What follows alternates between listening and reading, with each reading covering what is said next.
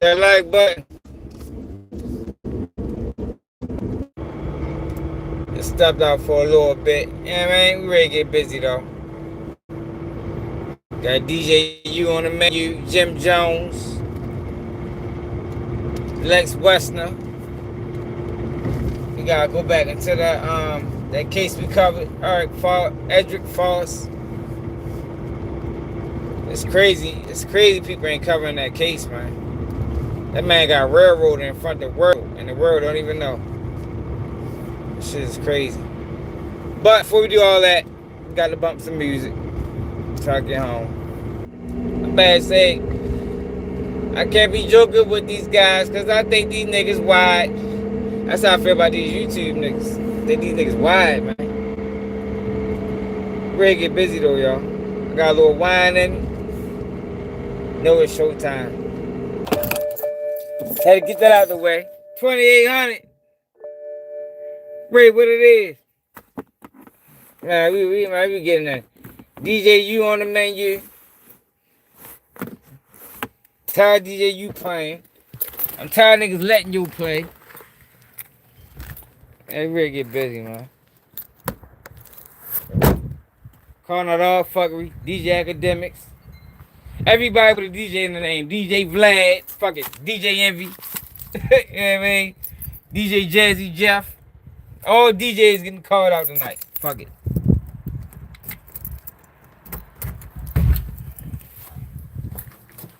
We ain't fucking with no DJs, man.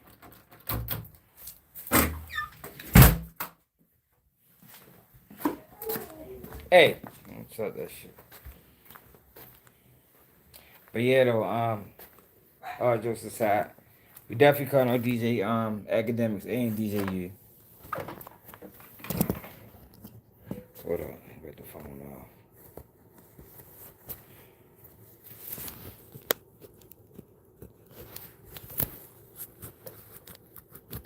Wait the phone off. Get busy.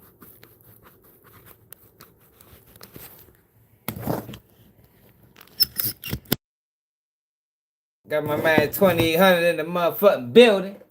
And Devon in the building. They rocking the home team. I mean, y'all fuck with the polo?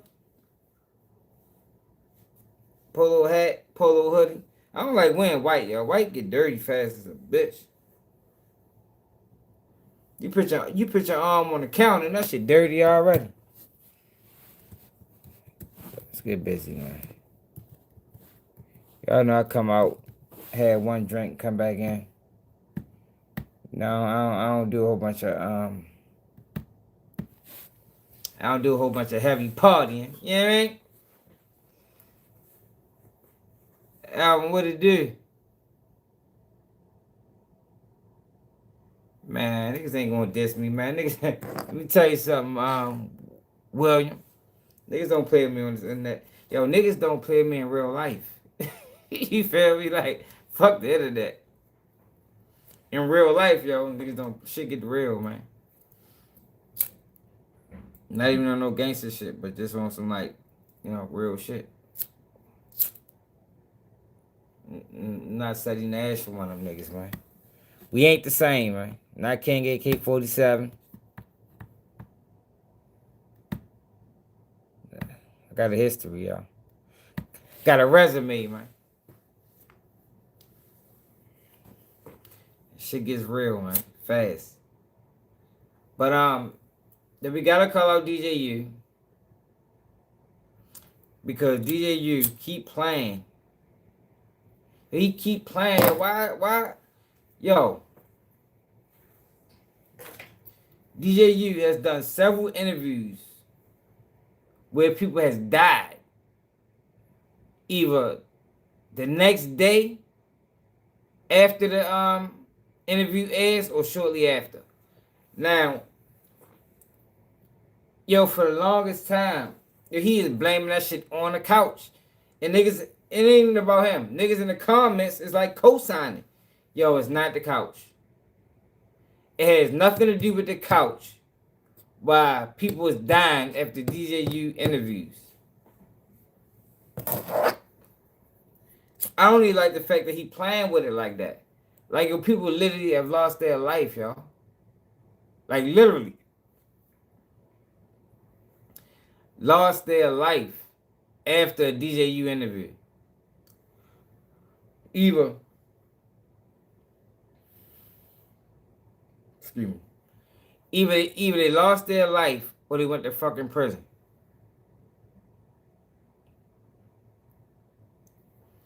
And rest in peace to that boy, man.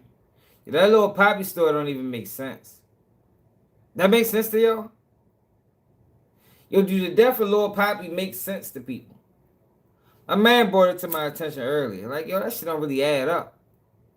He got in a single car accident, which means it was no insurance claims need to be made. Nobody was getting sued. He killed himself after that? Why? He told his manager to meet him, and he killed himself after that. Matter of fact, let's talk about. Let's go to that first. Lil Poppa TMZ.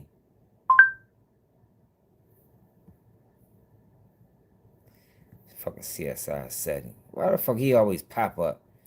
That's how you know his bitch ass is a part of the system. Trap Lil Ross bitch ass. Rap More Gang, we had some very sad news yesterday coming out of the rap community as one of the most prominent rappers. Yo, when somebody gonna slap this shit out, y'all? More than likely, I'll never get close to him. But the people that get, when is somebody gonna slap the Doug shit out of Trap Lil Ross? Yo, y'all don't think he deserved to get the shit slapped out of him? Like, seriously, though, real talk. All jokes aside, yo, put a one in the chat if Trap Lil Ross deserved to get the shit slapped out of him. For real, man. Yo, put a one in the chat, yo. Should Trap Lil Ross get hands and feet put on him, man?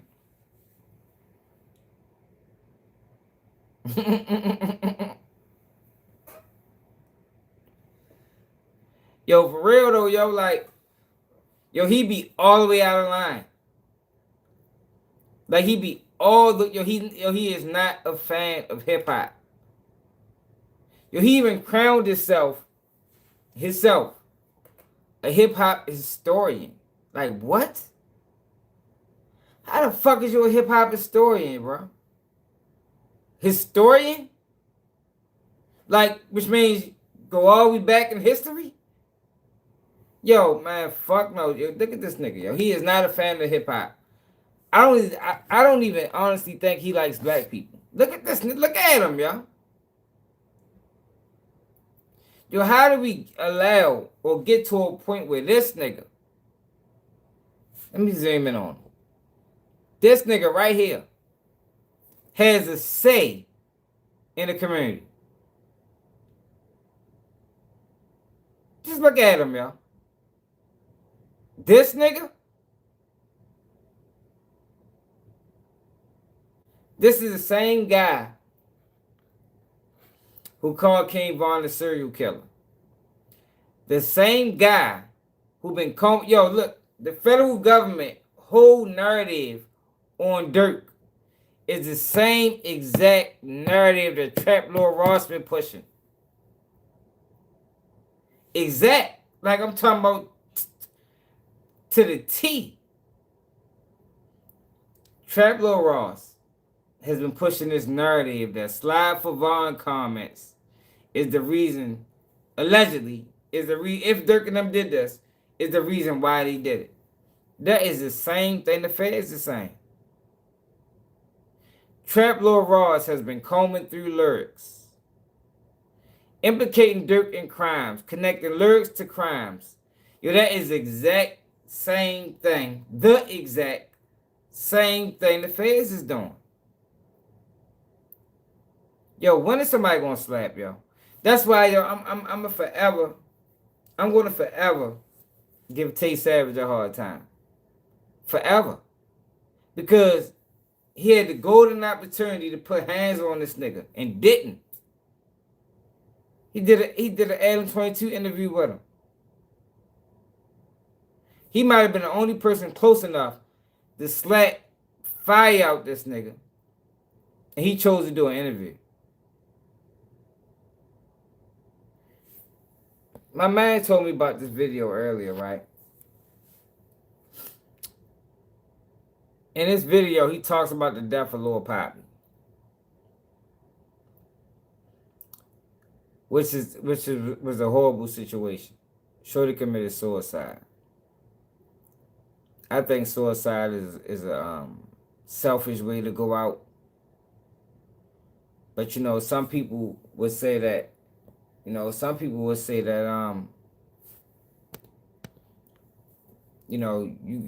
your life. You got the right to live or die. You know, that's what some people would say. You feel me? So some people would say that a person like me is selfish for saying that a person doesn't have their right or have a right to end their own life. It's their life. You know, you live it and you die by it. You live and you die. But Trap Lil Ross does a video on Lil Poppa, and he takes the time out to highlight a lot of negativity. Yeah, I don't think this is the time. I don't think this is the time for negativity. Like, the man lost his life, however he lost his life, whether people agree with it or not. I don't think this is the time to highlight his past issues or his past beefs. And just check it out. That was kind of coming up in this new. Remember, y'all, he's a fan of hip-hop historian. You gotta keep that in mind when you watching him, y'all. A hip-hop historian, a fan of hip-hop, that tries intentionally to send rappers to jail. Yeah, I would never want to send. Yo, would you want your favorite rapper to go to jail? Even if your favorite rapper was talking about crimes and lyrics. If you was a fan of hip-hop, and this was your favorite rapper, or loosely connected to your favorite rapper, because he said King Von is his favorite rapper, even though I seriously doubt it. Then would you want him to go to jail? Because if he go to jail, the rap stops. If he go to jail, the rap stops. So, as a fan of hip-hop, why would you want to comb through this person's lyrics and try to tie crimes with songs? And he's misleading. Y'all, people have to understand this. Share this live, y'all. Because we need at least 200 people in here. Yo, you have to understand this, y'all. The federal government has bloggers. Say that again. The federal government has bloggers, influencers, podcasters, and all of that. So, what's been going on in Dirk trial is his defense team was fighting against rap lyrics. So, some lyrics didn't get in. Some statements or text messages didn't get in. But you know how they did get in? Trap Lil Ross, DJ AKADEMIKS, King AK-47. That makes sense to people? So even if they didn't get in, so say the Slide for Vaughn narrative got denied in court. Trap Lil Ross probably got 5 million views telling the world that, yo, Lil Durk slid for Vaughn. You know, public pressure is what made Lil Durk and the OTF guys slide for Vaughn. So in the court, say in the court it didn't get in, but in public opinion it did get in. So these jurors who more than likely watch YouTube, watch the internet, even if it did get into trial, they already got this narrative from Trap Lil Ross, from DJ AKADEMIKS. Are y'all following what I'm saying, man? This is why I say, yo, these guys are federal agents. Because just as well as I know this, they know this too. Just as well as I know this, and I know to stay away from this because I don't want to implicate nobody in crimes, they have the opposite approach. I know they watching. I know I can sway public opinion. I know the federal government's third, so I'm going to side with the federal government. I'm going to help them get a conviction. Your Traveler Ross is dangerous. And the crazy thing about all of this is, yo, he has no connection to the culture. He's not even from the United States. So, a lot of people were saying, you know, Traveler Ross going to take the stand, or DJ AKADEMIKS going to take the stand. No, they're not. They don't have to. The work is done already. All they got to do is put the narrative out there. They don't have to testify to anything. All they got to do is put the narrative out there. That's it. Job is done. You don't got to get on the stand. You don't got to become a witness. And none of that. Excuse me. The federal government going to do the rest. Yo, AKADEMIKS been working with the police, man. I keep trying to tell y'all. That's why I don't support these niggas. That's why I don't watch these niggas. Y'all, allegedly, you know, these guys is the police, man. They are the police, y'all. AKADEMIKS don't like black people. It's evident. I've showed y'all in videos how DJ AKADEMIKS covered Sean Kingston case compared to how he talks about black Americans. DJ AKADEMIKS is not a black American. He's a black Jamaican. There's a difference. I showed y'all that there's a difference. I showed y'all the other day that there's a difference. Rather, people like them. Now, there are some Jamaicans and some, you know, Africans that identify with us.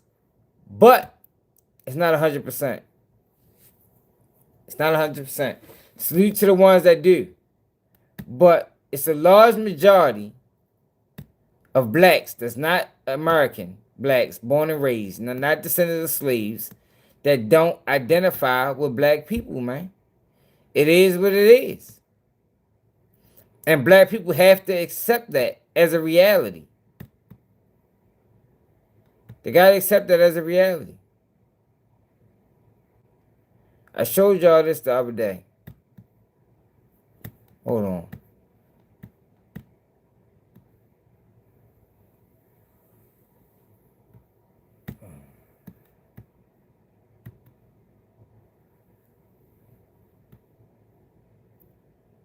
We gotta watch that Queso Father interview. His bitch ass.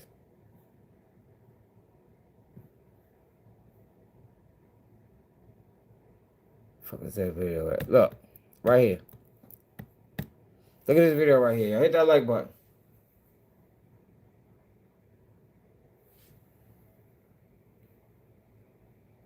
Go to the trailer. What did it do? My bad. I was I don't know what the fuck I was doing when I hired at you. I mean, I've always identified as... Listen to these people, man. identify myself as a Jamaican person.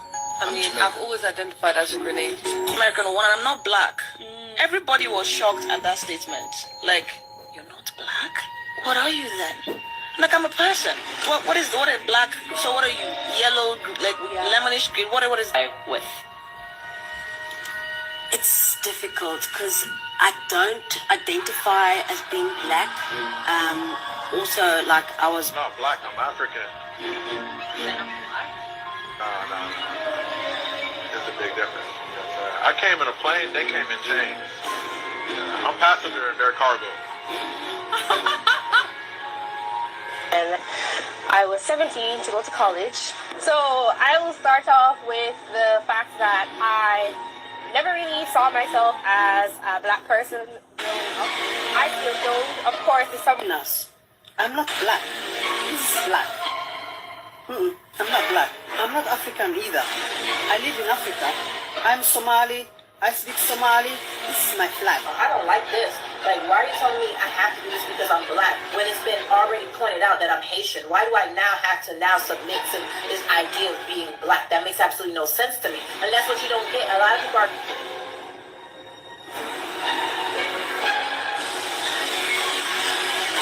Black. I have never and will never identify myself as black. And I'll elaborate as to why I'm saying this, because this is needed in your, so you can pretty much understand that just because I look like you, that does not mean I identify myself as such. So for instance, sweetheart, I am Congolese. The world is colorblind. I'm not a black man. Look at my face. Yeah. I'm more like brown. And I'm not black. Let me say that again. I identify myself as a Jamaican person. I've always identified as a grenade. American one, I'm not black. Everybody was shocked at that statement. Like, you're not black? What are you then? Like, I'm a person. What is black? So what are you? Yellow, like lemonish green? What is I with? it's difficult because I don't identify as being black. Also, like I was I'm not black, I'm African. No. There's a big difference. I came in a plane, they came in chains. I'm passenger in their cargo. And I was 17 to go to college. So I will start off with the fact that I never really saw myself as a black person growing up. I still don't. Of course, there's something else. I'm not black. This is black. I'm not black. I'm not African either. I live in Africa. I'm Somali. I speak Somali. This is my flag. I don't like this. Like, why are you telling me I have to do this because I'm black when it's been already pointed out that I'm Haitian? Why do I now have to now submit to this idea of being... DJ AKADEMIKS carries that same, it's the same way. Now let's go back to Trap Lil Raw's punk ass. The police. Trap Lil Raw's is the police. Y'all. So for all people that support him, just realize you're supporting the police. Yeah, it's crazy. See, the craziest thing about it is that our people still don't get it. Our people don't get it. Our people do not understand that, yo, like I told y'all before, the only allies we have ever had is white people. Like, yo, white people, certain white people has been the biggest allies to black people, y'all. These other groups of black people, yo, they don't fuck with us on a large scale. On a large scale, man. They don't go out, you know, when we protesting and like organic shit, not Black Lives Matter, not none of that flawed shit, but organic protests, historically, yeah, they don't come out with us, man. They don't fuck with us. So when they talk, so when you got DJ AKADEMIKS, who's a Jamaican, he has also said disrespectful things about black people. It is obvious how he covers black Americans versus how he covers black Jamaicans. I showed y'all before. I showed y'all the respect and the grace that he gave to Sean Kingston. Sean Kingston was stealing, scamming him and his mother. He ain't going on, y'all. He gave that man the utmost respect. Utmost respect. But he'd say, Dirk, my man. I fuck with Dirk. but go comb through all Dirk lyrics, and he still has yet to mention that, yo, you in Dirk paperwork. Your interview is in Dirk paperwork. Yo, how is people watching DJ Academics and not asking him that, yo? Pretty tanks, what it do?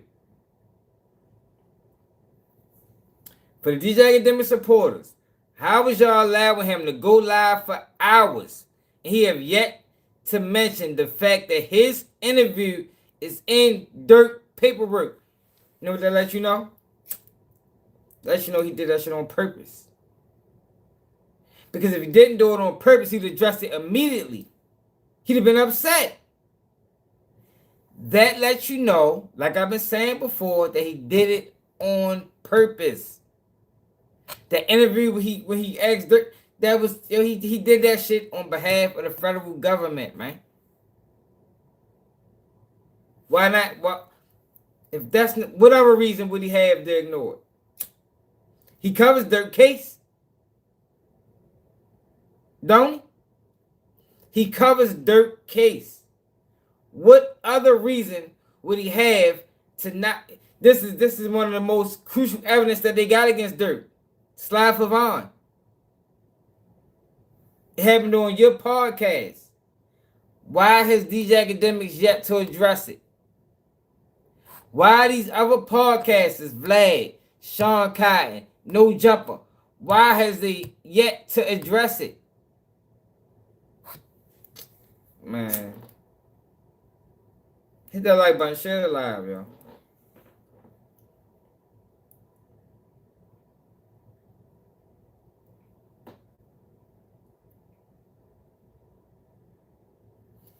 We done been infiltrated.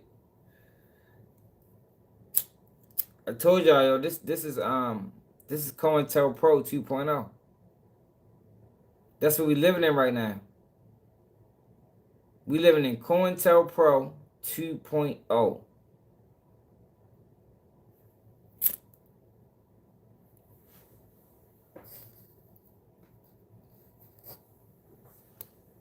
Now look at this dude.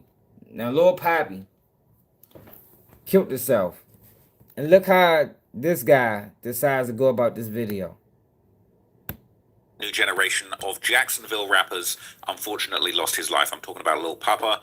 And basically Lil Poppa, like, he was involved in some of the stuff that was going on in the Jacksonville street rap scene. You know, I touched on some of his involvement in the Julio, Fulio, Young and Ace beef in the long video I did on the deadly war in Jacksonville. And it's unfortunate now that after surviving a whole lot of really tough stuff, he unfortunately lost his life. And it does seem like he may well have not gone out actually as the result of the gang war or the ops, but actually his struggles with mental health and making a decision to kind of end things of his own accord, if I can put it politely. But I first wanted to show you the news reporting of his death on First Coast News from Jacksonville. They kind of broke the news and gave a little bit of backstory on his life and what was actually leading up to his tragic passing. Music fans across the U.S. are mourning the loss of a Jacksonville rapper. That's our top story tonight. Thank you for staying up with us. I'm Anthony Austin. I'm Heather Crawford. Lil Poppa, born Janarius Wheeler, has died at the age of 25. The medical examiner's office in Fulton County, Georgia, confirming his death to us. The Jacksonville native built a loyal fan base. Christina Burgess has been speaking with those who grew up with him. And Christina, they tell you that his legacy will live on. Heather and Anthony, Lil Poppa was more than just a rapper. He was a hometown dream turned reality. At just 25 years old, he built a powerful voice for himself in the music industry. Now his friends, family, and fans try to process his sudden loss. Those who grew up beside him say that he was bigger than just music. He was just a great guy. Outside of the music and the artistry, man, he was a good human. And I'll never forget him. Jacksonville native and music producer Scotty OTH says he grew up with rapper Lil Poppa, and the two shared big dreams. I was making beats, and he was making music. And 2019, 18, we ended up making, our first track together. Outside is deeper than music. That was family to me. We called each other cousins. Scotty says his grind was unmatched. Very hard worker. I ain't never seen nobody outwork Poppa.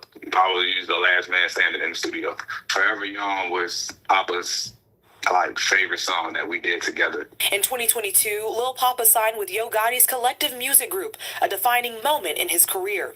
He released several fan favorites, including Love and War, Mind Over Matter, and Happy Tears, along with projects like Almost Normal Again. Just this past Friday, he released a new single titled Out of Town Bay. Since the news of his passing broke, Lil Poppa has been trending on X. He had nearly 1 million followers on Instagram and more than 600,000 listeners on Spotify. I feel empty, but I love him. I love him to death. I always will. And I'm just trying to compartmentalize everything. Photographer and creator Terrence Tyson says he met Lil Poppa at the very beginning of his career. I know how, like, myself and a lot of other people, like, how hard we went for him to get where he needed to be.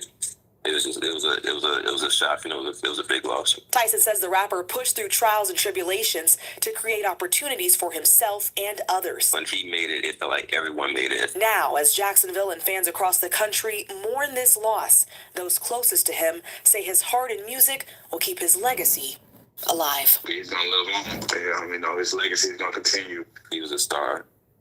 And Lil Poppa was scheduled to perform at his birthday bash on March 21st at the Fillmore Center in New Orleans. No details surrounding his death have been released.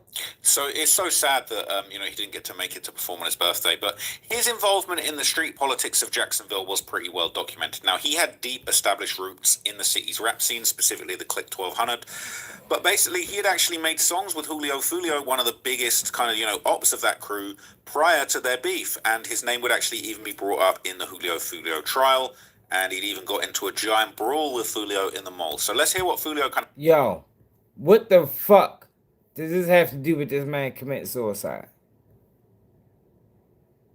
This is what I be talking about, y'all. What does this beef with Julio? Him coming up in Julio trial. The death Julio trial has to do with anything. Is this the time the man lost his life? Is this the time to bring that up? This is equivalent of when a person get gunned down by the police, right? And they start going into his criminal history. This is what he's doing. Instead of just, sticking to the script, stand within the lines, he goes into criminal activity. Allegations. This is the same thing that mainstream media does to black people every fucking day. When a guy get gunned down by the police, they start going into his criminal history. Making the victim the suspect. Or saying that this person deserved to die. Look what he was involved in. Yeah, I know his death was tragic. I get it. But he got locked up for a gun in 2005. He got locked up for arson in 2018. Yeah, but that ain't got shit to do with what we here to talk about right now today. That shit is irrelevant. But this is what Trap Lil Ross does, because Trap Lil Ross doesn't like black people. Trap Lil Ross is not a fan of hip-hop. He's not a fan, y'all. Yeah, we're gonna get back to that trial. My bad. We're gonna get back to that trial. Edric Fost. Remember that name, yo. He got railroaded. I had to say about Lil Poppa from the days before their beef, when they were actually doing songs and cool with each other.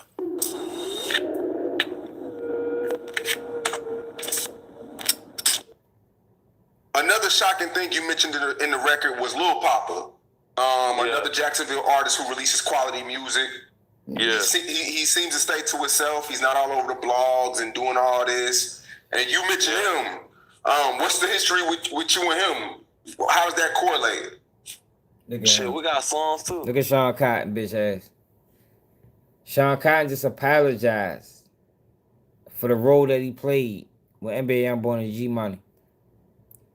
Yo, these blogs are dangerous, yo. I don't know. Yo, I swear I think these guys work with the police. Either they just like complete cornballs, Or they just work with the police. Yo, I have no interest as a nigga from Baltimore. You know, a nigga that been in the streets, did things, and all that. You know, had things done to me. You feel me? I have no interest in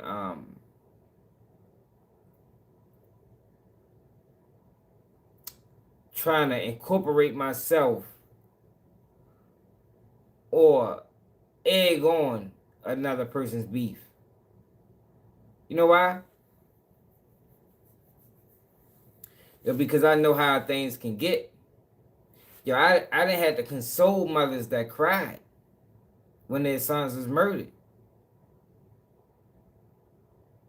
These guys that do this never had to. You understand? They ain't never have a close friend murdered. And you know why they was murdered. And you gotta look at the mother and lie. I don't know why it happened. You get me? They never really experienced nothing real. To them, it's a game. To them, it's content. Yo, but to the people that's involved, to the families, this shit real, man. It's real. It ain't a joke. It ain't a game. It ain't funny. It's real. You know, these people that lost their life ain't coming back. They're not walking back through them doors. Some of these people got kids. Their kids got to grow up fatherless. They ain't ever dealt with a situation where you reaching out to the baby mother because the child father was your man and you want to make sure the child... They ain't never been through none of that. Ever. So it's a game to them. Ain't a game to me, man. We got songs on YouTube and shit. But shit, we just got in the we fought. I beat his ass type shit. I had beat his ass and shit in the mall and shit. Me and my little cousin Coach had beat his ass in the mall and shit. That just was that. That shit on, you know what I'm saying? That just was that. How do you go from making songs with somebody to fighting? Like, what is that energy? How does that energy even come about? Like, what happened? This what it be, Sean. Wow. And they prey on ignorance. If I was Julio, at the stage I'm at in life right now, I wouldn't even answer that. You understand what I'm saying? These people are experts in acknowledging or recognizing ignorance. They're experts at it. They know how to find the most ignorant person in the world or the most ignorant rapper, and they prey on them. I make a song, I say people's name right, I'm direct with it. Y'all don't hear the 1,000 sneak disses a nigga say to me, antagonize me and shit. You get what I'm saying? So when I see you, I'm gonna address it type shit.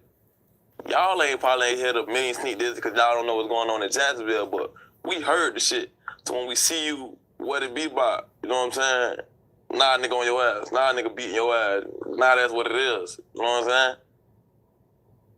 So this is the incident he's referring to. Now, I'm not going to play this to you. I don't want to get in any trouble, but it's basically a big fight. It looks like they're in Foot Locker or something, right? And they basically have a big brawl. They're rolling around on the floor.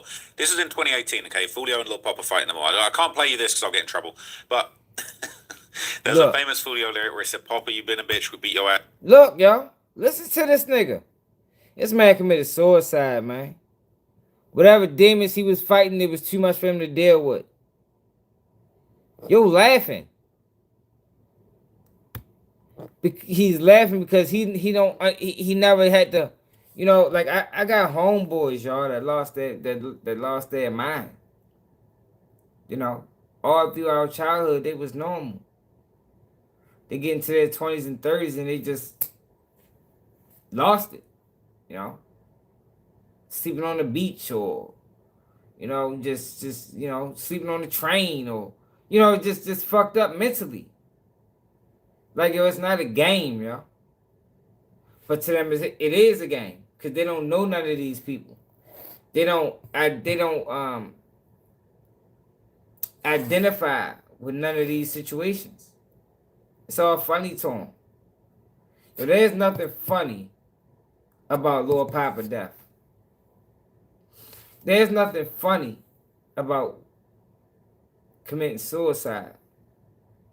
Now, I think suicide is selfish, like I told y'all before. No, because there's victims in this, man. There's family members. There's kids that's never going to see their father again, never going to see their son again, like, never going to see their brother again or sister again. Like, this is not a laughing matter, yo. It's fucked up. It's unfortunate that whatever he was going through was too much for him to handle. And he decided the only way that you know, to move forward or to deal with the situation was to end his life. That's real, man.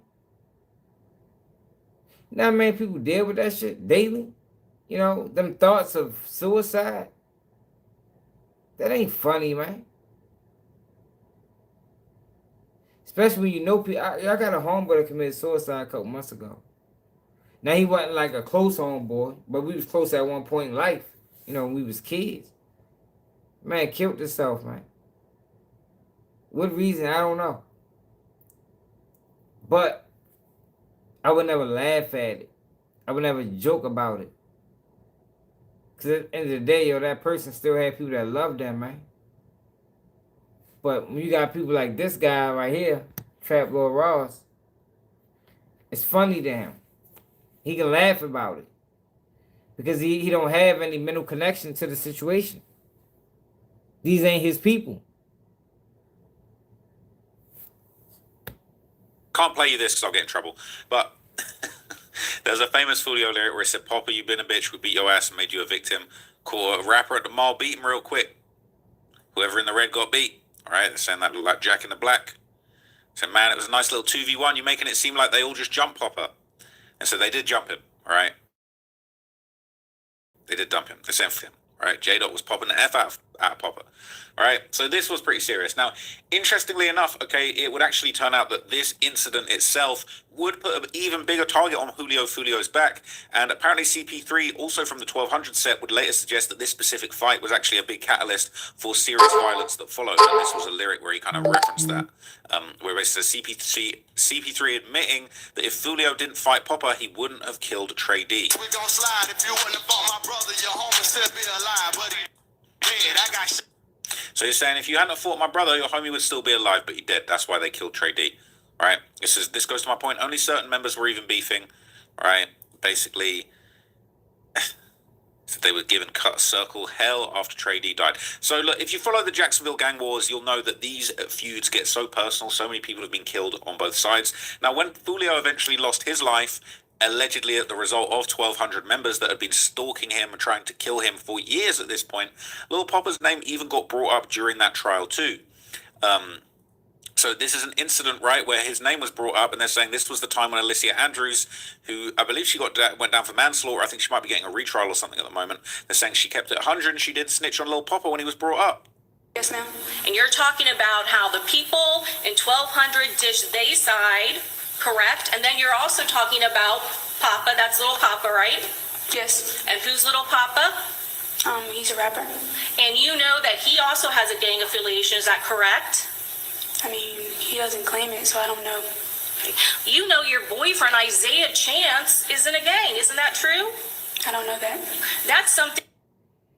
So she's basically denying that he was involved, right? She's trying to keep it solid. People say, I never really listened to his music. I first heard about him during the Alicia Andrew trial when the prosecutor tried to get Alicia to give up Lil Poppa and snitch on him. Peep how Alicia shut that down with the quickness on some G stuff.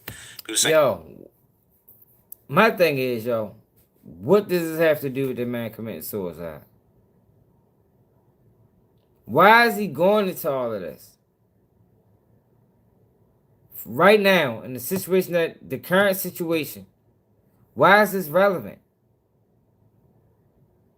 Why is this relevant? because obsessed with Alicia Andrews. People said, I'm really just paying homage to Lil Poppa. That clip up top really shows how loyal she was to her people. She can't say the name for the rest in this Jacksonville war. While you guys are arguing about who's a rat and who ain't, Alicia actually kept it loyal to her set. She didn't snitch and shill for her gang. Plus, she had a crucial role in taking out Jacksonville's main op. I've simply got to expect that. They're saying the female prosecutor asked who's Lil Poppa. She probably thought Alicia would say gang member. Lol. Alicia hit her with the he a rapper. She cut different. Salute. But rest in peace to Lil Poppa. Okay, they're saying baby definitely quick on her feet. I like that, right? They're saying she kept it solid. Now, unconfirmed street rumors would actually suggest that Lil Poppa might have actually been financially hit to the hit on Foolio himself. People saying, do people know that Lil Poppa also paid for Foolio? And people are saying, I don't listen to bro. All I see was he had a song. This is what he kills me with. People are saying. People are, he goes to comments and find 2 comments and say, well, people are saying this. Yo, who the fuck is these people? Yo, these people are paying no fucking matter. Well, people are saying, people ain't saying shit, bro. You're saying it. These people comments will get no recognition if you didn't fucking repeat it. You're saying it, bro. Because if he didn't think this way, or if he wasn't in agreement with some of these comments, then you wouldn't repeat it. So you can't say people are saying anything. No, you're saying it, bro. Because if you didn't say it, we wouldn't even see what the fuck these people were saying. Because we don't know these people. You're saying it. But he does that so he don't have to take accountability for what he's doing. He can say, well, I didn't say it. People said it. But you repeated it, bro. That's like if rumor going around that Nipsey Hussle. Rumor was going around that Eric Holder was a rat. Nobody approached Eric Holder with it. But Nipsey. So if you go back to the statements or witness testimony, it went from, yo, nigga said you a rat. Eric saying, yo, who said that? Niggas. Is what Nipsey was saying. So Eric reply was, are you saying I'm a rat? It don't matter what niggas saying. You repeating it to me. If you can't tell me who said this, then I'm going to assume you said it. You get me? So Traplo Ross does this as to say, look, well, rumor is, nah, yo, but you're the one starting the rumor because you're the one with the platform. Your voice is louder than theirs. So once you repeat this rumor, then you the one started it. Because if you didn't repeat it, we'd have never heard of it.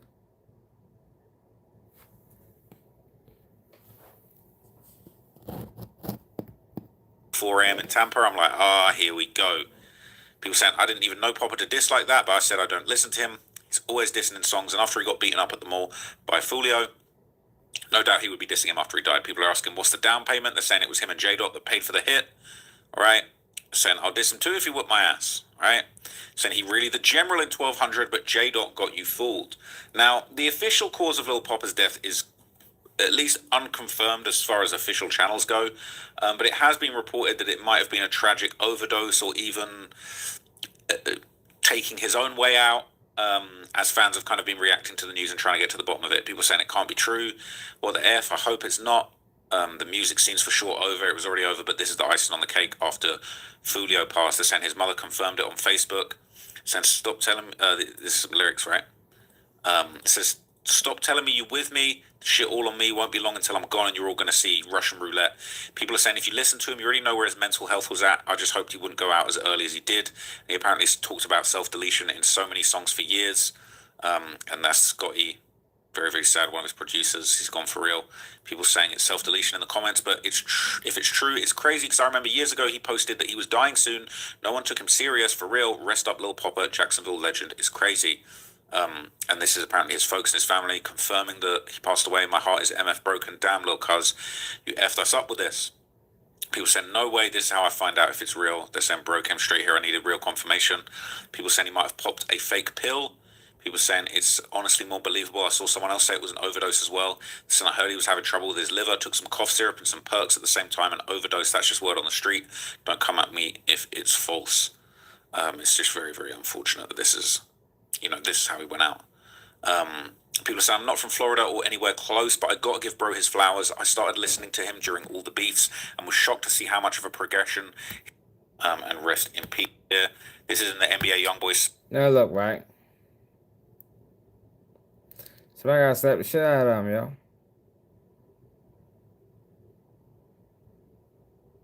It is, yo. It's fucked up. It's fucked up that he's able, that somehow he done got a voice. Like I said, he not even a fan of hip hop. Not even a fan of hip hop.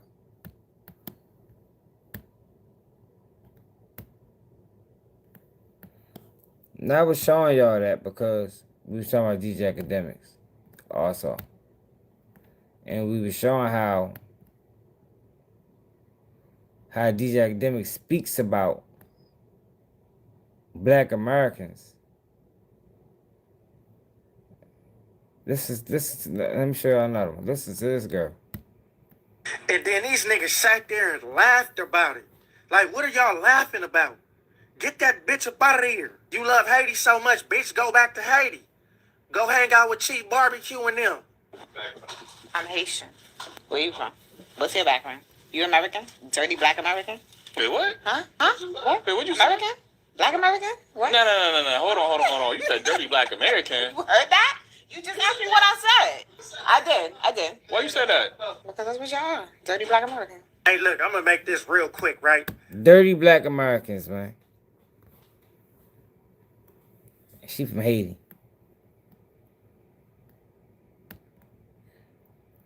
But I was talking about DJ AKADEMIKS and how he covers. Now listen to how DJ AKADEMIKS covers this stuff. So this guy. Listen to how DJ AKADEMIKS covers this Stephon Max situation. Which, mind you, Dirk isn't going to be charged in this case. But listen to how he speaks about this situation. Mind you, this is coming from somebody that had a snitch sent to him, in efforts to get me to talk about my case. It's not a laughing matter. A lot of people get found guilty off of jailhouse rats. Guys that's in prison with you, in jail with you, that don't want to take accountability for their own actions. So they will use you to get a favorable sentence. This is real. It's not a game. It's not funny. It's not satire. It's not nothing to play around with. This is real. Where a person might be facing life in prison. You might be facing life in prison. But they will tell on you to get 15 years. Now, you sitting in life in prison, you might could have beat your case. But since you talked to this one guy, you confided in this one person, thinking that this person was either shared the same, what you want to call it, felt the same way about the situation as you, understood your pain, because they going through it too. But this person be the same person that sent you over. This is not a game. This is not a joke. This is real. It happens every day. Now, DJ AKADEMIKS is speaking on Stephon Mack case. What's up, Nick? And AJ. AJ got set up by the federal agent, federal informant, to talk about his case. Damn near all the details involved. But listen to how DJ AKADEMIKS covers this. he covers it like it's funny. These academics thinks that all street guys are stupid. But that's because they only talk to stupid street guys. You know, it's stupid street guys, it's stupid guys in the workforce, it's stupid podcasts. But he preys on ignorant street guys and tries to make that he tries to make the 40%, the 60%. You know, he tried to use these guys to summarize everybody in the streets. Yeah, but these academics couldn't talk to me on no level. On no level. Not in politics, not in life, not with females, on no level. And I'm from the streets. But he wouldn't talk to me because he know he can't do that. So what he does is he'll find Fabio Foreign or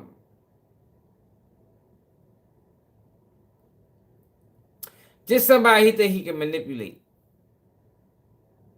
And he uses these people to characterize the rest of the streets. Excuse me.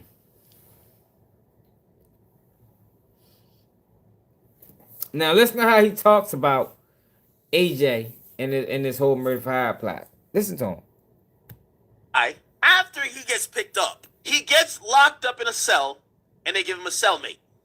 He tells his cellmate who he murdered, how he murdered him, the homie he did it with, and who was supposed to pay him for it. So he confessed, essentially. Listen to how he's talking to his cellmate, chat. Yeah, I had the standard, folk, with a 60 round in that on Mike. I let 3 shots out when he first came out. Marty said, yo, wait till he get to the car. I said, yo ass tweaking, boy. By the time he get to the car, that's enough time for him to get his pipe. Yo, so now the cellmate, who's a confidential source, is saying, tell me more. So he said, yo, bro, man, yo, I won't. As soon as he makes it halfway between our car and his car, yo, bro, I just pop out like John Wick. Listen to him, man. See, I told y'all, yo, this is Revenge of the Nerds. Yo, that's a swear. Yo, that is what the internet is. I think I'm the first person that said it. Anybody that said it after me got it from me. Y'all, this is Revenge of the Nerds. The real life form. Where these guys who was nobodies, you know, didn't get girls, didn't have money, didn't have swag, didn't have influence. They was nobodies. Like if you was in a room with them, you wouldn't even know they was there. You know, they don't shine no light on themselves. Like it's, you know, they damn near fucking translucent. You feel me? You see them, but you could just walk right through them. They're not even there. But the internet that provided a situation where these guys who never been seen or heard, you know, they was the ghosts, now got a voice. So these same guys always envy or I don't want to say envy, because I don't think it's envy. I think it's more, what you call it when you want to be something that you ain't. No, they always wanted to be down, like Charleston White. They wanted to be down, but they couldn't quite do it. You know, something was off. It was either the swag, it was the style, the gear, you know, the word play, you know, the look. They just didn't have it. They didn't have it. So now these guys then created a lane on the internet where now they lit. Now they got a voice, finally. After all these years, they got a voice. And they're using that voice to demonize or disrespect the people that they always wanted to be a part of. They're demonizing the group of people that they always wanted to be a part of. That's how you get at these academics. That's how you get at Charleston White. This is who he always wanted to be. He just couldn't, he ain't have it. You know, the girls weren't checking for him. You know, the shoes wasn't fresh. He ain't had it. You know, he couldn't talk slick. But now, he getting a YouTube check or a Spotify check or a check from whatever check he's getting. And he's coming after the people that he always wanted to be like. Charles White, the biggest example. Charles White made a career off disrespecting rappers. But if you look at Charles White now, he look like a rapper. He looked like a rapper. Go back to DJ AKADEMIKS when he first started versus DJ AKADEMIKS now. DJ AKADEMIKS always wanted to be these guys he talked about. Always, but he couldn't rap. So he made a living off of disrespecting these people who he wanted to be. It's a clown. Yeah, it is like it's payback. It's a clown. Like he's talking about this situation like this is funny, man. There's nothing funny about what AJ did. I know AJ probably feels horrible right now. There's nothing funny about a person that courted charge that's willing to set another person up to come home. He's a bitch. You shouldn't have been committing crimes if you didn't want to go to jail. There's nothing funny about this. There's nothing funny about, or there's no satire in the federal government using more than likely a black man to take another black man down. There's nothing funny about that. There's no comedy in it. But this is how he tells the story. He was already on the car when he first came out the door. What does that mean? He was looking at the car. Matches with the video. The nigga did look at the car a couple times. So the cellmate said, what? He was on your car? How? Yeah, he was on our car when he first came out the door. Yo, he looked like we behind the tents, though. We behind the tents. Yo, we pulled up on Mike, man. We waited right there like 20 minutes. Listen to him. Keep us on FaceTime. It's funny. I want to hear the shots. I want to hear this shit. Man, the nigga ain't even supposed to make it that far, nigga. Only reason made that far, folk, is because I had that big... And I couldn't really, like, hawk him down like that, you know? I really don't want to be trying to shoot no nigga from no distance. I missed to walk him down. So, his statements to his cellmate is being used against him. Chad, I've seen him do it. Yo, Chad, I've seen him do it, Chad. Man, I fell down to my knees when the law came. Okay. Now, that's what we knew back then. Here's the new information that we've now found out. Look. So, let me read the headline. It's all funny to him, yo. It's fun and games.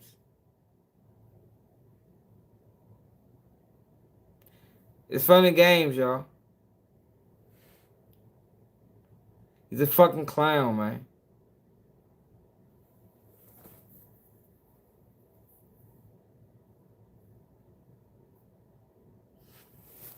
Now look. I'm gonna continue. Listen to how you talk about Jim Jones and Fabulous and that. You guys are 50 years old getting evicted. That's disgusting and sad. You guys have all had supposedly prosperous careers in whatever you've done. To get evicted at 50 years old, pathetic. Fab, you rapped for 30 years.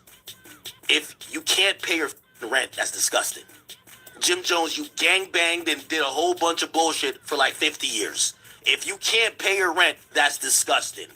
Mano, you done robbed the entire Brooklyn niggas and pulled out guns on them. If you didn't rob enough money to pay your rent, that's disgusting. I'm sorry to tell y'all, man. Kicking indoors at 50 years old is just not the way. And maybe I got to be the civilian to kind of like, you know, bring the youth that's watching y'all, because y'all previously said y'all were bodega boys, lobby boys, now podcast boys, or as 50 calls y'all, squatters. I'll lead the audience, y'all. Yeah, it was, Mike. Hey, YNs of the world, never be this. When you're 50, you should be kicked back, feet up, living a luxurious life with bitches galore, kids that you're taking care of, and many things to show. Not being kicking down a door to get in to start gossiping. Now look, I just gotta show y'all this every chance I get. DJ AKADEMIKS, Sean Kingston.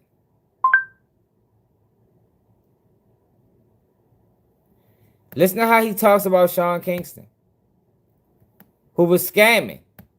Just listen to the respect. And then when it Listen to the respect, y'all. This is fellow Jamaican. I just be wanting y'all to see, oh, he is not black. Stop thinking he's one of us, y'all, because he say the N-word. Stop thinking he's one of us, because he got the same complexion. And he says that he is not black, y'all. He doesn't identify as a black American. Look at the flag. Look at the flag. Why is that flag there? Yo? You been in America for how many years? You were speaking on hip-hop for how many years? Take that flag down, bro. You making your money off of black Americans. Take the flag down, my nigga. But look, Sean Kingston is a Jamaican, right? Listen to the respect and grace that he gives Sean Kingston. We just watched how he talked about Dirk and them. We just watched how he talked about Fab and them. Listen how he talk about Sean Kingston, y'all. For people that think I'm just, talking. Listen to him. Sean Kingston? So Sean Kingston's behind bars in Southern California, an arrest that came hours after the cops raided his home in Florida and arrested his mom. The singer was arrested Thursday evening on the base of Fort Irwin in the middle of California, Mojave Desert. The cops say he'll be booked in the San Bernardino County Jail. The cops say Sean had performed a show on the base, and afterwards he cooperated as the base police took him into custody on a Broward County Sheriff's Office arrest warrant for fraud and theft charges. The arrest bookends a busy day for blah, blah, blah. Okay, cool. TMZ got inside photos. They said the attorneys who was representing the client. They said that Sean was not. Okay. All right. Let me fully also address this Sean Kingston shit. Yo, Sean Kingston, I rock with you, bro. You Jamaican, I'm Jamaican. I have a lot of respect for you. You're a hustler. There's been so many artists who have had stories of them coming up. You provided them shelter. You've provided them help in the industry. You are someone that's bigger than just your own music career. You're someone who's a helper. I'm surprised you don't have a label because a lot of artists who have came up after you, you're part of their story, right? They used to stay at your crib. They used to whatever. It's so many artists. It's so many. I'm going to be honest with you, though. There's been too many allegations of you. Listen to him, y'all. Listen to the grace. Listen to the manner in which he speaks about this guy, man. Who's scamming, stealing. If this was Jim Jones or any black American with the allegations that, repeated allegations of theft, scamming, he'd have went all the way in on him. But since he's Jamaican, and he mentioned that, you're a Jamaican brother, listen to the respect he gives him, man. Jewelry and running off. Taking items and running off. Promising to pay, but no. Yeah, it is. Allegations that you're doing the funny with money shit. And I'm only speaking about things that I've seen publicly. I'm not talking about gossip and rumors that's going around the industry. Why? You do it with everybody else? You do it with everybody else? We done heard him talk about gossip and rumors that's going around the industry. But with Sean Kingston, he chooses not to. He don't like black people, yo. He don't like black Americans. For the black Americans that follow him and watch him, just know he don't fuck with you, man. Without there being an article associated with it. But we all remember there was a time when people thought you got kidnapped. Yeah, he a thief. By like a jeweler. Sean Kingston. Like, I don't know if y'all remember that. There was a time in 2015 that says Sean Kingston was allegedly kidnapped. And I remember I was like, what the fuck is going on? I'm not removing it. Just give me 1 second. Let me pause it. It says you were reportedly kidnapped in LA. By the way, we heard that you were kidnapped by the jeweler you owe the money to. You see, all these jewelers run around with gangsters and goons, right? When you're dealing with rappers who claim they're killers, and they come to your store and they want to walk out the door with $1 million in jewelry, you're not gonna get $1 million wired to you like this. But these rappers, they're used to instant gratification. They're not gonna be like, oh, all right, I'm gonna wire you the money, and then when it posts to your account the next day, let's wait 1 business day in between. Nah, yo, I'm in the store right now. Give me this, this, and this. Yo, holla at my business manager. Here's my accountant information, and here's my assistant. You gonna get the money. Let me walk out with the jewelry. A lot of times, these jewelers, because being associated with rappers, it makes sense. They'll just give you whatever, and they might have you sign something or whatever the case is, but they gonna let you leave without paying. There's been too many times that Sean Kingston's name has came up in you owe shit.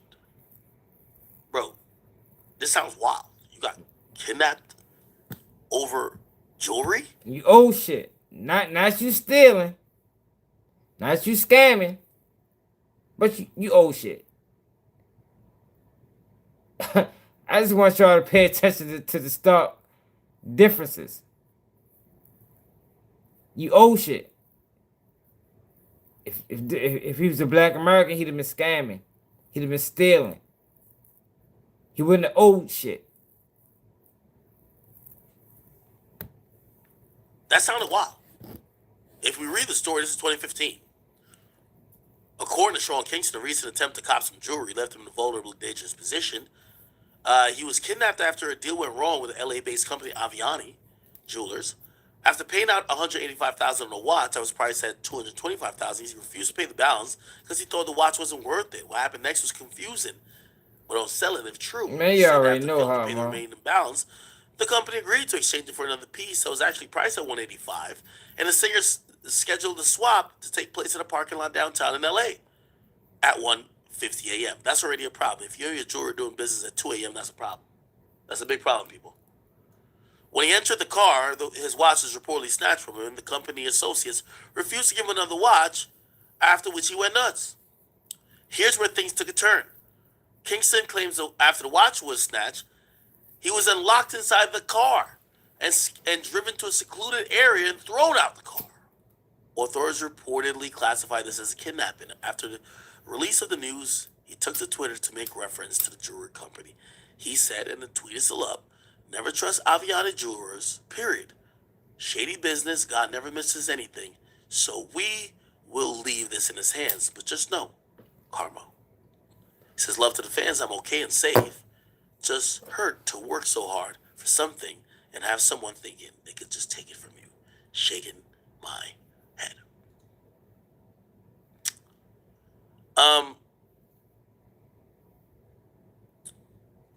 Later, the authorities claimed they didn't believe it. There's been other stories of Sean Kingston allegedly owing stuff, but of course now recently it's You'll keep saying owing stuff. He have yet to use the word stealing. Yet. He have yet to use the word Sean Kingston has been stealing, bro. Not owing stuff. He's been stealing, my nigga. Your Jamaican brethren has been fucking stealing. Not owing stuff, y'all. Owing stuff will be, you know, I loan you $50 and you don't pay me back. You owe me. You feel me? You know, that is not the same, y'all. It's not. It's the difference between owing and stealing and have to paying it back. own would be, yo, can I hold your lawnmower? I'm gonna give it back. The lawnmower get broke, and now you gotta pay for the lawnmower. You owe me. Sean Kingston has been stealing. He's been getting merchandise with no intention on paying it back.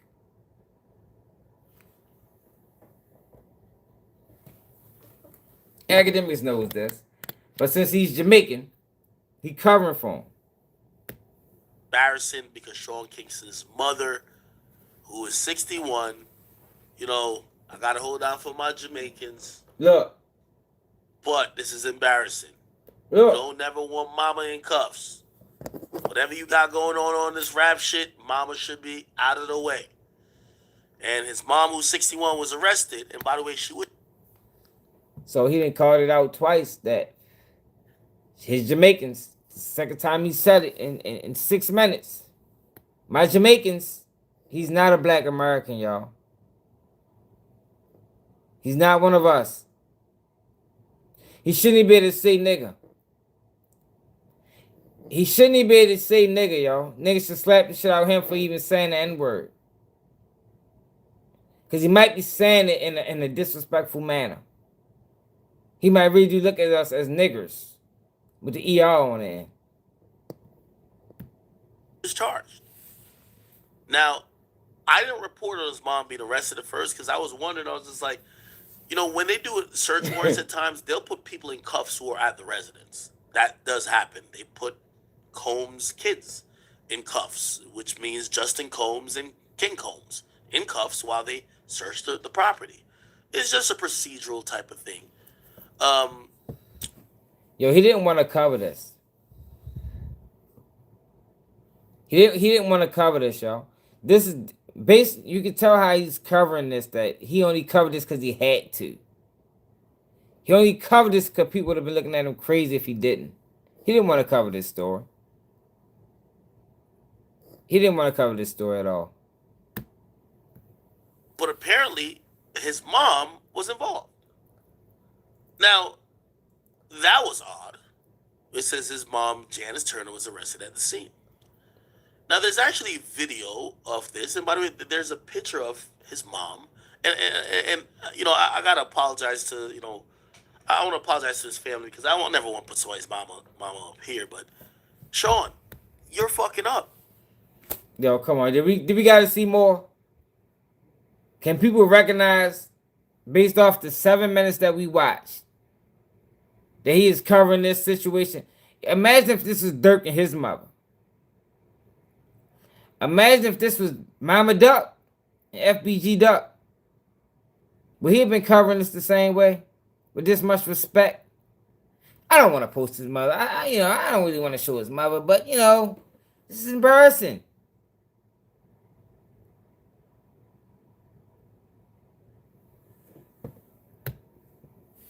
Mama should never be in cuffs. Mama should be protected. Okay? I don't know what's going on, but it's a dire situation. Sean Kingston. Let's see if we can find a news article. Here we go. Developing now, a very active scene outside of a home connected to rapper Sean Kingston. Dozens of deputies have been going in and out all day long, and now we've learned his mother has been arrested. Local 10's Terrell Fornay joining us live from the scene in Southwest Ranches with everything we know about this investigation. Terrell. And there certainly has been a lot of movement here at this home over the past few hours. Detectives with the Broward Sheriff's Office, they have literally been here on site all day long. As you can see, there is a mobile command post set up just outside of the home. And all of this has to deal with some very pricey equipment that allegedly was never paid for.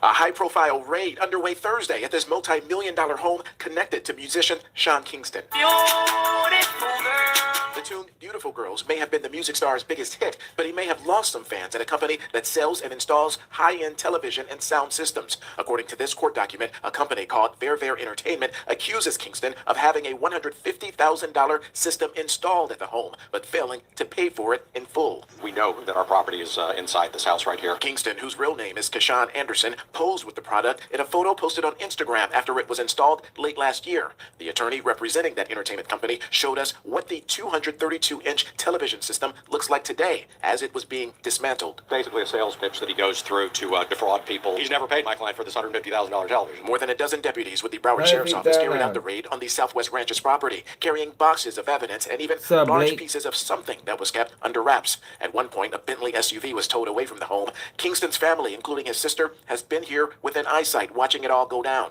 We've learned the recording artist's mother, who drives this vehicle, was also here but arrested. Janice Turner is now in the process of being booked on numerous fraud and theft charges. The only word from Sean Kingston came today in the form of this post on Instagram that reads, "People love negative energy. I am good, and so is my mother. My lawyers are handling everything as we speak." And it's unclear if Kingston himself will be facing any criminal charges directly tied to this incident. We also know that there's been no sign of him here at the Southwest Ranches home all day. It's believed, though, that he is still out west in the LA or Las Vegas areas where he's had a series of performances scheduled this week. We'll keep you updated. That is the latest live from Southwest Ranches. I'm Terrell Forney, Local 10 Big story making rounds on social media, too. Thanks a lot there, Terrell.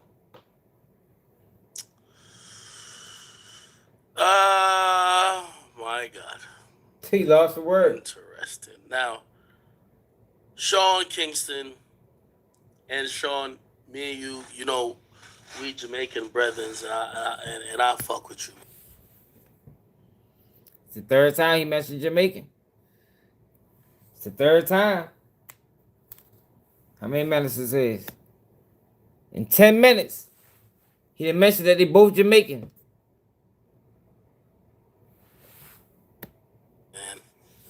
And trust me, it hurt my heart, man. I don't want to be talking about my Jamaican brethren like this. Man. Look.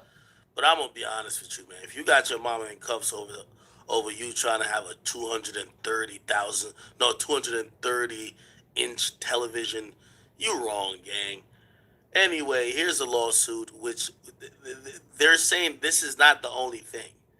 This is one of the major things, but they're saying that Sean Kingston has been scamming niggas in the South Florida area, using the fact that he's a celebrity and a rapper, telling people, yo, give me this, I'm going to pay you, I'm going to hook you with my business people, or he'll put some type of deposit or down payment. Yo, but people say, oh. I just showed y'all this to show y'all that, yo, he knows. This is a prime example to show y'all that DJ AKADEMIKS knows how to cover situations with respect, how to cover situations with dignity, how to cover situations with integrity. He knows this. He knows how to do it. But when it comes to us, Black Americans, he don't do it that way. But when it comes to his Jamaican people, he knows how to play by the rules, man. He knows how to play by the rules. Now, Jim Jones.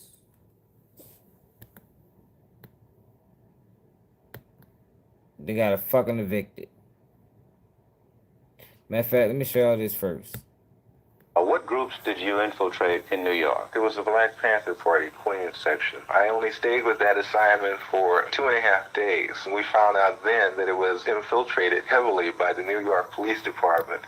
And there was no need for your service. There was no need for my... Yeah. Yeah, y'all remember we covered him. For somehow we didn't catch this part in the video we watched. The Black Panther was so heavily infiltrated. He was an FBI agent. Snitch.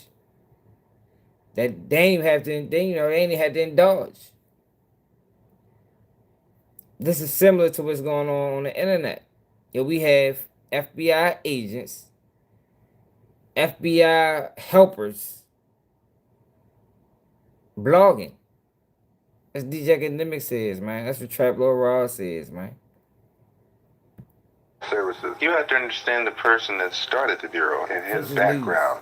J. Edgar Hoover made an agency that was answerable to nobody but J. Edgar. There hasn't been a president that would dare call the FBI out on the carpet. Why? Just like they do surveillance on us, senators, presidents, vice presidents. Everybody's got a skeleton in his closet. And on top of that, he's rendered the FBI financially independent. Yes, the FBI has holdings in different companies. They have storefronts, businesses. Wait a minute now. Why would they have holdings in companies, stock holdings in companies? Come on, y'all. Do y'all hear this? This is in the 70s. They had companies, businesses, the FBI, storefronts. Y'all don't think they got bloggers?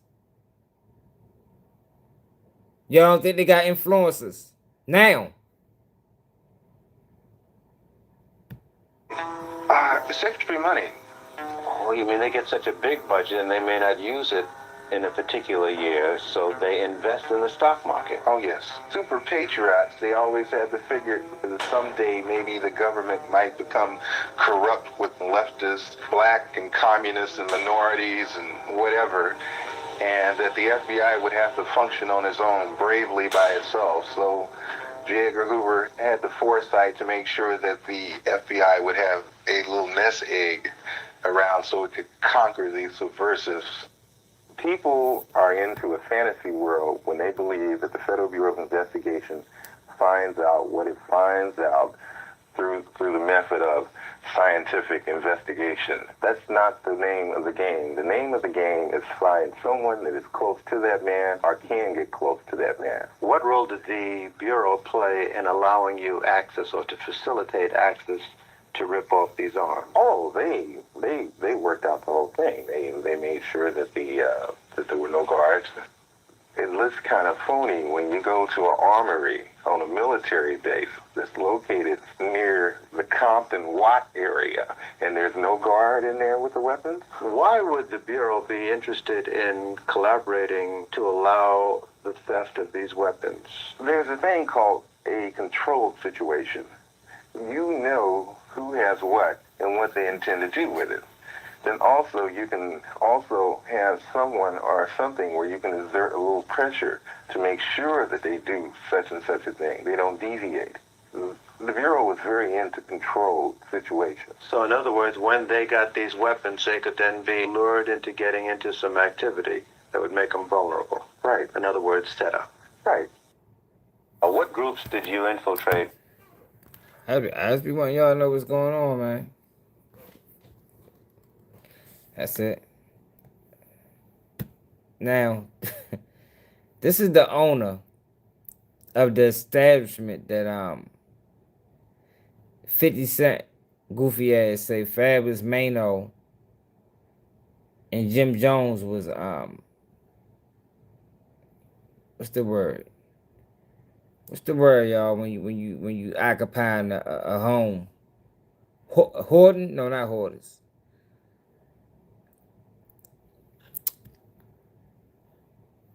What's that word, y'all? I can't think of the word. I've been drinking wine. Y'all know the word. But this is the owner. Now look, right?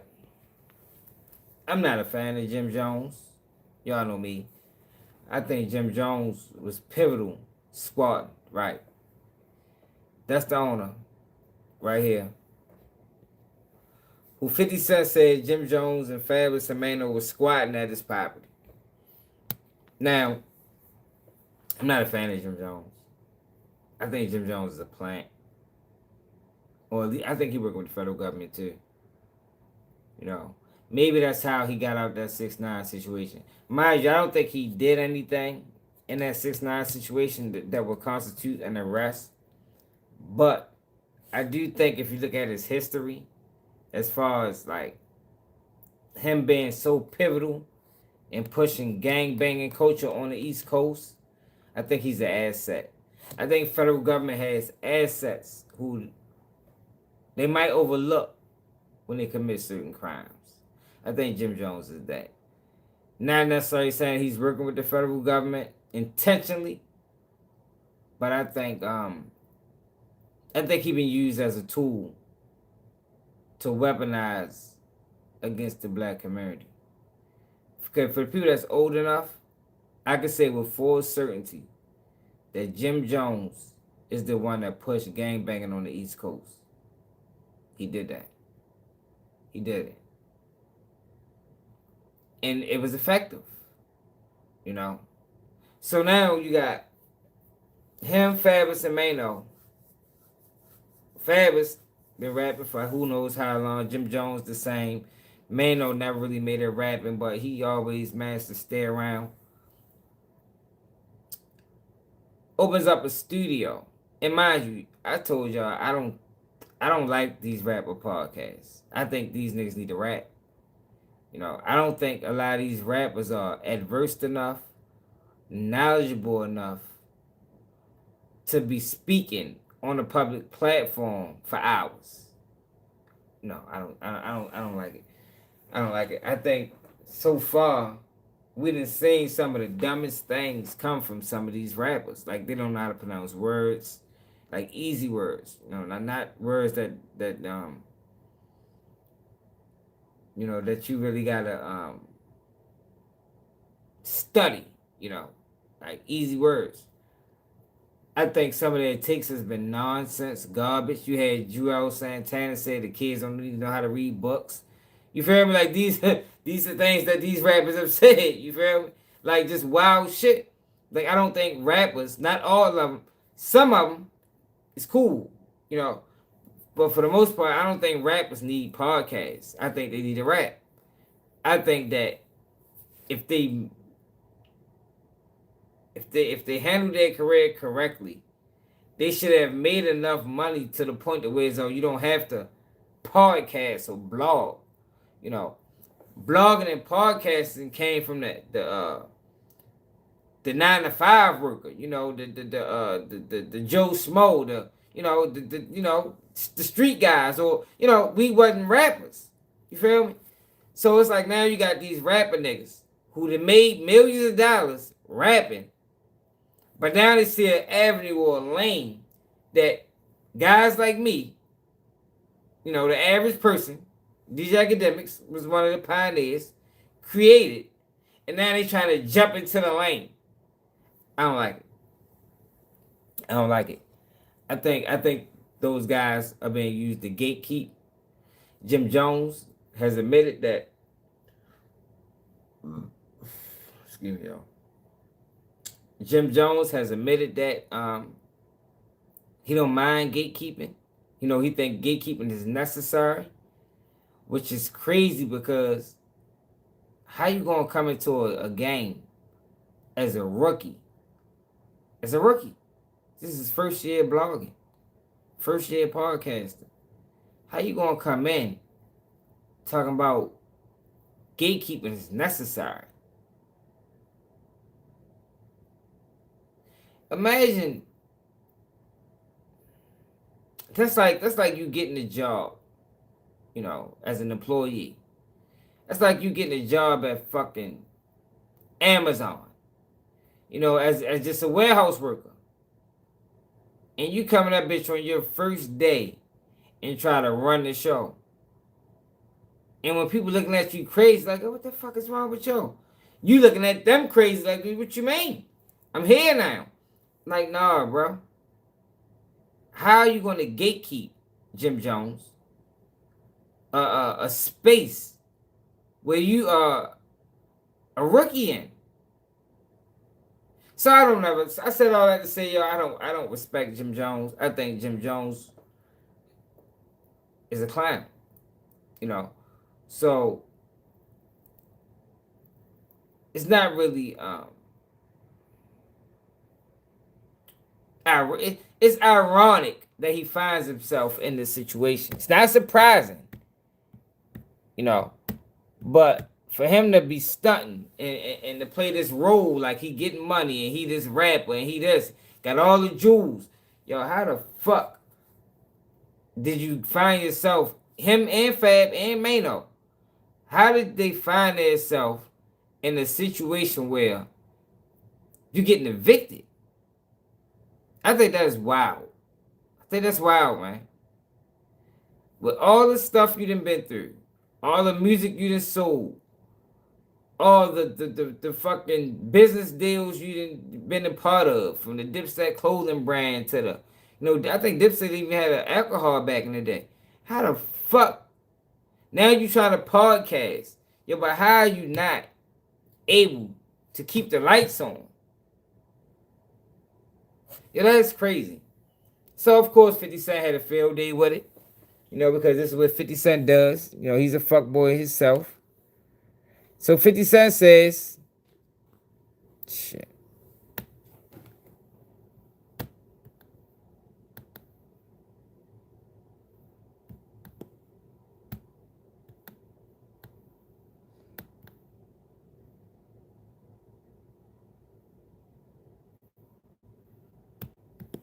Oh, what the fuck? He took his shit down? So 50 Cent says this, y'all. Share that like button.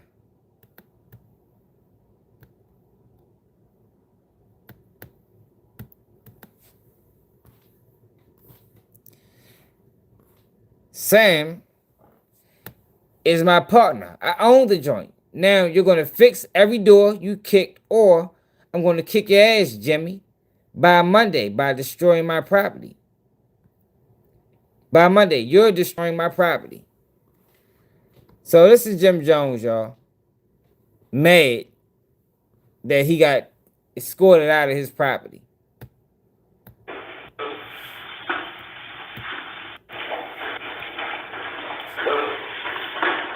Now, Jim Jones is too old for this. Also, even if he didn't pay it, like, you just too old. Yo, you damn near 50, bro. Damn near 50, my nigga.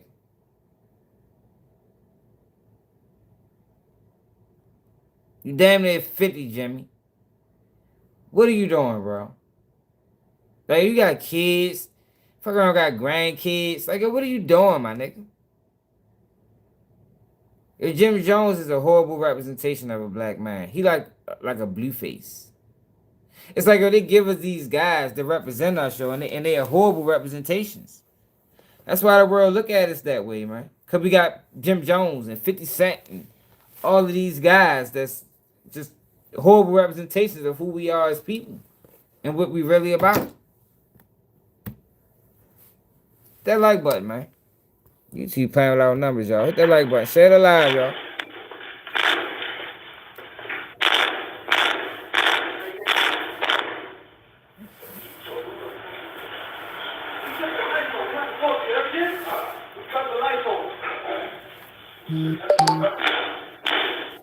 Get the cash app. You want to.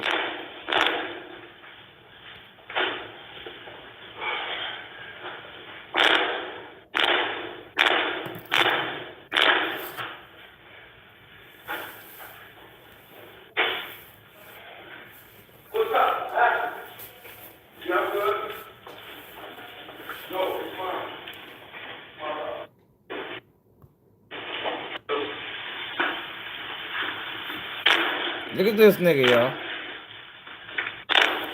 Hey, Neil, I think so too. I don't know how they pick these niggas. I don't know if them niggas go through training or they take a class. Maybe they take an IQ test. Hey, Neil, I joked about that before, like, that maybe they take an IQ test. Like, maybe you gotta get like an IQ of 10. They be like, oh, you'll be a great rapper. You feel me? Like, you'll be a great influencer. Like, I don't know how they do it. Like, it gotta be some type of strategic method that they use to find these guys. For real though, it gotta be. Because it's like they're 10 for 10. Like, they never miss. It's like they never fucking miss when they pick these dudes out, man. They'll never pick nobody like me. They'll never pick nobody knowledgeable. And put them on every platform, especially one from the streets. Fuck no. They want to paint the streets out as everybody stupid and ignorant. Excuse me.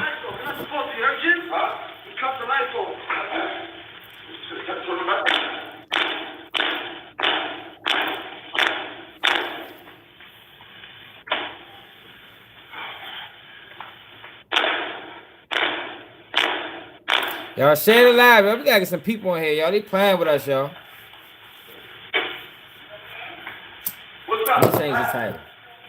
Yeah, I'm good. No, it's fine. My fault. All right.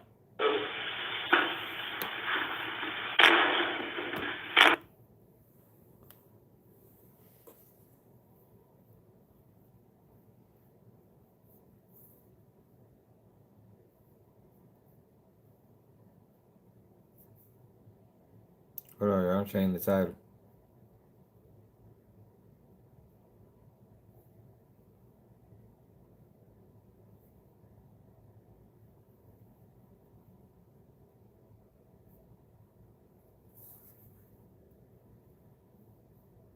Hold on.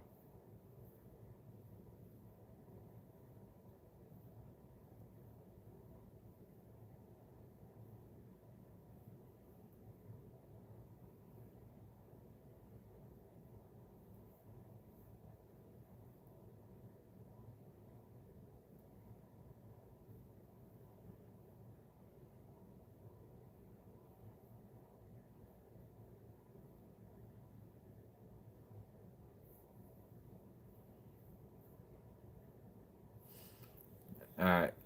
Mike, what it do, Pepper?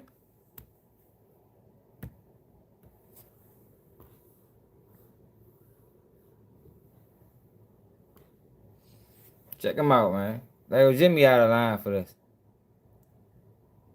Like, yo, see, this is the thing. Like, even like, yo, these the type of niggas that be, yeah, like, yo, my man couldn't call me. Hey, like, yo, bro.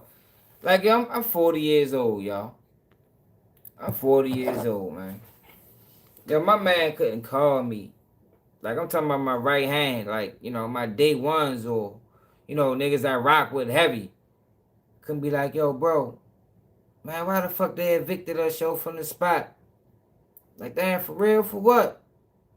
Man, they talking about non-payment. Damn, that's crazy. That's what I say. Like, damn, that's crazy. I said, what the fuck? Why you ain't pay him? Man, look, bro, fuck all that, yo. I'm ready to go up that bitch and kick the doors in. You try and ride with me? I be like,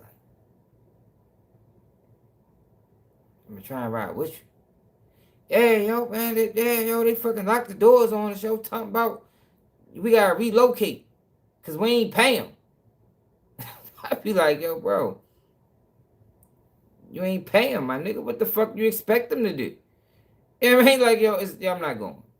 I'm not going, bro. I'm sorry, yo. This is a mission that you're gonna have to handle on your own, my nigga. You mean to tell me that you want me to go up here and kick these doors in with you because you didn't pay the bill? Man, get the fuck out of here, bro. I would say, yo, you shouldn't even do that. Yo, take accountability, y'all. You didn't pay the bill. This is business. This is how this works. You know what I mean? Like, he didn't do anything illegal. You feel? I can see if he did some illegal shit. You was given a warning. You didn't oblige. You didn't take heed to the warning. And now they locked you out. Yo, I'm not going up there kicking in no doors, bro. I'm sorry. I love you to death, bro, but yo, don't call me for that. Call them other niggas. You feel me? Call a crash out. But you ain't calling me for that. But this is the niggas that they got around them. This is why a lot of these rappers find themselves in messed up situations because they got the wrong people around them. They surround themselves with yes men. If I was Jim Jones' man, I would not have participated in this. Yo, bro, if you're going to do that shit, you do that shit alone. You heard me? I might take you. Yeah, but I ain't going in there, bro.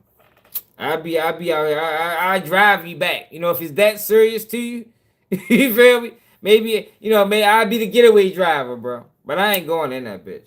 Fuck no.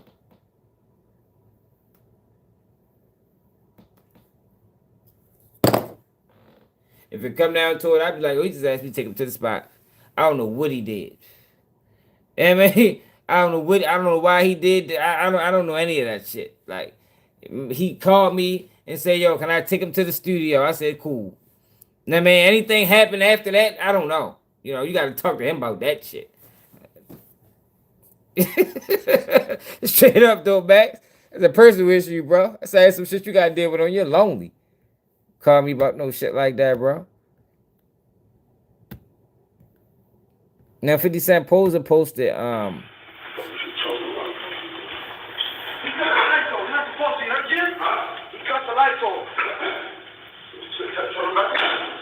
I don't even think Jim Jones was in prison before.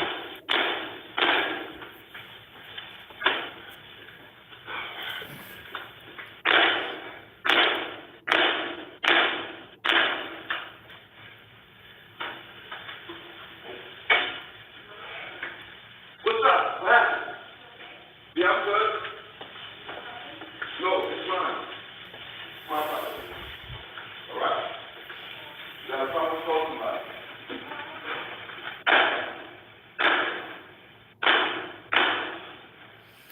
So what they do when they went in there? What they punch holes in the walls or something? Don't tell me they vandalized the property, yo. Like what was the point of this?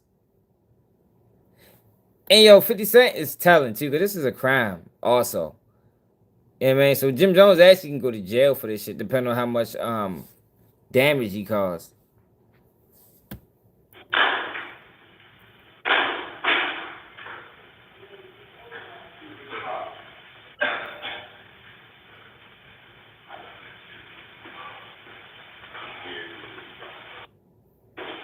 Yo, I'm not the type. Let me tell y'all something, right? Yo, for the longest time in my life, yo, like a lot of the issues that I had, it wasn't because of me. It's because I was taking up for other niggas. You feel me? Yo, I was always the type of person that if you got an issue, you can call me, I'll pull up. You feel me? Like niggas can count on that. If shit ever get real, I can call Pain, I can call Nut. Whatever nickname I got in whatever neighborhood, I can call, yo, he coming. I had to learn, yo. I had to learn better. Like, yo, you can't just call me for anything no more. Like, I got kids, I got a family, you know, I got kids, you know, I got bills. Like, yo, don't put me in no situation like that, bro.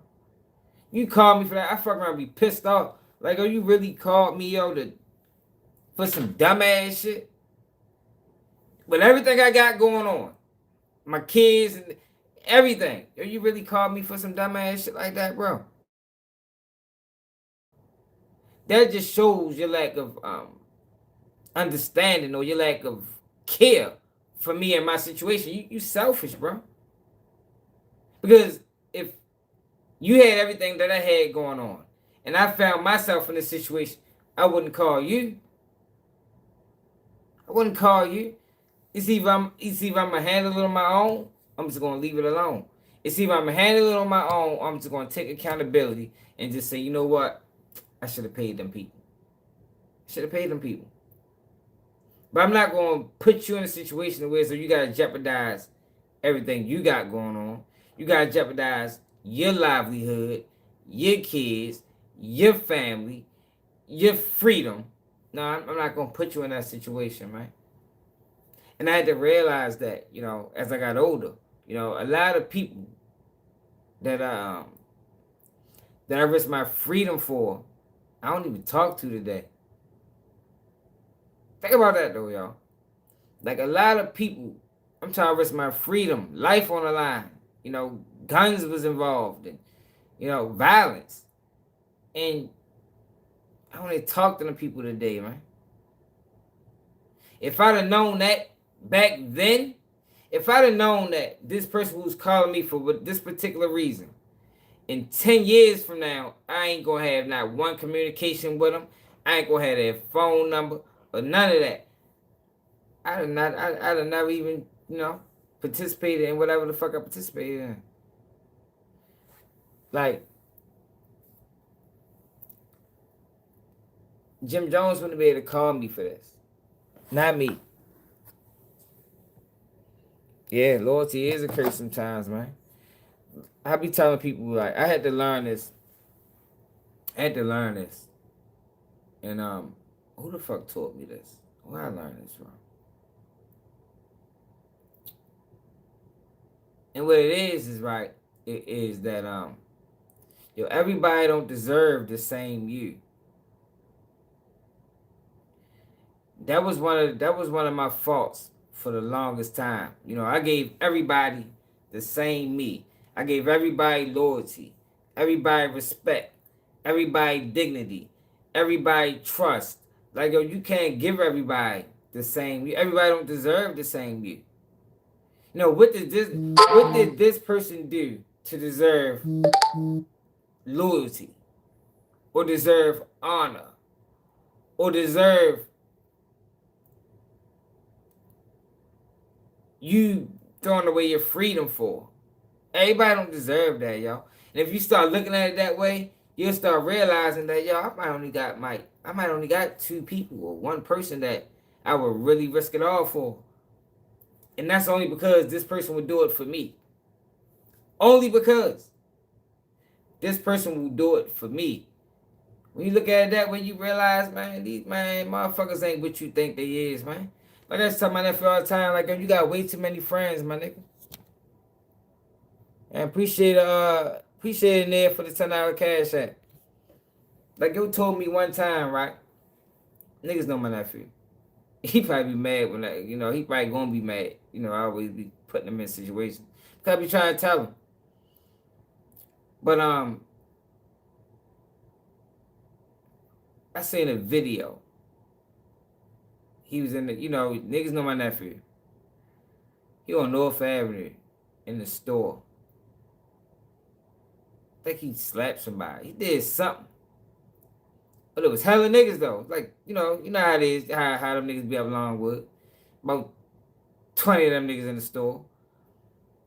And I'm like, yo, the fuck is you doing?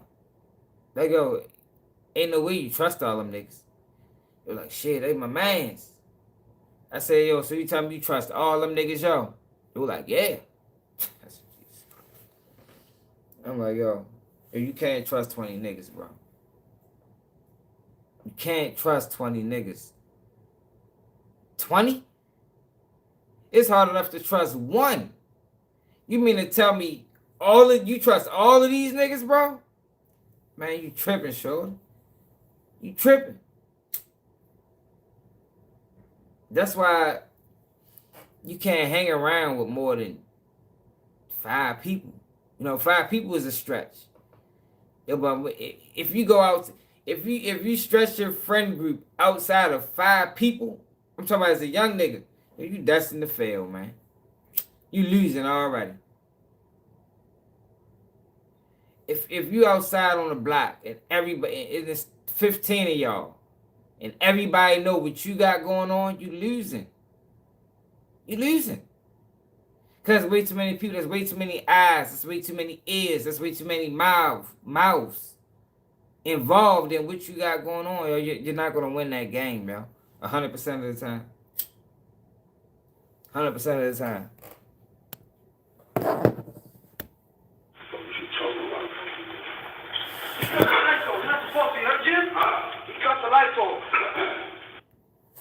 So look.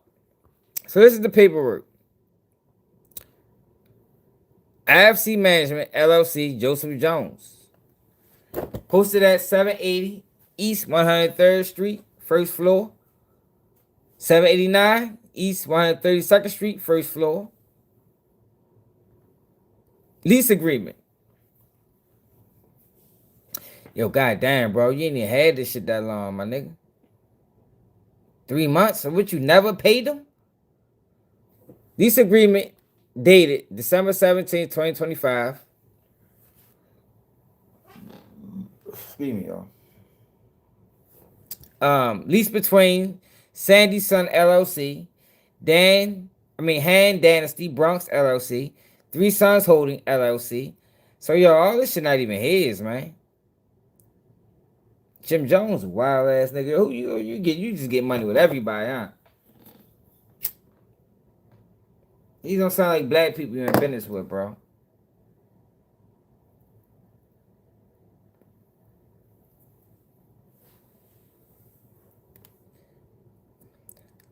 Joseph Jones, tenant or leasee, concerning the premises located at 780 East 133rd Street, aka 789 through 791 East 132nd Street, Bronx, New York, 10454, as depicted on a colored portion of the premises diagram attached to the lease premises. Notice as follows. That tenant was served with a 15-day notice of default, dated January 5th, 2016. 26, I'm geeking. Which expired on January 22nd, 2026, and a 5-day notice of termination. So you had to the 27th. They sent this to him.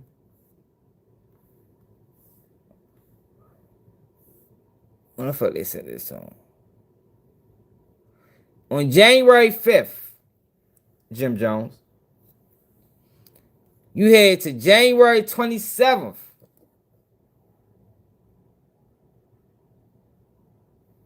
You had to January 27th, bro, to get this shit right.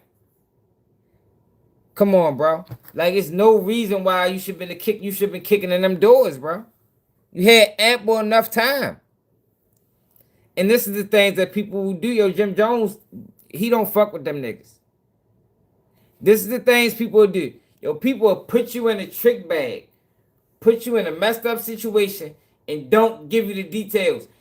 I'm willing to bet the guys that was out there with him, well, I ain't gonna say I'm willing to bet, but there's situations where a nigga have you jump out the window. They don't tell you this though. They don't tell you the part where they was giving notice. They make it seem like they was getting done dirty. They don't tell you that, they sent me a notice on January 5th, yo, and they gave me 27 more days, or what, 22 more days, to get up on my payments, and I went in the default. They'd just be like, yo, he fucked me over, yo. Man, why he locked the door on me? Man, why I try to go to the studio and the door was locked? Yo, for real? Man, hell yeah, man, he on some bullshit. I'm ready to go up that bitch and kick the doors in. Never mentioned the fact that he had warning. He gave him notice. He gave him an opportunity to make things right. Niggas will leave all that out. Niggas will leave all of that out just to have you jump out the window. And then you be the one go to jail. He fuck around when they get caught. That's how that shit go.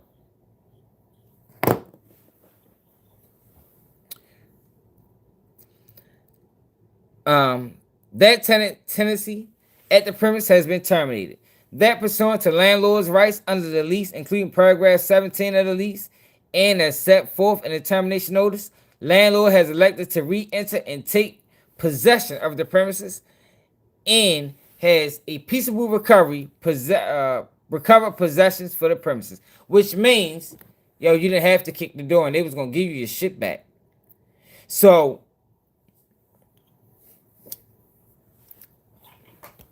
they go through the courts, and they, say you broke your lease, or they terminated your lease, and you didn't move out in time. They lock the doors on you, which means your stuff is locked into that house. But in his situation,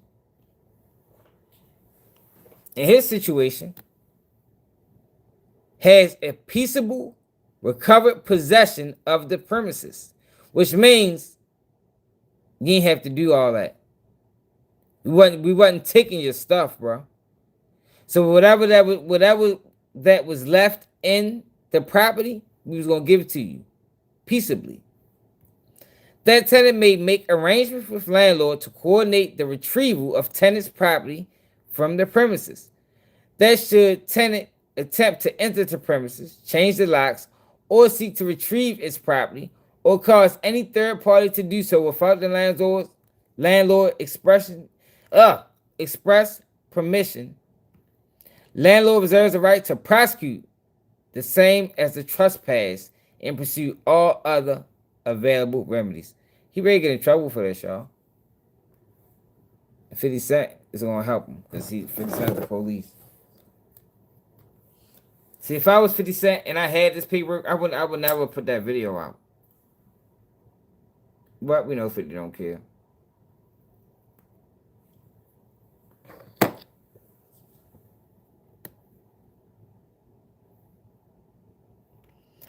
Then to coordinate the retrieval of tenant's property from the premises, contact Raber Express LLC, got his number, that this notice is not intended to and does not set forth all of the rights, claims, and remedies of the landlord, all of which pursuant to the lease at law and equity are expressly reserved.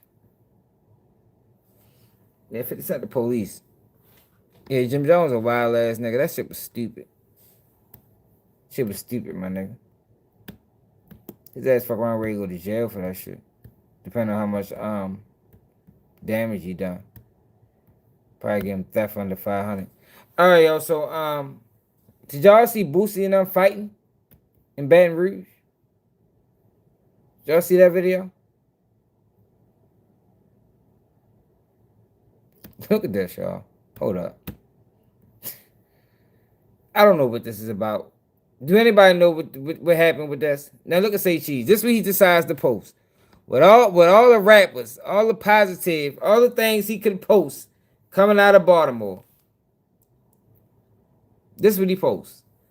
Matthew Crawley was sentenced yesterday, February 19th, to life in prison, plus 35 years for a deadly shooting of Tajay Addison. Crawley was found guilty at trial of first-degree murder, use of a handgun and commission of a crime of violence, and possession of a regulated firearm as a prohibited person. Go ahead, all the charges I had. On March 6, 2025, police responded to a shooting and found Addison, 38, in the driver's seat of a van with gunshot wounds in the head and chest and was pronounced dead at the scene. Detectives were able to locate video of the shooting from multiple angles that showed a man, later identified as Crawley, exiting home and walk up the street. Addison was seen driving past that residence before reversing and parking in front of it. Crawley was then seen getting out of the passenger side of a van, walking around the driver's side, and then shooting into the driver's side window. Police said that Crawley picked up the casings, went back inside his home. Less than 10 minutes later, police were in the area searching for the shooting suspect. When they found Crawley wearing the same exact clothing near a dumpster, investigators also found a gun with casings that were tested and found to be consistent with the casings from the crime scene. Officials said that 48 hours before the shooting, Crawley had been released from prison after serving 10-year sentence for assault and use of a handgun in a violent crime of violence. Yo, this nigga was home for 2 days. 2 days, y'all. Now, I don't know if this mugshot is the first time he got arrested or the second time, but obviously this man loves jail. Like, he loves the shit. Like, you feel me? Like, I don't think enough. You know, like, yo, this nigga is way too happy going to jail. Maybe he had a possession of marijuana charge with this, you know, so he knew he was coming straight out. But at any rate, I don't think I ever smiled that hard going to jail. Like, this nigga's crazy. Now, this is his friend, y'all, that he killed, from what I understand. Yo did. Yo caught 10 years. Ain't no telling how. Based off this smile, yo probably did the upper end of the 10. Nigga fuck around did 8. You feel me? Might have did the whole 10 based off this smile. Come home, and in 2 days, 48 hours, you kill your homeboy, y'all, and get sentenced and get life plus 35. Like, oh, salute to yo, man. I guess he's where he wanted to be. I seen a video where the nigga Aunt Glizzy was arguing with a nigga. A nigga said, yo, send me home. Let me show y'all this nigga real quick. I said, God damn. Yo said, yo, I want to go to jail.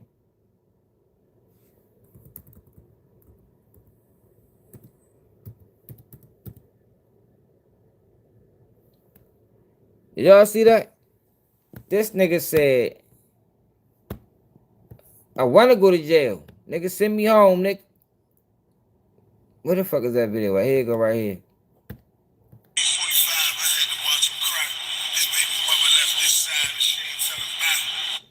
No, this ain't it. Hold up.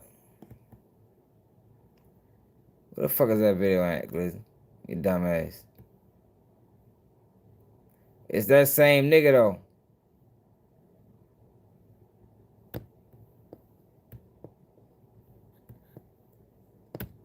Nigga said, shit, nigga, I want to go to jail. Nigga, send me home. I said, damn, send me home. Jesus Christ. These niggas vicious. Yo, call jail home. Yo, don't ever beef with this person that calls jail home. Stay the fuck away from them niggas. Straight up, at all costs. If you beefing with a person and he calls jail home while he's on the streets, wear the white flag. Straight up, because that nigga gonna risk it all. If you file Keeping G News, you ain't on that. I mean, you ain't trying to risk it all, man. I mean, you try to stay free as long as possible. But you ain't gonna let nigga play with you either. Target numbers, case numbers, and everything. I don't know what's going on with Big Psych. A nigga say Big Psych the police. Yeah, I'm hot. Think I give a fuck what you think? I wouldn't even know what you look like. That just treat me like I'm hot when I'm outside. He said that. When I woke up on you, say, treat me like I'm hot. This ain't the video though, man. This ain't the video. He said, shit, I'll do better in jail anyway. I said, oh shit, this nigga vicious. So dangerous. Maybe it's not on this page. Maybe it's on the other page. Hold on.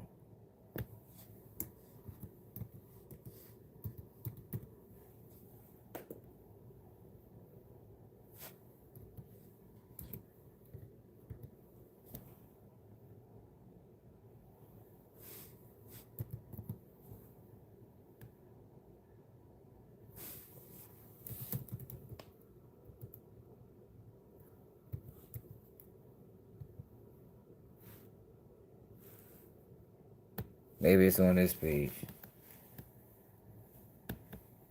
Y'all gotta see this shit, y'all. It was amazing. I say, oh, this nigga's crazy.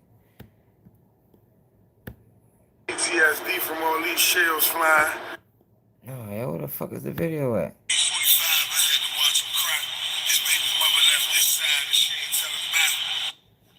Bro said Tay-Tay got 45 and he watched him cry, bro. Do you not know Tay-Tay ain't had to do what he did? Tay-Tay could have been home right now. Tay-Tay cried for getting 45 years, bro. John Lee Malvo got a life sentence. I ain't see that man shed a tear. Big Meech got 20 years, him and Terry. Oh yeah, and they didn't know who coming back. I think the system knows who's coming back. I said that before, man. It's like I don't know how, they recognize these people. But you have people that go in and out of jail their whole life. Never touch prison though, just jail. And then you have people who get caught one time and get fucking the book thrown at them. But this would be the man of integrity. This would be the man that just had to do what he had to do when he had to do it. This ain't the guy that's bringing real pain to the streets. He ain't out this bitch just doing anything. He just protecting himself or, making a couple out. But the judge will get them or the system will get them and they will, the next time you see them, if they in their 20s, the next time you see them, they be 35. But then you got the guys that been committing crimes since they was 15. Never went to prison. From 15 to 35, they probably been locked up 15 times. You feel me? And they just never go to prison. But you had a guy that get caught once and you never see him again.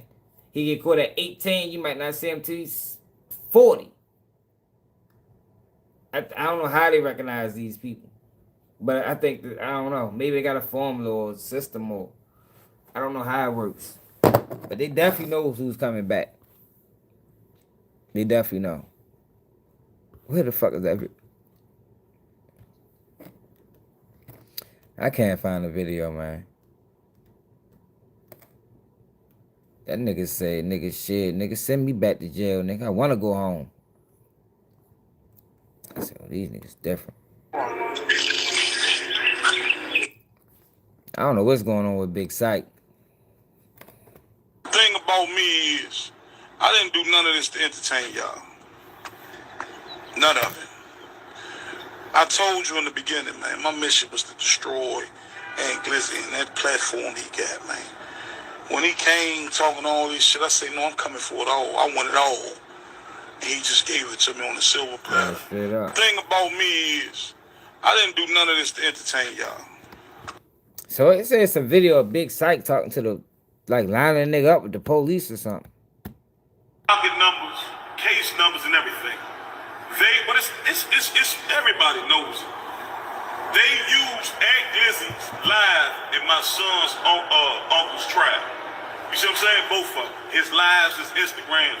I have police statements saying that. A few moments later. You know I'm asking her. First one, was Ant Glizzy's name used in your or any one of your co-defendants or any good man from now Wellington's court cases? Not at all. Yeah. I say, was his name used or his Instagram or his name or anything like that used? Any one of y'all? Not at all. Pocket numbers, case numbers, and everything. Yo. What's up with these niggas recording phone calls? Like, this recording phone call stuff is getting out of control, man. Yeah, I don't record phone calls. No. I just want, you want. So this says a video of Big Psych lining one of his homeboys up. Let me see. Did y'all see that?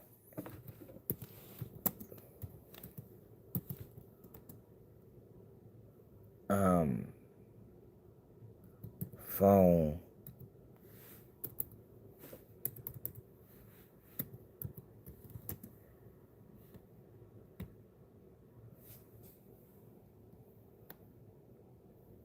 Go to his cell phone, his voicemail.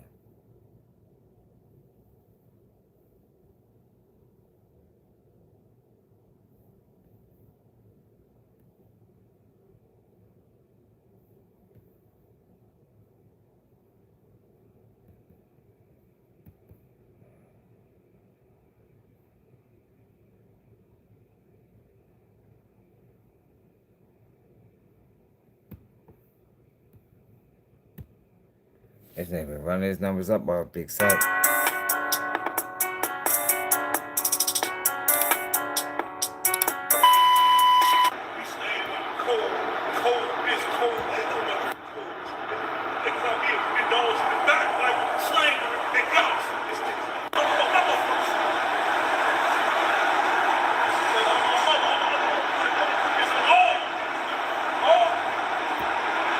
What the fuck? Big Psych, yo, what's up with yo, man?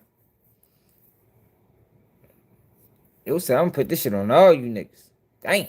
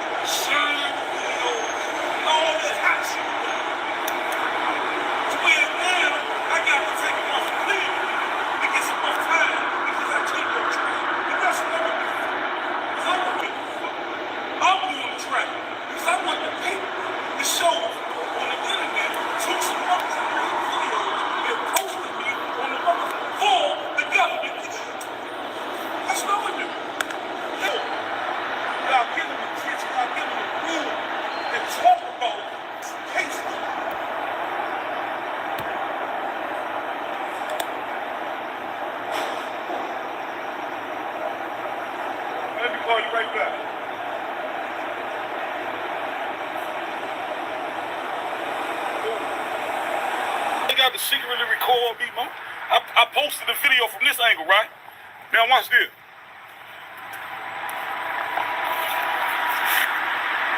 That's 501. That's Public Defender's Office building right there. Right there. Right there. The Public Defender's Office building, man. With my lawyer, right here. Right here.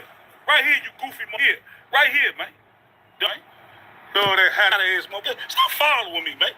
Don't fucking regret, motherfucker. You boy, you lucky, boy. Hey, listen, right? Listen, man. You never go think India, man. I'm telling you, if you got India's number right now, you need to pick that phone up and say, India, hey, listen. We want to thank you, man, because do y'all understand how many people look at my page? I will pick the JVI model apart and really show what the fuck is out here doing. Yeah, you playing with me. Playing with me. I ain't done nothing. Big Psych say, do you know how many people watch my page? I will bring all y'all down. I tell them everything. I know everything y'all doing. So basically, he about to snitch his cover blown. Now that his cover blown... Hold on, y'all. Big Psych on the phone talking about drugs. Some of my man told me he's talking about drugs. About...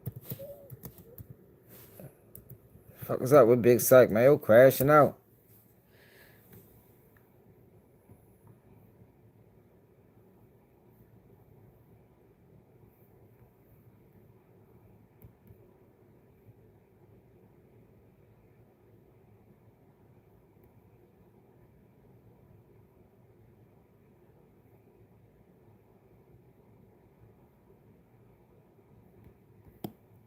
Psych solving case. This nigga is running video after video on this nigga.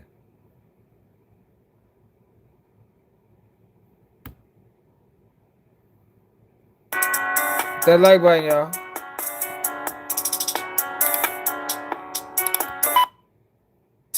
They work to steer people away from crime. Who y'all see at the end of this video, and I want y'all to know this was Big Psych right-hand man. Who went to jail, the first guy that got locked up, this is Big Psych right-hand man. Now it's the second suspect. They got him 2 years later, and look who they put at the end of this video. Of violence interrupters in local neighborhoods. They work to steer people away from crime. But another interrupter was just charged for a murder that happened in Northeast DC. Today, 7 News was at a hearing where the agency responsible for the program and public safety in the district was questioned. Our Washington, D.C. reporter Felicia Ashley tells us what was revealed. I confirmed today that a man charged this month with killing former college basketball star Blaze Bozeman was a violence interrupter. Violence interrupters get paid with tax-paying dollars to help prevent crime. Investigators say 43-year-old Frank Johnson was the second man arrested for killing Bozeman. The other suspect in the shooting, Cody Wynn, was also a violence interrupter at the time of the shooting. This was confirmed just hours before Deputy Mayor for Public Safety and Justice, Lindsay Appiah, was questioned about the violence interrupters program during an oversight hearing. During that hearing, Councilman Zachary Parker questioned her and had her explain the new model she's presenting with the violence interrupters program. What is the model? Because one of the criticisms, as you know, that violence interruption programs often get is that, oh, we're wasting money, this isn't really proven. And what catches my eye is that you're now employing a new model that you're saying is evidence-based. Now, I believe all of this is evidence-based. I'm fully bought in, but for those that may be skeptical, if you can just elaborate. So what we're doing is like the group violence reduction model, so GVRS, which is mentioned in NIC JCR report and others. It's not that we weren't doing some form of that before, but what we said before is there was a lot of mixing and picking and choosing, and that the fundamental elements of GVRS is what we're holding the providers accountable for it. Violence interrupters' actions outside of the program were neither asked or discussed during this hearing. Now, Wynn and Johnson are both facing first-degree murder charges. For now, reporting from the Wilson Building, Felicia Ashley, 7 News. Councilmember Brooke Pinto directly asked Appiah how much she thinks the agency needs from the budget this year. She didn't give a number. And new at 5 o'clock. We just got a statement from WANS, which oversees the violence interrupter program. The director says, quote, We continue to work to improve the hiring standards for employees of violence intervention organizations to ensure communities and clients of VI organizations, they're safe. Once also says once it learned about Johnson's arrest, the agency suspended any grants or payments to Johnson. Damn. And after you vote, you can also check out our I-Team investigator, Scott Taylor's story, talking one-on-one with a violence interrupter who's now facing new criminal charges. Just click on the I-Team tab on our home. And we trying to send that nigga to jail, too. I'm trying to find a video. My man was telling me they had that nigga on phone conversation talking to his man about some drugs. And he was trying to line him up.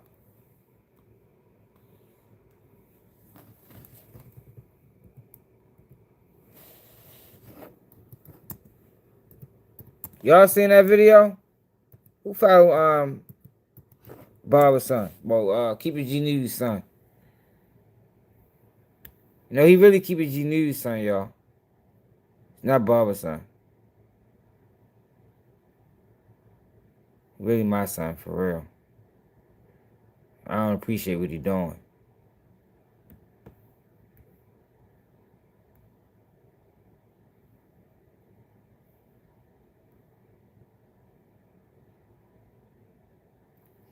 Hey, y'all, what's the name of that video, y'all?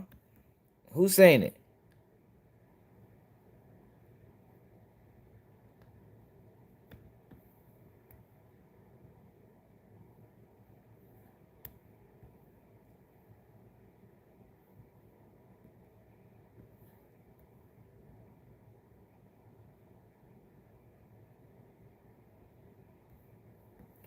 I'm taking a big Psych leak phone call. Then we're going to move on.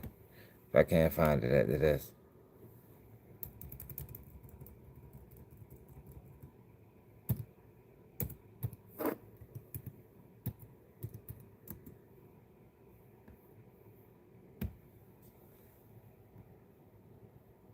Is this it? Must be this. This is the one keep popping up.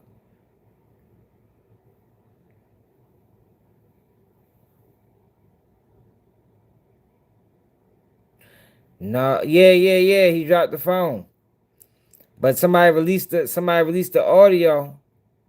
They said he was talking to his man. He recorded it. He was talking to a nigga about some drugs or something. What video was that?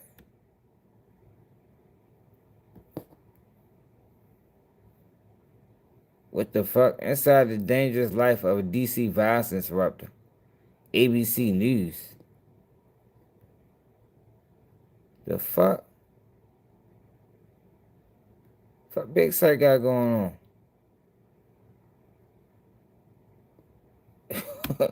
Hold the fuck up, yo.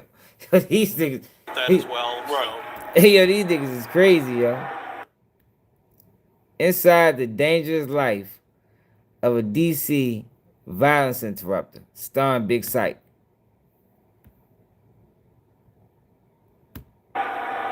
We'll have to pause sometimes for planes going. Which one is it?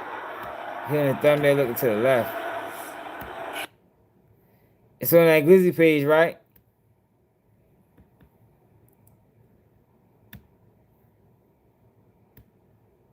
Hold on, let me know which one it is, bro.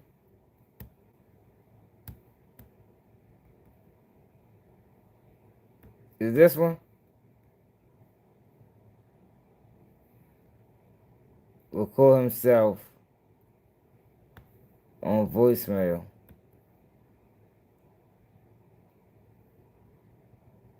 Big Psych robbed the dice game and dropped his phone. Is it this one right here? Big Psych robbed the dice game and dropped his phone?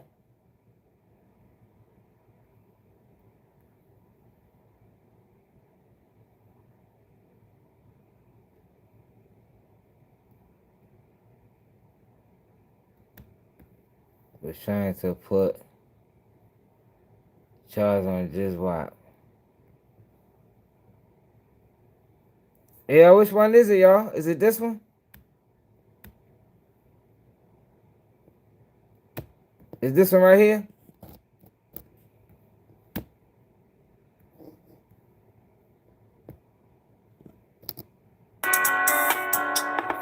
I just watched that one. Big Psych to y'all, right? So big. Instagram back. Did they email you like you can have your Instagram? Got your Instagram right there with you and from you. You feel? Blame it on the violent interrupter programs. Everybody get their you do in court before his arrest. He was serving as a violent interrupter for the District Violence Interruption Services. And as an Glizzy undercover making it hard for advocate, him. He ain't gonna be able to beat this shit fuck around and Glizzy ass. Is it the Rob the Dice game one? Come on, so we can move on. I gotta find it. My man told me about a couple days ago. Well, yesterday. The day for yesterday.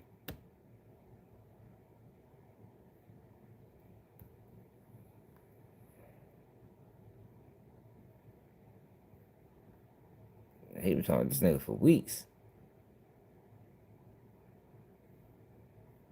Back in jail.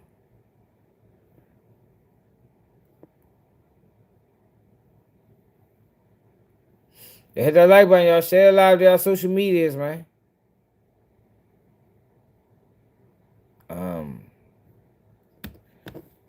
Is this some Big Psych Rob the Dice game?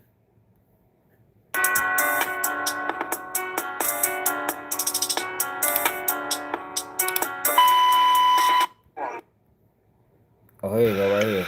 Jimmy This Black, right he got here, y'all. surveillance on Trayvon. He got surveillance. It's this one.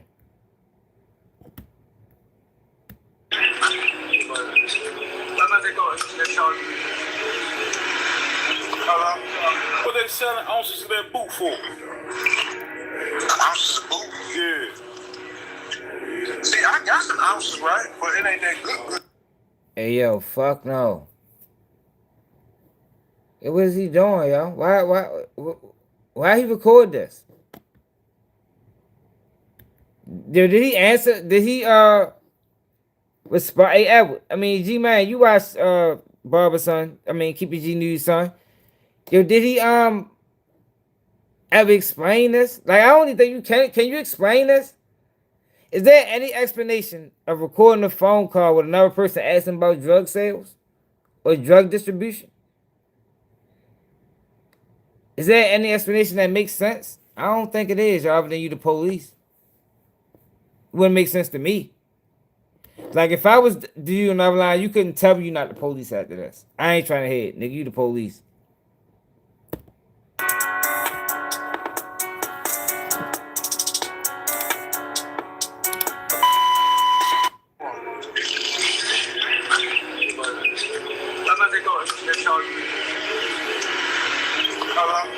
What they selling ounces of that boot for? Ounces of boot? Yeah. See, I got some ounces, right? But it ain't that good shit. What's the good shit called? Damn. How much the good shit cost? Yeah. And they said like 6 or 7 or some shit like that. Six. I ain't paying that. 6, 7 ounce? 6 or 7. Yeah. I ain't paying that. Yo, see, y'all, I ain't gonna lie, yo. Once you... Yo, look, right? Let me tell y'all something, yo. Yo, if a nigga start asking you questions like that, your conversation over. It's either you capping or you bapping. Yo, first question. Let's go back. Cause we gotta depict this, yo, so I can help the street niggas out. The young street niggas that don't know no better. Let's go back to the beginning.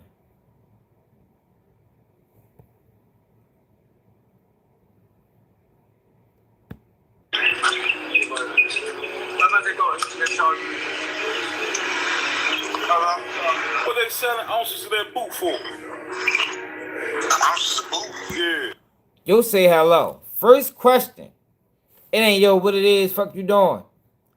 Yo, what they say the ounces of that boot for? He answered the question about the ounces, right? See, I got some ounces, right? But it ain't that good shit. What the good shit called? How much the good shit cost? Yeah. And they said like 6 or 7 or some shit like that. 6. I ain't paying that. 6, 7 ounce? 6 or 7. Yeah. I ain't paying that. And what you making all that motherfucker? You been paying 60. Come on, bro. You gotta sell the caps though, huh? You gotta break it down. God damn, bro. What the fuck is you doing, Big Psych? Yo said 600-700. Yo said, I mean, basically, how you selling it? You know, you must be selling capsules. You gotta break it down, right? Like, yo, this is not a conversation that should be held on the phone. This ain't even a conversation that should be held at all. Unless he part of the motherfucking corporation. Like, this ain't nothing to talk about, my nigga. You feel me? Like, what are we talking about here? Yo, you supposed to hang up, young niggas. If a person get on your phone, start talking like this, hang up the phone. Block them. Change the number.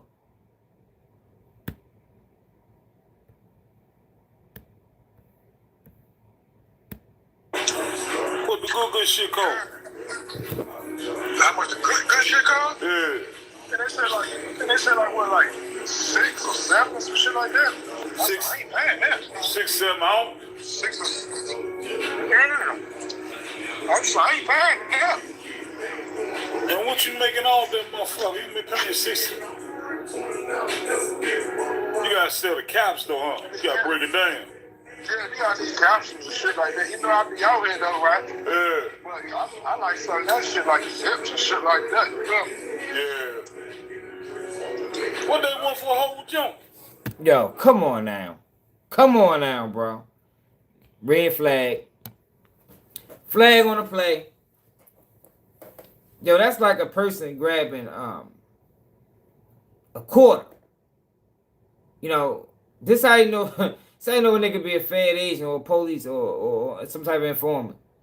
He grab a quarter from you. He might grab 2 quarters in a week.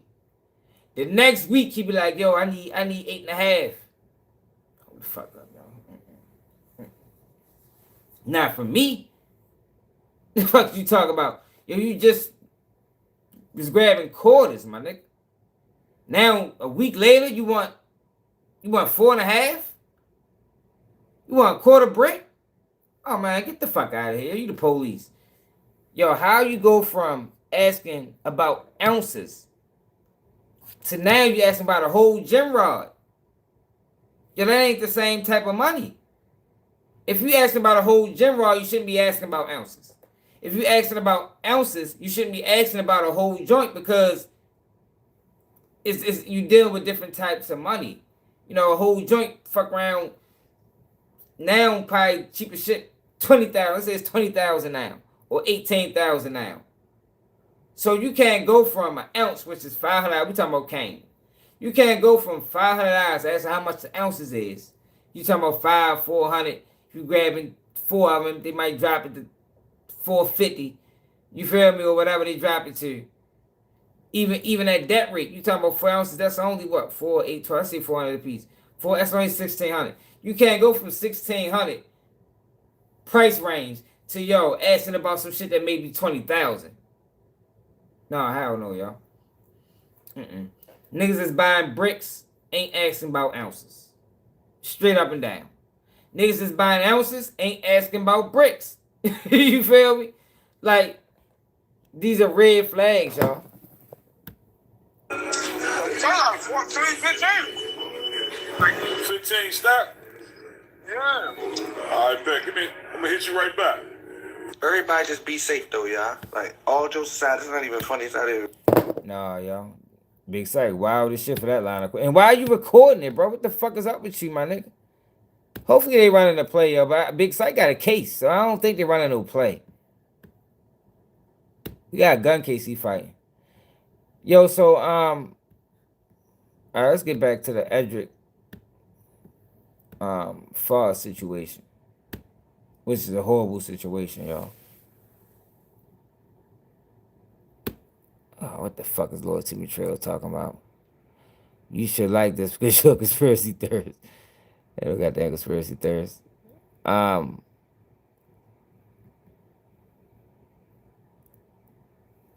I think this shit went that deep.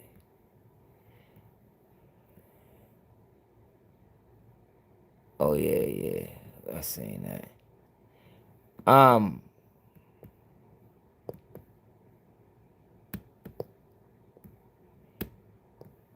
Dude doesn't. Yeah, I seen that. All right, y'all.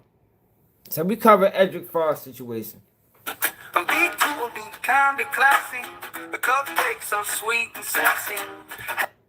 The fact that he was convicted. Yo, this is horrible, y'all. Horrible. What happened to this man, y'all? We covered this case the other day.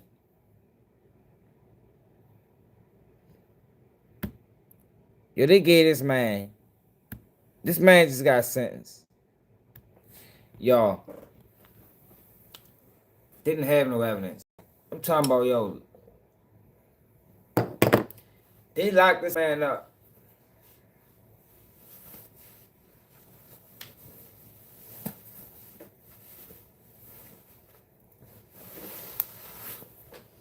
They locked this man up, y'all, and charged y'all for murder.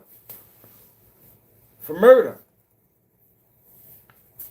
Based off of DNA evidence that appeared out of nowhere. Evidence appeared out of nowhere. 23 years later. They didn't have no witnesses that seen them at the scene. No witnesses that seen them in the neighborhood. They didn't have no proof that he even known this girl. I honestly believe, and it's crazy, y'all, with these Say Cheeses and all these guys got these platforms. Everybody is ignoring. Everybody is ignoring this situation. You feel me? Like, yo, everybody's ignoring this situation. And this man could have possibly been railroaded and could possibly spend the rest of his life in prison for a crime he didn't commit. You didn't have no evidence. Yo, we watched the interrogation of him. And we watched how they lined them up. Questioned him for a whole hour without even mentioning or giving any indication that he was being charged with murder. And when they told him he was being charged with murder, the man was so shocked. Like, he's like, what? Murder? Me? She's like, yeah. But to take this man to court, sit him in front of a jury of 12, and for him to be found guilty just based off of DNA, where it was other people's DNA, other people had more motive, other people knew this woman, other people had bruises that's consistent with a struggle, but don't get charged. But you got this man, who I think, this is my honest opinion, he must have a history of some type of violence against women. And I think Benzo, in Georgia, they passed this bill that was under this girl's name. They had to convict somebody. And I honestly think, y'all, that they planted that DNA evidence. Because they will do that. I think they planted the DNA evidence in order to secure a conviction. Even when we was watching the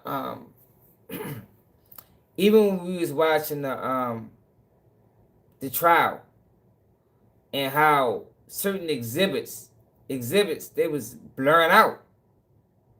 Like when they showed his hands, not his, but the ex-boyfriend hands, and they showed the pictures of him, of the wall that he posed up punch, they blurred it all out.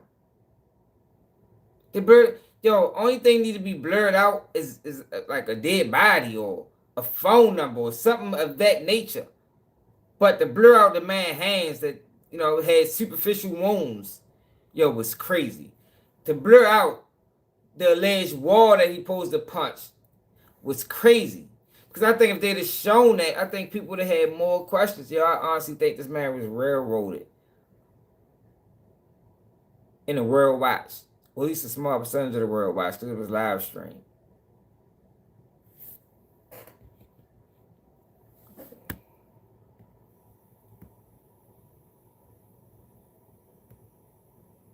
We already watched these closing statements.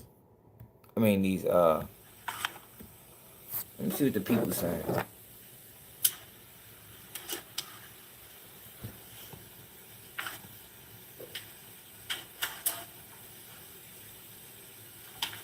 Judge, what the state would intend to do as it relates to our presentation of evidence concerned with sentencing is to begin by discussing the ranges and the counts on which Mr. Fost is to be sentenced from the state's understanding. At that point, Your Honor, I would tender in certain certified convictions in aggravation of punishment. Mr. Cruz has been provided copies of those. We would then offer 4 victim impact statements, Judge, from Miss Virginia Baker, Mr. Adam Baker, Miss Meredith Schroeder, and Mr. Kevin Baker. And after the victim impact statements, the state would make its recommendation to the court. As it relates to count 1, malice murder, the sentence is mandated by law as of January 19th of 2001 would be a sentence of life imprisonment. Counts 2 through 5, the felony murder counts, as a matter of law, since Mr. Fost was found guilty of malice murder, would be vacated. Mr. Fost is thereafter... Yeah, they found a man guilty of burglary with no proof of a burglary happening. Yo, he got found guilty on all counts, y'all. All counts. The prosecutor said in opening statements that they don't have no proofs of a burglary. They can't say how he got in the house. They can't say how he got out the house. But he was still found guilty on burglary. Yo, the man was found guilty based solely off of DNA evidence that they found 23 years later when they tested the same evidence and found nothing 23 years ago. Where's Say Cheese, yo? Where's my son?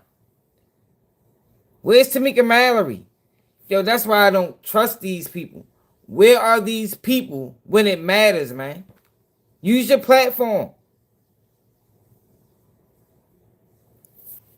But then they want to block me and get mad at me like I'm saying something wrong. No, I just know you niggas frauds, man. I'm really for the community. You niggas lying. Still eligible to be sentenced for each of the felonies that underlie those felony murder counts. That would be the burglary, aggravated sodomy, 2 counts, and then the rape. As it relates to the sentencing range for burglary being count 6, that would be up to 20 years. Count 7, the aggravated sodomy as it existed on January 19th of 2001, the state's understanding of that is that that would be a serious violent felony subject to the provisions of 1710 6.1 at the time, which indicates that when an individual is convicted of a serious violent felony, if they are sentenced to anything other than a life sentence, they are not parole eligible for whatever that sentence is that is imposed by the court. And the range on aggravated sodomy at the time was 10 to 30 or life. As it relates to, and that would be the same for count 10, Your Honor. As it relates to count 8, the rape count, that would be 10 to 20 or life. As it relates to count 9, the aggravated assault, that would merge with count 1 for purposes of sentencing. We've already covered the range on count 10. Count 11 would be up to 20 years, and count 12, possession of a knife, count 11 was the arson in the first degree. Count 12, the possession of knife during commission of a felony would be 5 years, Your Honor.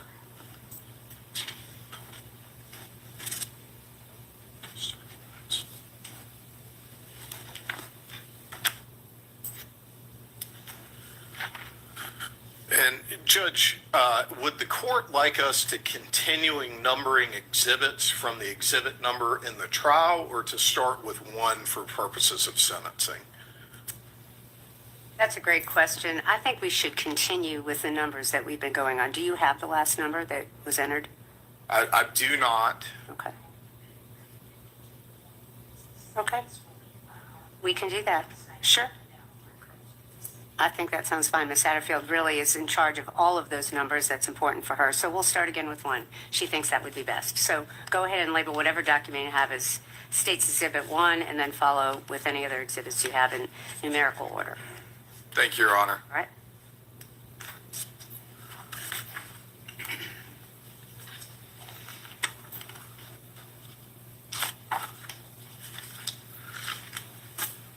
And Your Honor, I've labeled for purposes of sentencing States Exhibits 1 through 6.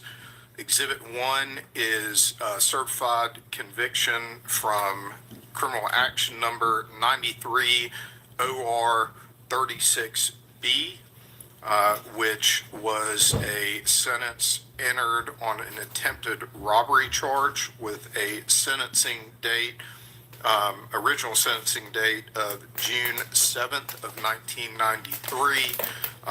This document was for a first offender sentence. It was later adjudicated guilty. In States Exhibit 2 is 96. Yo, this whole case is garbage, bro.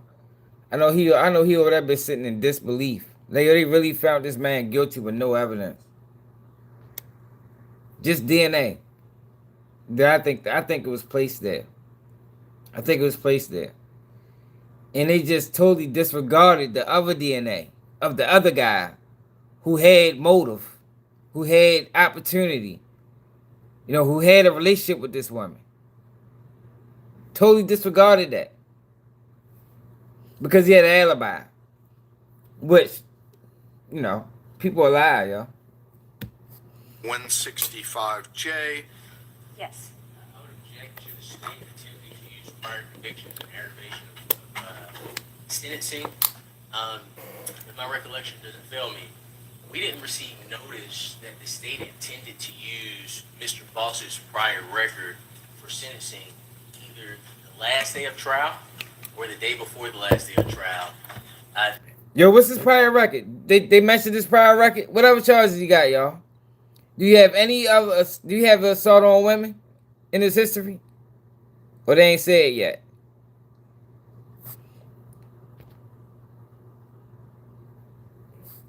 Did they mention his criminal history yet, y'all? The state provided us with documentation stating that they intended to use Mr. Fost's record in aggravation of sentencing. As the Honorable Court is aware, under OCGA section 17-16-4. Yo, cause that's actually what I think they did. I actually think that they in order to get a conviction, I think they actually went to this man, looked at the area, ran a few names of people that was around there at that time, seen him, seen that he had a criminal history, and I guarantee he got some type of assault. Maybe it's against women, maybe not, but he got some type of assault. Maybe it's sexual, maybe it's not. But I'm willing to bet he got something like that in his history. And they like, oh, this is the guy we're going to charge. Prime candidate. And they charged him. And for people that think they won't do that, you're wrong. Because they will. And they have. Probably thousands of times. In A5, the law states, tens of the thousands. prosecuting attorney shall no later than 10 days prior to trial, or at such time as the court orders, but in no event later than the beginning of the trial, provide the defendant with notice of any evidence in aggravation of punishment that the state intends to introduce in sentencing. And that is a shell statute. The state failed, unless they could show something, because from what they gave me 2 days ago, 2 days before the end of trial or the last day of trial, that was my first time seeing those documents.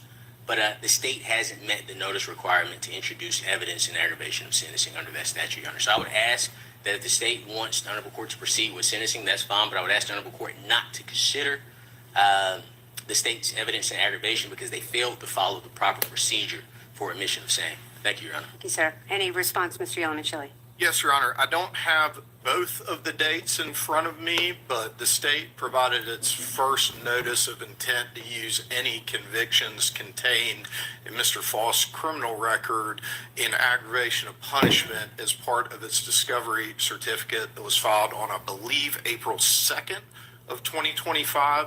Subsequent to that, we provided a more specific notice that listed 3 convictions coming out of Clark County, and then we amended that notice with the second notice of intent to use prior convictions in aggravation for recidivism, which doesn't necessarily apply here for purposes of impeachment as well. But the original notice is from April 2nd of 2025. Thank you. Yes, sir. I would ask the Honorable Court not to take Mr. Yalamachile's word for it. If the Honorable Court could review the record to make sure that it's accurate. I disagree with that position, but I may be mistaken. I would just ask the Honorable Court to confirm. Okay, thank you, Mr. Cruz. I actually have reviewed the record, and Mr. Yalamachile is correct. So I'm going to overrule your objection. I'm also holding in my hand the state's second notice of intent to use prior convictions in aggravation of sentencing, and that was filed on October the 2nd. So I have one of them actually in my hand, but I have reviewed the record, and Mr. Yalamachile is correct, sir. Yes, ma'am. All right, thank you. You may proceed. And Judge, so State's Exhibit 1 was a conviction for attempted robbery, Your Honor, with the date that I noted. State's Exhibit 2 is a certified conviction regarding possession of a firearm by a convicted felon and other offenses from 96 OR 165J, again, out of the Superior Court of Oglethorpe County. Then we come to the 4 Clark County convictions that the state intends to admit for aggravation. State's Exhibit 3 is SU 01CR0298. This was an aggravated assault committed. What the fuck I tell you? What did I tell you, man? Yo, if I don't know nothing else, yo, in this world, I know this system, yo. He got an assault, he got a robbery in his history. This girl was assaulted and the house was burglarized. Ding, ding, ding, ding, ding. Here's our suspect. I'm telling you, yo, if I don't know nothing else, I know how dirty this system is, man. I keep telling you, I was a victim of it. Without even knowing that. I knew that's what I knew it. Because this is how they operate all the time. And they get away with it. They searched the database. They looked at the surrounding areas. And they said, yo, this guy fits the criteria. We already got his DNA. You know when you go to jail to get your DNA. Fingerprints. All that shit.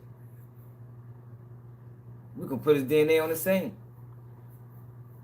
Say he did it. That's what they did to y'all. Tell me. That's what they did to y'all. Go back to it.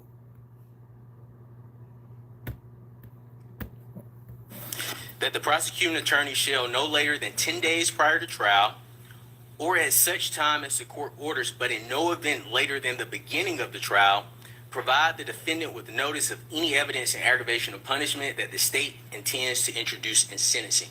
And that is a shell statute. The state failed, unless they could show something, because from what they gave me 2 days ago, 2 days before the end of trial or the last day of trial, that was my first time seeing those documents. But the state hasn't met the notice requirement to introduce evidence in aggravation of sentencing under that statute, Your Honor. So I would ask that if the state wants the Honorable Court to proceed with sentencing, that's fine, but I would ask the Honorable Court not to consider the state's evidence in aggravation because they failed to follow the proper procedure for admission of same. Thank you, Your Honor. Thank you, sir. Any response, Mr. Yalamachile? Yes, Your Honor. I don't have both of the dates in front of me, but the state provided its first notice of intent to use any convictions contained in Mr. Fost's criminal record in aggravation of punishment as part of its discovery certificate that was filed on, I believe, April 2nd of 2025. Subsequent to that, we provided a more specific notice that listed 3 convictions coming out of Clark County, and then we amended that notice with the second notice of intent to use prior convictions in aggravation for recidivism, which doesn't necessarily apply here, for purposes of impeachment as well. But the original notice is from April 2nd of 2025. Thank you. Yes, sir. I would ask the Honorable Court not to take Mr. Yalamachily's word for it. If the Honorable Court could review the record to make sure that it's accurate. I disagree with that position, but I may be mistaken. I would just ask the Honorable Court to confirm. Okay, thank you, Mr. Cruz. I actually have reviewed the record, and Mr. Yalamachili is correct. So I'm going to overrule your objection. I'm also holding in my hand the state's second notice of intent to use prior convictions. She's been overruling his objections the whole trial. The whole trial, she's been granting the prosecution request and overruling the defense objections the whole trial. Since we watched. We ain't watched the whole trial, but we watched, about 4 hours of it, 3 hours. Of sentencing, and that was filed on October the 2nd. So I have one of them actually in my hand, but I have reviewed the record, and Mr. Yalamachili is correct, sir. Yes, ma'am. All right, thank you. You may proceed. And Judge, so State's Exhibit 1 was a conviction for attempted robbery, Your Honor, with the date that I noted. State's Exhibit 2 is a certified conviction regarding possession of a firearm by a convicted felon and other offenses from 96 OR 165J, again, out of the Superior Court of Oglethorpe County.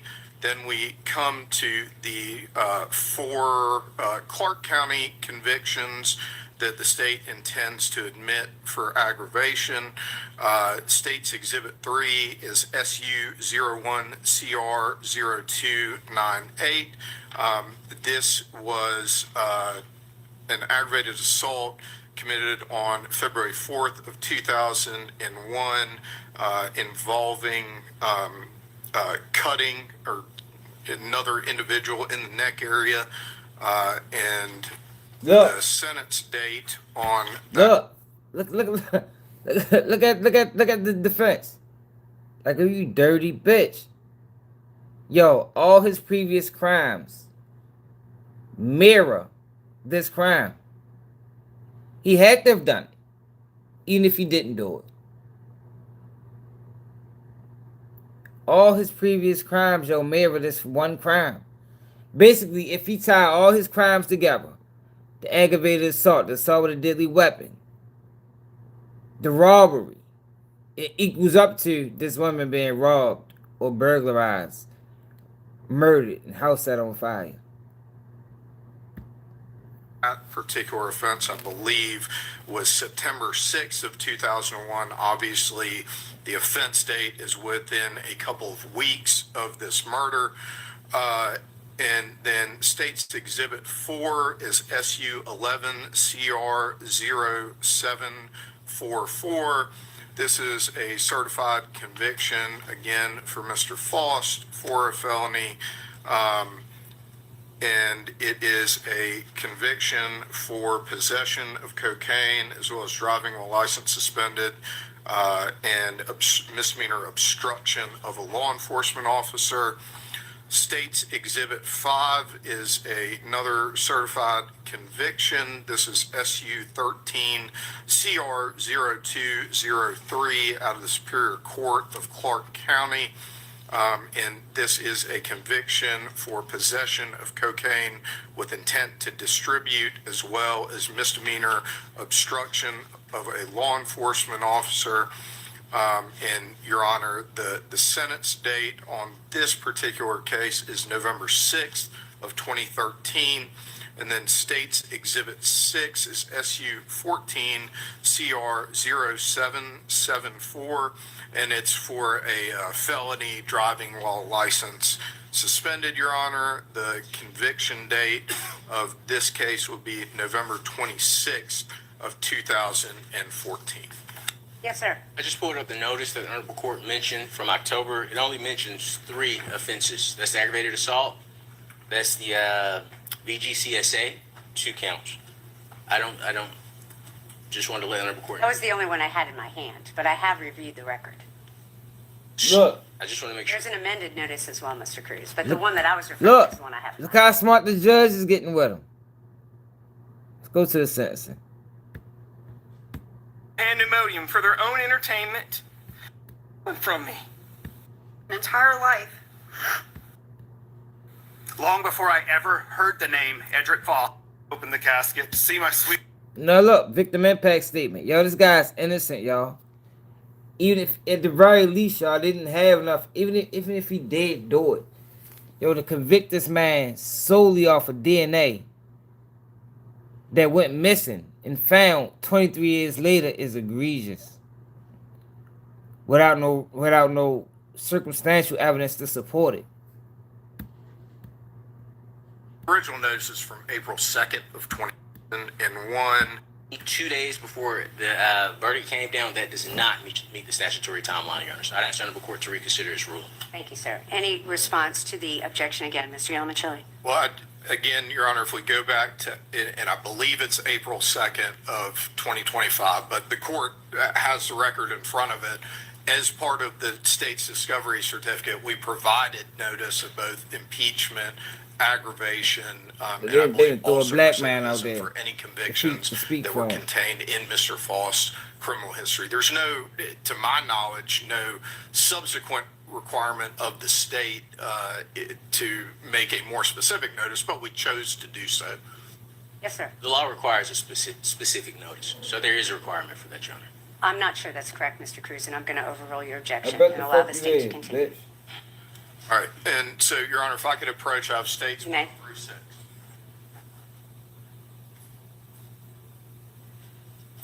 Thank you. You may proceed. Thank you, Your Honor. At this time, we'd ask the court to hear victim impact statements, beginning first with Miss Virginia Baker.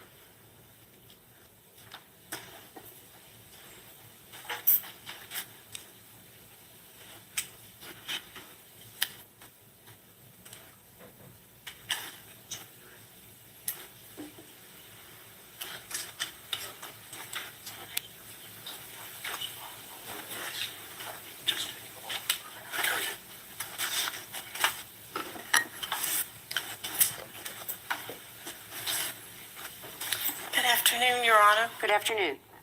I am Tara's mother. I will always be Tara's mother. And I'm afraid my emotions are about worn out after these 25 years of pain.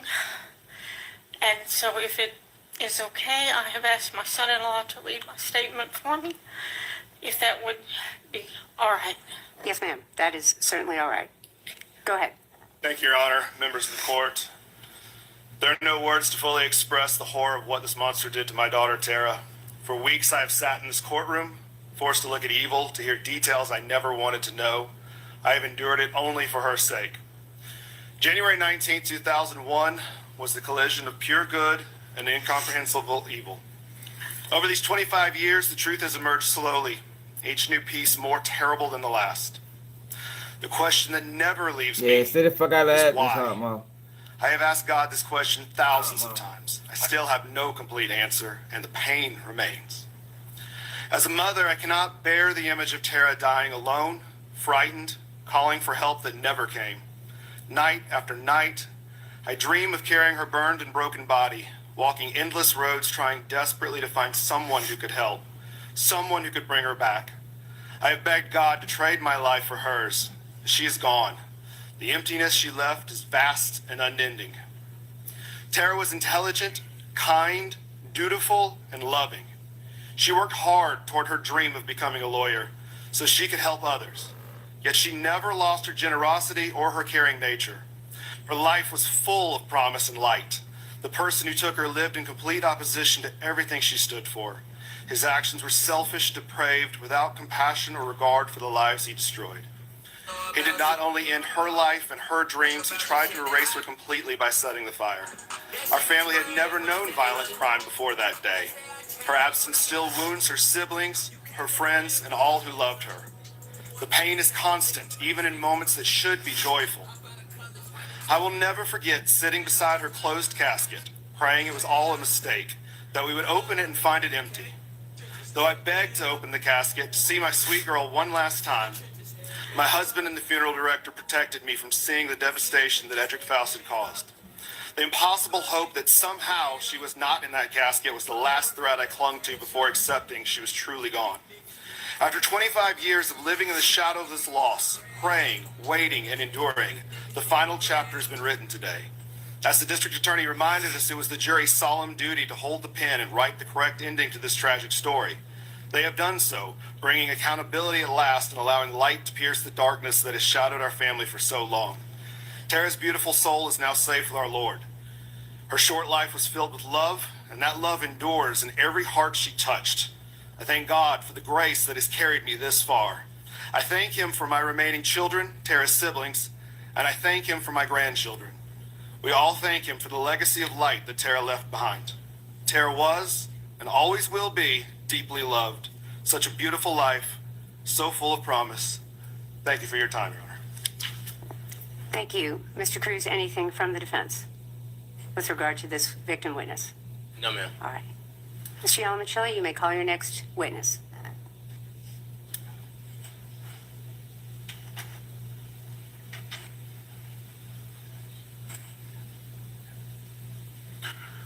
Your Honor, the state would call Adam Baker.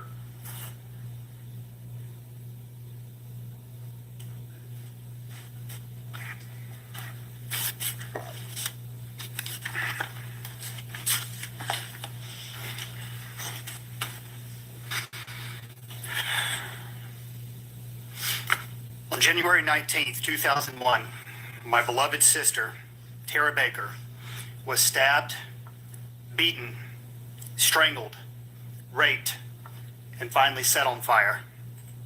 That horrific act was not where the tragedy ended. That is where it began. Tara was an extraordinary human being. Beautiful, compassionate, driven, and hilariously funny. She was the best of us. I have never known anyone with a purer heart. Tara and I were more than siblings. We were best friends. From the day I was born until the day Edric Fost ripped her from us, we were inseparable. She cheered me on at every step. My decision to join the Air Force, my dreams of flying, it was her dream for me to become a pilot. I remember how she beamed with pride after I joined the Air Force. I remember coming home on leave and her giving me the biggest hug. We talked so much about my training and what things were like. I also remember the moment she saw my dog tags and truly understood what they meant. She grew quiet. She cried. It was the first time she ever considered that my life could be cut short.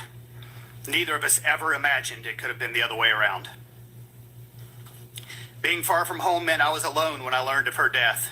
My father was desperately trying to contact a military chaplain to sit with me when the news came, but I called him first.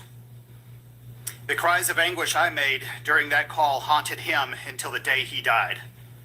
I still have nightmares in which our roles are reversed and I am the one making that call, hearing the pain, unable to hug my son or comfort him.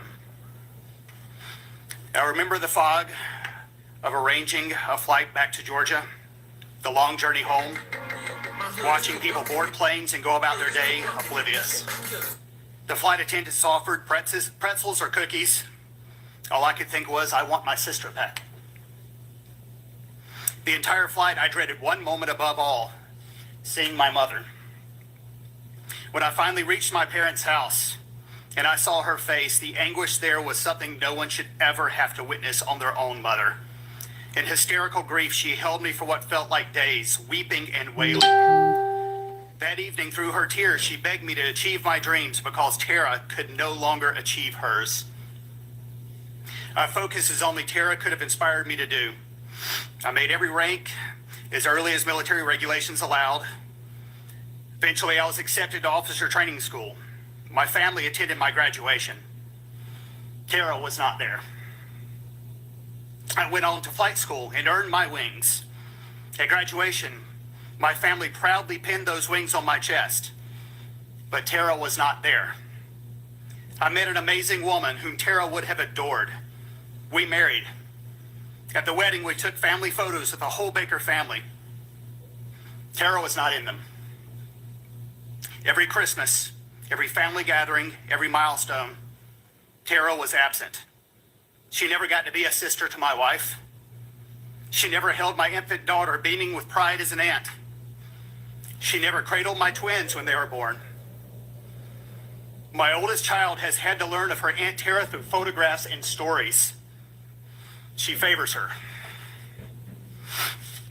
I mourn not only Tara, but everything that was stolen from us. Tara would have turned 49 last month. I have no doubt she would have pursued her dreams. And again, nigga, life plus 40, bro. She would have married and had children.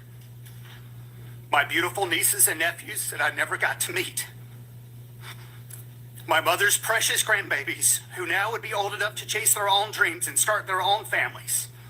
An entire branch of our family tree was severed irreparably on that one day to satisfy one man's depravity. The last 25 years should have been full of life, laughter, and generations. But the pain doesn't end here today. Despite this verdict, the pain will continue. This summer, I will retire from the career that Tara inspired me to pursue. My family will fly out. We will celebrate. There will be pictures. Tara won't be in them. She won't be there. Tara's children won't be there. Tara's grandchildren won't be there. In fact, our dad, who died at the age of 59, due to the stress and grief of losing a child, will not be there. And he is but one of a list of family members who I am certain would still be alive today had it not been for the stress, grief, depression, and utter devastation caused 25 years ago. For many years, I wrestled with God over what happened. That struggle eventually and ultimately led me to a place of forgiveness. Long before I ever heard the name Edric Fost, I chose to forgive him. Today, sitting in this courtroom face to face, I can honestly say, I have forgiven you. I harbor no hate in my heart. I've given that all to God. Yeah, I don't even know if the nigga did this shit or not. You will stand before him one day. I pray that before then, you will confess, you will repent, and you will seek for the forgiveness of Christ. He will grant it.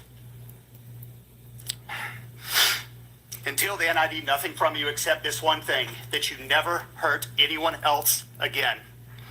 Your Honor, I leave that responsibility to the judicial system. That lawyer man is shit. Please ensure that Mr. Fost never has the opportunity to harm another person. I ain't never seen a lawyer this mad before. He know his client got railroaded. Like, look, this nigga, the lawyer is stone faced. He know his client got railroaded, man. Thank you, Your Honor. Thank you. Mr. Cruz, anything from the defense? In regards to this witness, no, ma'am. All right. You might call your next witness, Mr. Yelman-Chili. Meredith Schroeder, Your Honor. Who?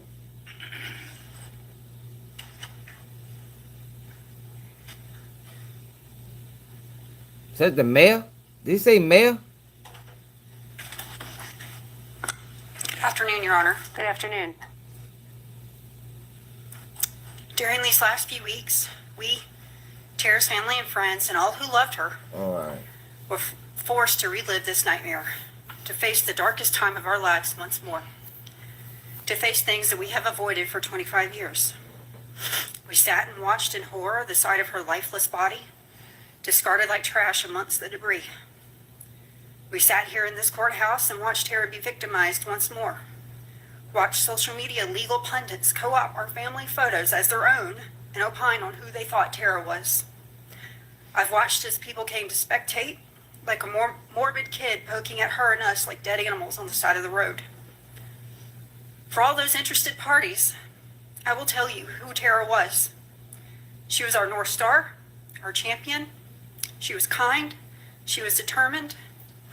She wasn't perfect, but she was close to it. She spent her short life lifting people up and wanted to dedicate her life to making people happy. Happy Law was her dream, and she had carved out her path to achieve it. And no one hated her. On January 19th, 2001, Tara woke and began her day like any other.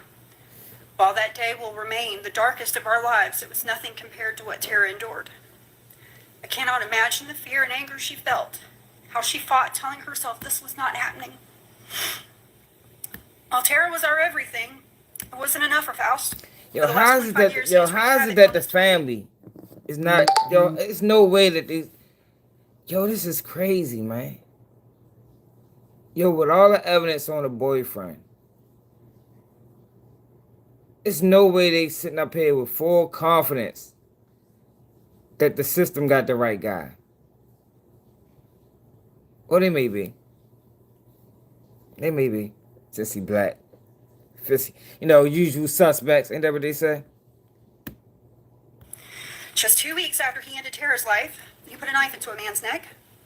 He shattered another man's jaw over a parking space outside the 40 Watt.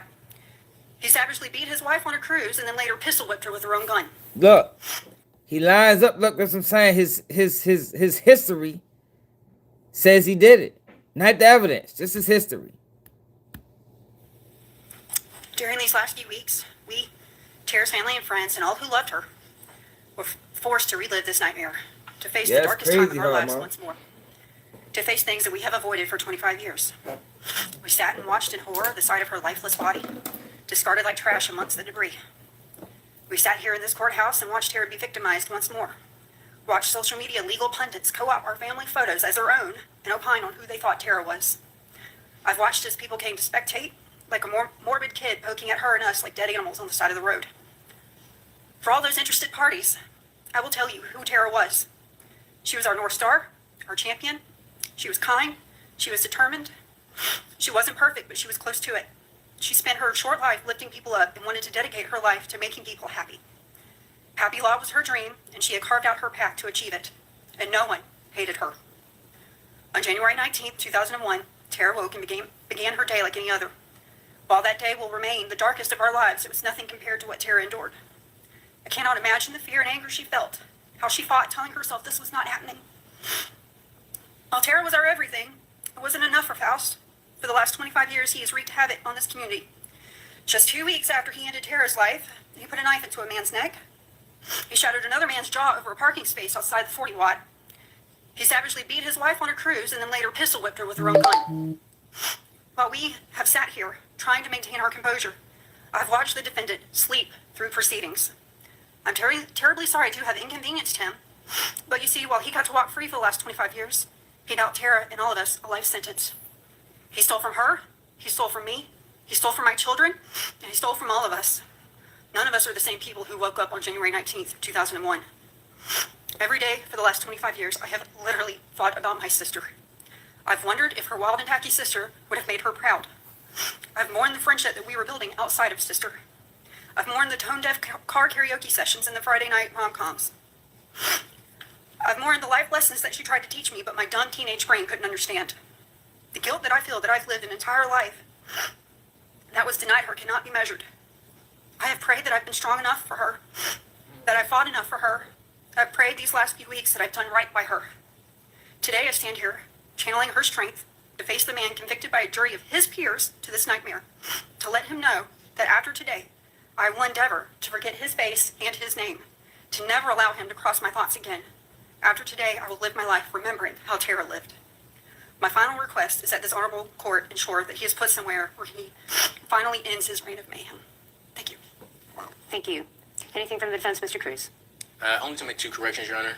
In regards to pistol whipping his wife, that is nothing that occurred or was evidence in this case. I'll let you say that when it's your turn, but in terms of any questions you have for the witness. Absolutely. All right. Yo, God, yo, you see, yo, do y'all see how she is treating this man, man? God damn, yo. This case is gonna get overturned, hopefully. This case deserves to be overturned. For real. You may call your next witness. Kevin Baker.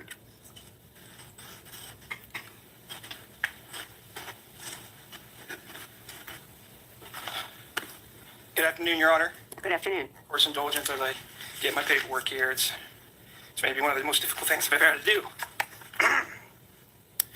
Your Honor, my name is Kevin Baker. I'm Tara's youngest brother, who she affectionately called her baby darling. There's a 12-year age gap between the two of us, so I wouldn't see her as much as a big sister as I would see her as a motherly figure. Over the past several days, I have sat in this room and listened to people argue over semantics while thinking that my Tara, beloved sister, cuddle buddy, and protector is gone. We're arguing over a Super Bowl and a World Series. Well, I can't tell you who won that game, but I can tell you every detail that happened that day. My earliest memories of Tara and I were singing Beatles songs and Elvis songs and having a dance party in the living room. We watched old movies like Wizard of Oz and the Braves game on TV as we would cheer on her boys to victory. I even told her as a young boy I was going to play baseball and I was going to be just like Chipper Jones, who she adored so much. She would sit there as I would tell her that. She would smile and say, you could do whatever you wanted to do as long as you put enough effort into it. To help me sleep, she would tell me Bible stories and hold me close when I was scared of the dark or when things would go bump in the night. Everywhere Tara lived, she invited me to stay at her house.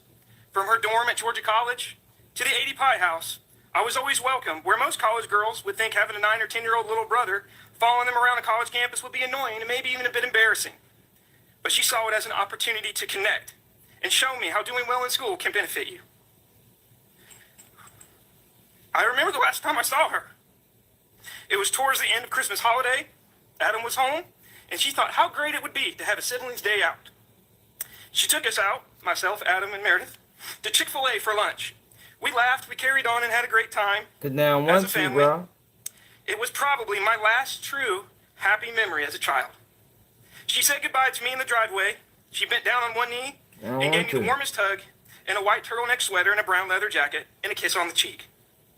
She told me to do my best in school as a new school year would be starting. In a few weeks, she would be back to visit with just me. She planned to come home and visit with me and go to my baseball game.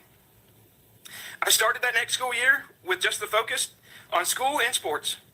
Then came Friday, January 19th, 2001. I was taken out of school, oblivious to what was happening at the time. My parents were in a panic and dropped me off at my grandparents, who would soon drive me up to Athens. But before we made our way to Athens, I asked my grandparents if it would be okay to get something to give to Tara as a gift. My grandparents already knowing what was happening in the situation, couldn't bear to be the ones to give me the news. So they took me to a Hobby Lobby. I got a dolphin figurine and I made it for her, not knowing that she would never receive it. I arrived at a Holiday Inn right down the road from here. As a child of only 11, I was given the news by my late father. Only 11, that there was a fire dang. at Tara's house. My immediate response was, is she in the hospital? Tell me she's okay.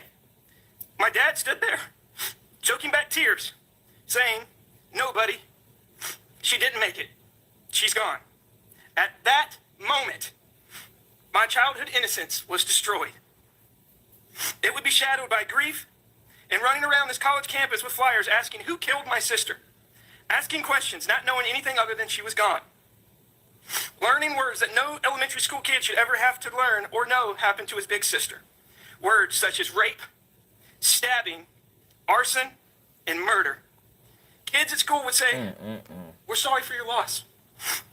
I was only thinking to myself, I didn't lose her. She was stolen from me. Where most kids would come home to a warm house full of happiness, I came home to a house, despite my parents' best efforts to create the best environment possible. It felt more like a mausoleum than a warm home. Unlike my siblings, I went through the majority of my life, from childhood, teenage, and adult phases, without Tara. Unable to ask her, am I doing okay? Is this what I should be doing in school or in life? Would you be proud of the man your baby brother has become? I strived to be just like her throughout my childhood. When I received awards, graduated high school, and graduated college. It's messed up. It's sad whenever you see a family go through this, yo, but I don't think they got the right person, no Flavors. I don't think they got the right person. I don't. I think they intentionally locked up the wrong person. They have no witnesses of him being in the area. No witnesses of him leaving the house. No evidence of him breaking in the house. No evidence that he even knew this girl. No evidence. But you got the ex-boyfriend who got all the evidence. Like his hands was bruised, scratched all up like he had his hands in a motherfucking a garbage disposal. that was his girlfriend. He abruptly moved with his mother a week before the murder. And he wasn't even really thoroughly investigated. Then 23 years later, they lock up a black man that ain't got no connection to this girl and charge him with murder. Ask him where was he 23 years ago? Like, who can answer that question honestly? I can hardly tell you sometimes where I was at 23 hours ago. You talking about 23 years? This case is fucked up, man. And it's sad for the family, too. You know? Because I don't think these kids, I think they know deep down in their heart, they know that this might not be the right guy.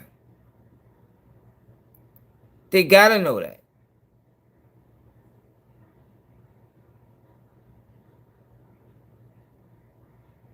It's just sad, man. Tara was not there.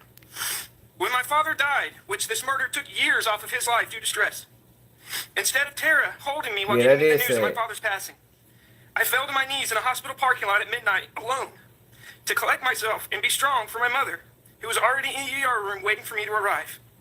See, but this is what the system does, right? So, if this, the system sometimes set these families up for heartbreak. And potentially, that's what's going to happen with this. Appreciate it. They setting the family up for a heartbreak down the line. Like, he's giving this heartfelt speech, putting this all into it, probably spent all night writing it, with his tears and everything. Only for 10, 15 years later down the line, the case get overturned. And now it's back to fucking square one. This is horrible, man. And married, and instead of a family being in the front row, I had 2 empty chairs with 2 white roses for both my father and Tara, who would have been there if the situations had been different. As this trial goes on, I have read and seen the absolute best and the absolute worst of people in both this courtroom and outside who seek to turn a sensitive matter into a circus of calamity and pandemonium for their own entertainment, for likes on their social media pages, all the while seeing how this trial has opened up old wounds and exposed horrible memories. I've heard how this man is sitting here fighting for his life. Well, it makes me think about something, about that morning. Did Tara have a chance to fight for her life? Who was there at the moment when she needed... If you look at the ex-boyfriend fingers, hands, she definitely fought for her life. Yo, they blurred the photos out, man. That was crazy that Law and Crime did this. Or whoever. We was watching. Was it Law and Crime the other day we was watching it? Yo, they blurred out the photo to show the man hands, man. They blurred out the photo of the wall he supposed to allegedly hit. That lets you know that this is way bigger than what we think. There was absolutely no reason, absolutely, positively, no reason to blur out the wall that he posed a punched when he found out the girl was killed. I can't think of a reason. I can't think of a reason to blur out his hands, showing that he had not defensive wounds, but offensive wounds. Oh, 11 Alive showed it. Law and Crime Network probably got more views. I don't know, dude, but Did someone the most?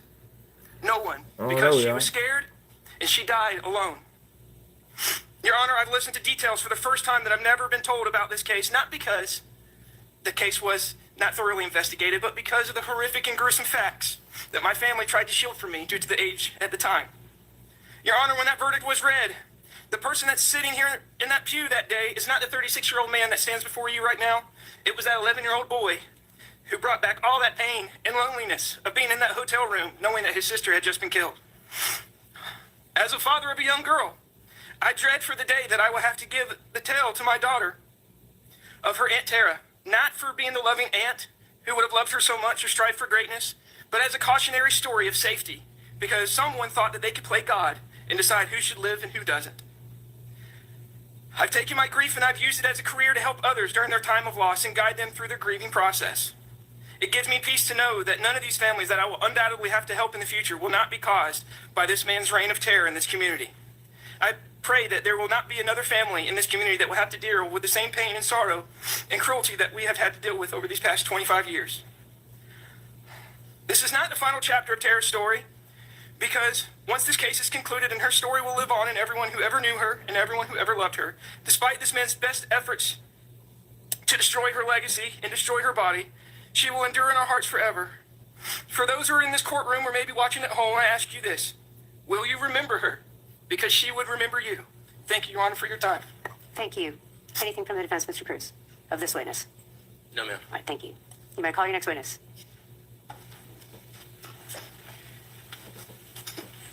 Your Honor, we don't have any other witnesses. We're ready to make our recommendation at this time. You may proceed.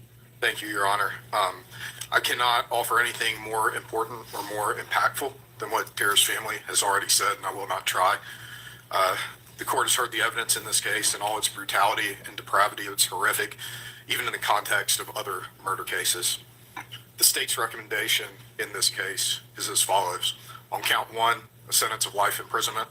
On counts 2 through 5, vacated. Count 7 would be 30 years confinement concurrent with count 1. Wow. Count 8 would be life consecutive to count 1. Count 9 would merge with count 1. Count 10 would be 30 years consecutive to counts 1 and 7 while being concurrent with count 8. Count 6 would be 20 years consecutive to counts 8 and 10. Count 11 would be 20 years consecutive to count 6. And count 12 would be... Hey, yo, DNA. That's it, bro. DNA, yo. They linked them to the crime juice by DNA that didn't exist 23 years prior. There wasn't no DNA in 2001. In 2024, they found DNA. And that's it. That's it, y'all. They don't have that is the whole case. They don't got history of him knowing this girl. They don't got history of him having an argument with this girl. They ain't got history of none of that. DNA, yo, this is one of them situations. This is one of them situations where he got convicted off his past. He got convicted and got arrested based off his past criminal history. That's what happened. He got a burglary on his record. He got an assault on his record. He got a armed robbery on his record. And I think, honestly, what they did was they went back, found out that he lived in that area during that time, planted evidence, planted his DNA, because you know when you go to jail, they get your DNA. For people that don't know, when you go to jail, especially on something like a robbery or like a case of violence, they take DNA swabs. They take fingerprints. They take all of that. I think they fucking took his DNA and placed it on her or on the scene somehow. I think that's what they did. Yeah, that's what they're doing. Lipstick. They're using his past against him. 5 years consecutive to count 11. The total sentence would be 2 consecutive. And they found the boyfriend DNA inside her, in an anus, if I ain't mistaken. They found the boyfriend DNA in her anus 2 days after the murder. The boyfriend hands, the ex-boyfriend hands looked like he got dragged by a car on his hands. And he didn't get charged. Yo, you're not gonna punch a wall. For one, drywall, you can punch straight through it. You won't even break a knuckle. This man's hands, y'all, was knuckles red. Like it's like Looked like he was fighting a tiger. You're not going to do that by punching a drywall or sheetrock. And you're not going to punch drywall or sheetrock until your hands get like that. That shit going to hurt. You're going to stop. So this story that he punched the wall, yo, that just doesn't make sense. Logically, doesn't make sense. Y'all punched the wall before, yo, right here. What hand is it? Right here, my knuckle. Right here. When I was locked up, I had a bail hearing, and my fucking lawyer had talked to the dude that was telling on us. It was a conflict of interest. I had to get the bail, not a bail hearing. I had a bail hearing. I had to get the bail hearing postponed. I banged the bars on the cell. Boom! Bust my shit. I was mad as a motherfucker. I couldn't control it. But my whole hand wasn't scarred. Like both his hands, left and right, was completely scarred. Nah, bro. That sounds like somebody fighting for their life that was scratching you, man. But he don't get arrested. He get questioned. Provide an alibi that we don't even necessarily know if it's true or not, because he was living in the basement of his mother's house, which had a door. And we know parents are alive for you. You know, some of them. But he was living in his parents' house that had a door where he can go in and out as he please. It's not a stretch of the imagination to think that he went in and out without his parents ever going downstairs. And they were saying, well, he was in the house the whole time. That's not impossible. You know, that's not unbelievable. It's not even a stretch for that to be the case. But they locked up the man that nobody knew. Nobody seen him in the area. He said, I seen a black man with a yellow shirt. Nobody identified this man.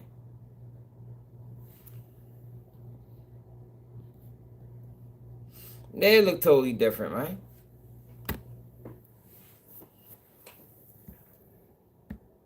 Sentences plus 45 years of confinement with 60 years of non-parolable concurrent confinement with those two life sentences. That's the state's recommendation, Your Honor. Let's see if we can find some more of his Very testimony. quickly. So I'm actually going to ask you to go through it slowly so I take down what you say, and I will do the same, of course, for Mr. Cruz. If you'll do it a little bit slower for the court, I want to make sure I know what you are asking for, and then I'll do the same for Mr. Cruz. Yes, Judge. Start with count one. I will, and just for an overall, again, in total, we're getting to 2 consecutive life sentences plus 45 years of confinement with 60 years of non-parolable confinement concurrent with those 2 life sentences. And the way that we structured that was in count 1, life. Counts 2 through 5, vacated. Count 7, 30 years concurrent with count 1. Count 8 is life consecutive to count 1. Count 9, the aggravated assault, merges with count 1. Count 10 would be 30 years consecutive to counts 1 and 7 and concurrent with count 8. Count 6 would be 20 years consecutive to counts 8 and 10. Count 11 would be 20 years consecutive to count 6. And count 12 would be 5 years consecutive to count 11. Thank you. Thank you. Anything else from the state? No, Your Honor. All right, thank you. Mr. Cruz. Would you like us to start with mitigation before we get into sentencing? Yes, certainly you can. If you are presenting witnesses, this would be the time to do so. All right, thank you. Thank you. I had a lot of inquiries. They weren't going to allow him to win this case.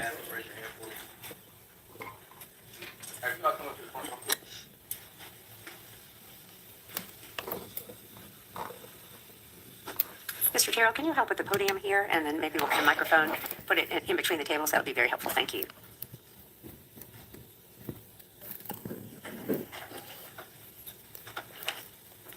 That's family.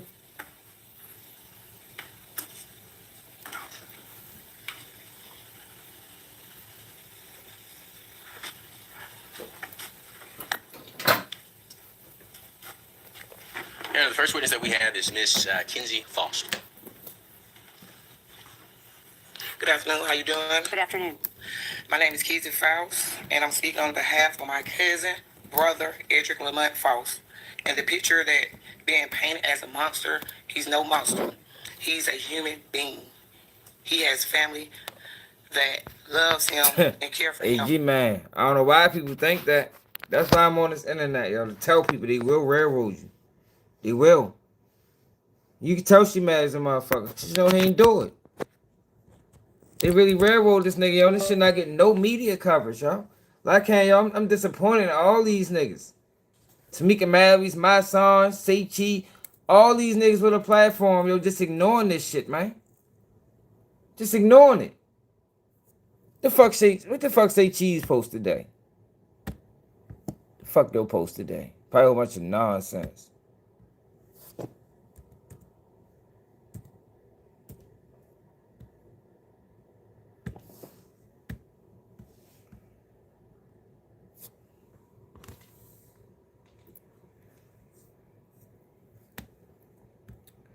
Finished the collab. Some shit about Mars. Lucci brought out Hustle Man Keys. The shit from Baltimore. Duval responds to Lil Poppa. Mark Zuckerberg. Instagram was not designed to make you addicted. Like, oh, come on, bro. You got 2.8 million followers, my nigga. Be responsible, bro. White chicks. Come on, yo, Ray J. You know, he ain't saying nothing positive. Come on, my nigga. You post this, though. Man sentenced to 37 years in prison for manslaughter and deadly crash caused by his 15-year-old son. Prosecutors argue that he is responsible because he allowed his unlicensed son to drive unsupervised. Now, this is crazy. Yo, but yo, post the other dude shit too, bro.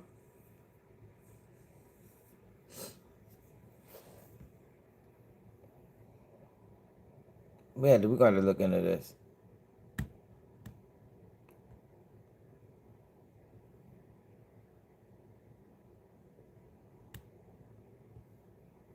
What the fuck?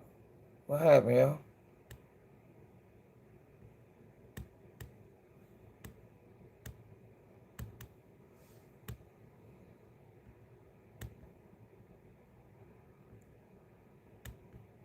I'm just saying, this should not be able to happen, and it don't get no coverage. 23,000 people watch this. With all this, I want justice to be served, and justice to be served the correct and right way. And all has been said and presented throughout the court system. I've been here day one, ever since Mr. Fost got arrested back in 2023, whenever it was. Like I say to this day, I want the Baker family to get justice. And I feel that justice was not served. And I feel that they're painting a picture of Mr. Fost like he's a monster. He's no monster.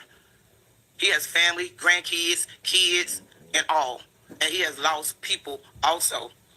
My father, which is his uncle, which helped raise him. And I know my father raised me, and my father did not raise no animal, nor monster. And I ask you, Lisa, today, as you get ready to sentence Mr. Fost,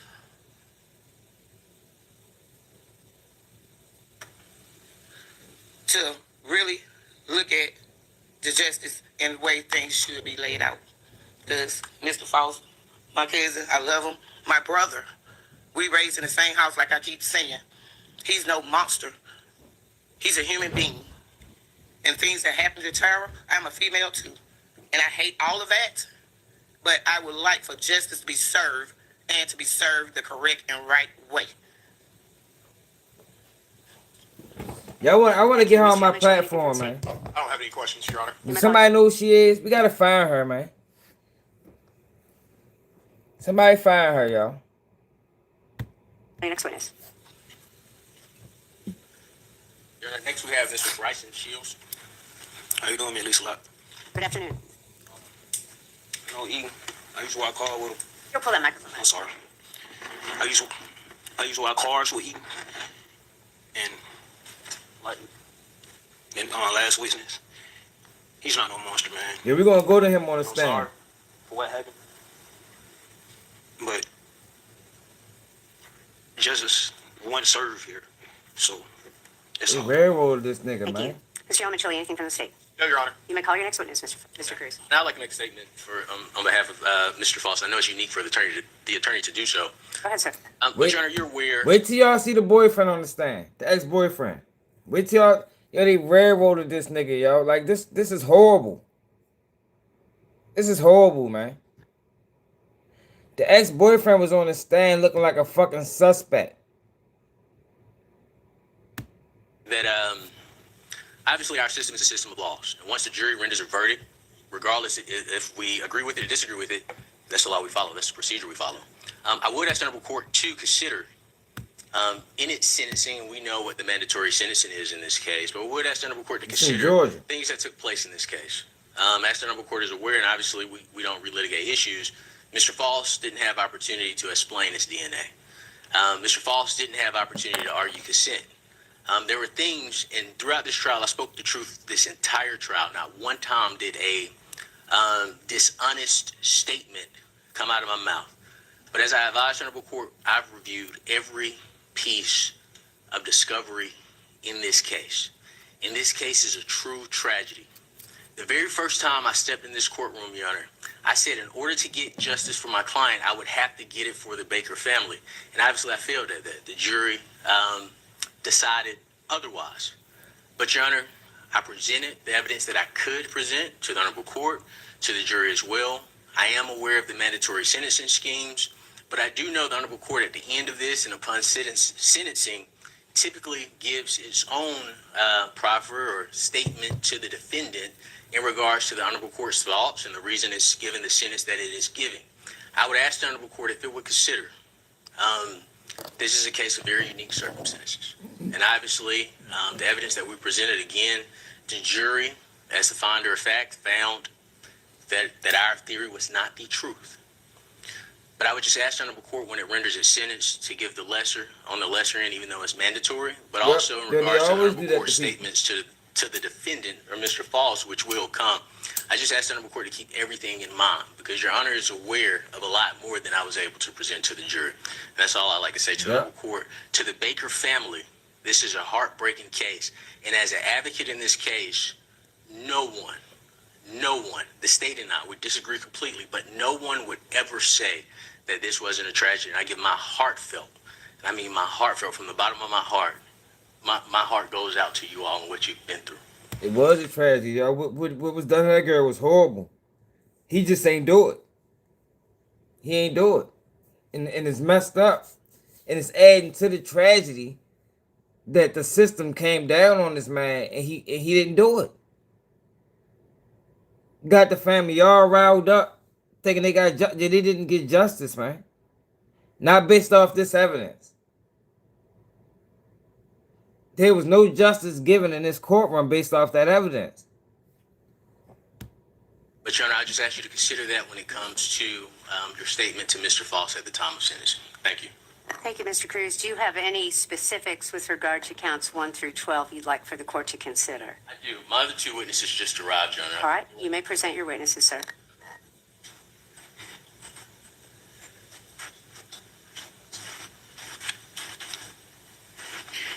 Hey, my name's Katrina Fost. Good afternoon. Edric Fost is a monster. He's a very lovely, funny, and hard-working person. Edric will always be my cousin, my brother. All right, for people that just came in, we just got a whole bunch of new people in. All right, let me explain to y'all what happened. You might gotta go to the last live to get like fully caught up. But on the last live, my man Trell put me on with this case. This guy named is Edric Fost. The case is out of Athens, Georgia. And basically what happened was, I think a University of Georgia student was murdered in a house, like gruesomely. You know, gruesomely murdered, sodomized tragic situation. Now, this case happened in 2001. In 2001, they had no DNA evidence tying anybody to the crime. So, in Georgia in 2023, they signed a bill under this lady's name. I think her name is something Baker or Barker or something like that. They signed a bill under her name, dedicated it to her. The next year, brand new DNA evidence appears. This guy, black man, mind this is a white woman, black man, Edric Fost, prime suspect. So in the live we did the other day, we showed the interrogation where for a whole hour they talked to this man. He's very forthcoming. He's open. He's open dialogue. He's not showing any signs of anybody that's convicted of a crime or a suspect of a crime. So as they're talking to this man, the detective tells him like, yeah, we got you on a range of charges. This is how she said it, y'all. My bad, y'all. We got you on a range of charges stemming from arson to murder. Yo said, murder? Me? This is how he said it. Me? She like, yeah. Yeah, you. Like murder? I ain't kill nobody. Like, what are you talking about? So, y'all just gotta watch it, y'all. So basically, he is charged and arrested and ultimately convicted based off of DNA evidence that didn't exist 23 years ago. Now, you got her boyfriend at the time who mysteriously moves with his mother a week before the killing, got wounds all over his hands. But Edric Fost, all he did was live in the neighborhood. They didn't even know he lived in the neighborhood at the time of the murder. They don't got no witnesses account of him with this girl. They don't got no proof that he knew this girl. They don't have any of that. But somehow they found him guilty. Oh, and the ex-boyfriend, DNA was found in her anus. This is what they said in court. He told the police that 2 days after the murder, when he found out his girlfriend was murdered, he started punching a wall and he fucked his hands up. Yo, anybody ever punched the wall before? No good and goddamn well. That ain't gonna do that to your hands. If you see the man's hands, y'all, was bleeding. Knuckle, this knuckle up here, like all the way up here. Like that's not a punch of a wall. But he had an alibi checked out because his family covered for him. He's with us the whole night.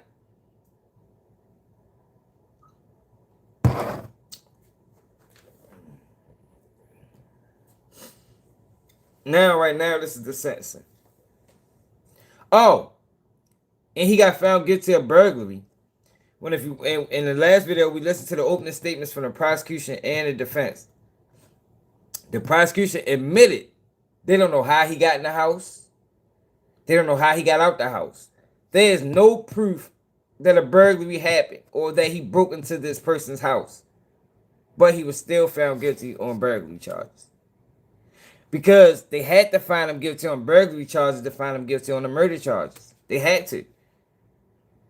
If they didn't find him guilty on burglary, then there's no way he committed the murder because the burglary is connected to the murder. You understand what I'm saying?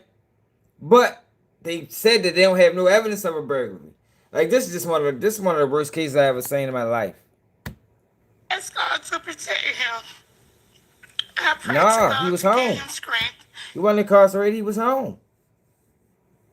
They just brought him in and questioned him and told him he was getting charged with murder after like an hour of pillow talking.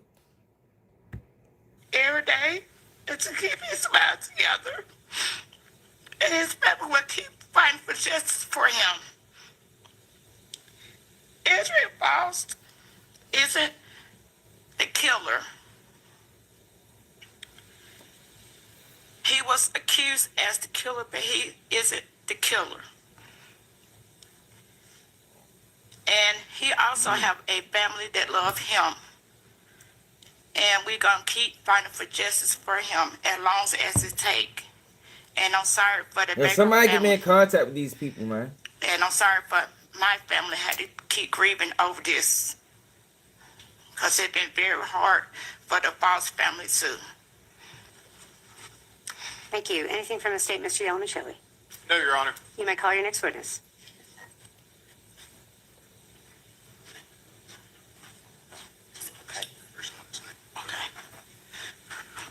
My name is Shonda Smith. Oh, yeah. And I would like to speak in reference to my cousin. I'm his first cousin, Edric Fost. And I would like to say, Your Honor, my name is Shonda Smith. I stand before you today on behalf of my cousin, Edric Fost. This is an incredible, difficult moment for our family. We are watching someone we love face sentences while firmly believing in our hearts that he is an innocent man and he has been wrongly convicted. Edric is more than what has been presented in this courtroom. He is a son, a father, a cousin, a brother, a man of faith who has always been a source of support in our family. This man, he knows he's kind, he's compassionate, and he's deeply valued by those who truly know him.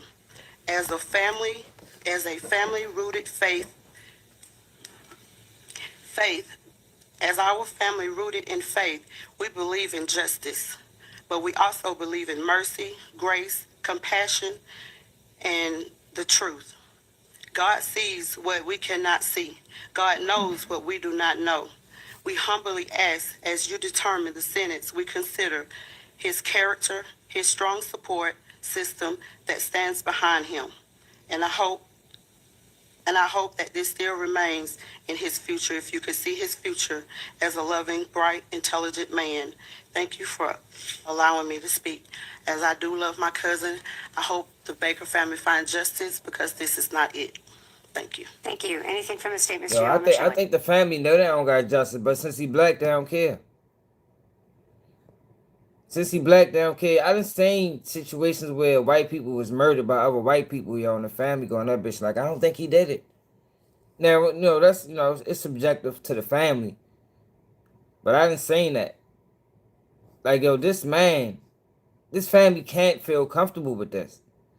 Even with their victim, there's no way they feel comfortable with this conviction. It's no way. It's no way, yo, unless they're just delusional. No, Your Honor. Mr. Cruz, any other witnesses? No, ma'am. Just discussion regarding sin. All right. One more, Your Honor. Go ahead, sir. Good afternoon. My name is Tijuana DeBose. Good afternoon. I stand here today heartbroken, not just for Edric, but for the Baker family. I have witnessed this for the last couple of years, and it's very heartbreaking. I'm sorry what has happened, but I just ask that you guys just look at my cousin as not being a murderer, because he's not. I understand that something did happen, but he wasn't the one that did it. I understand the Baker family would like to have peace and justice for what has happened to their daughter, but at the same time, you have the wrong guy. If I wasn't here myself, if someone told me what happened, I would say, this is not true. But I witnessed everything, and the things that I witnessed, I can say everything was wrong. Everything was done wrong here. I understand people had a job to do, and they want to protect themselves and their job and their family. But at the same time, it's two families that did not get justice. Edric Fost family did not get justice, and the Baker family still don't have justice. So I just ask that God continue to step in, to guide us and lead us and direct us to the right person that did do this. But as you guys do what you have to do, you have the wrong guy. And I stand here today and I firmly agree on what I say. I'm the first cousin of Edric Fost. We grew up together. I knew him. I'm 48 years old. We're just a couple of years difference. But I've been here and I know the things that Edric done. Our grandmother has been in our lives, and Edric is a good person, but I'm not going to say everything he has done in his life has been good, because everything I've done has not been good. But at the same time, I don't feel like you should get punished for something that you didn't do. So I just ask you guys to just do what you have to do, but at the same time, know that God has the last word. I love you. Thank you. Anything, Mr. Yelman-Shilly from the state? Hey, Your Honor. Anything else, Mr. Cruz, in terms of witnesses? No, ma'am. All right, and anything else you'd like to tell the court with regard to counts 1 through 12, just as the state did? Go ahead. Yes, ma'am. Your Honor, I ask the Honorable Court to exercise its discretion. I understand in count 1, malice murder, the jury found Mr. Fost guilty of malice murder, and the Honorable Court, the only option the Honorable Court has is life with or life without parole. We ask the Honorable Court to, in regards to count 1, for the lesser sentence, which is life, the lesser sentence, which is life. Yo, what you mean he left DNA behind, yo? What you mean he left DNA behind? DNA evidence appeared out of nowhere 23 years later, man. That's it. Let's say he had sex with the girl.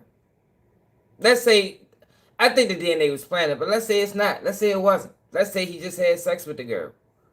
If that don't constitute murder, sodomy, burglary. It don't mean none of that.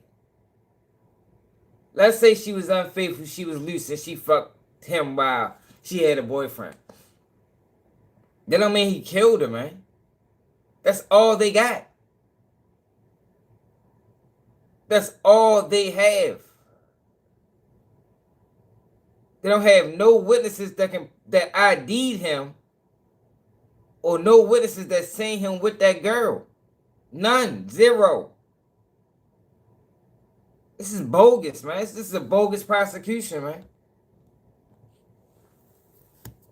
Well, in regards to count 1, counts 2 through 5, those vacate as a matter of law.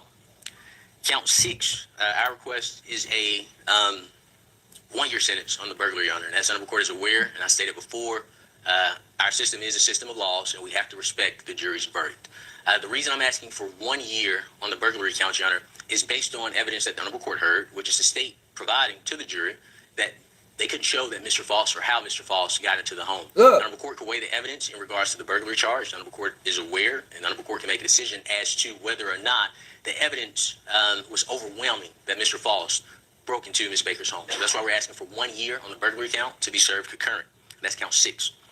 Count 7, in regards to aggravated sodomy, and that was the oral sodomy. Discretion is only from 25 years to life. If the Honorable Court issues a sentence of 25 years, I believe the statute requires that the remaining portion, if I'm not mistaken, is remainder of probation for life, if I'm not mistaken. So I'm asking the Honorable Court in regards to the aggravated sodomy oral for the lesser sentence, in regards to the court's discretion, which is 25 years, I would ask that that sentence is concurrent to count 1. And if I didn't state it with count 6, I'm also asking the 1 year is concurrent to count 1. In regards to count 8, Your Honor, I believe count 8 and count 10 merge based on the language of the indictment. The language of the indictment provides that the basis for the rape, and court's indulgence,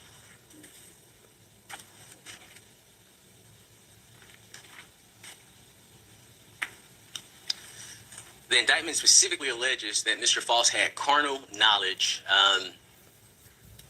of Ms. Baker. However, when it comes to aggravated sodomy, which is count 10, which is the anal charge, aggravated sodomy, carnal knowledge includes anal sex.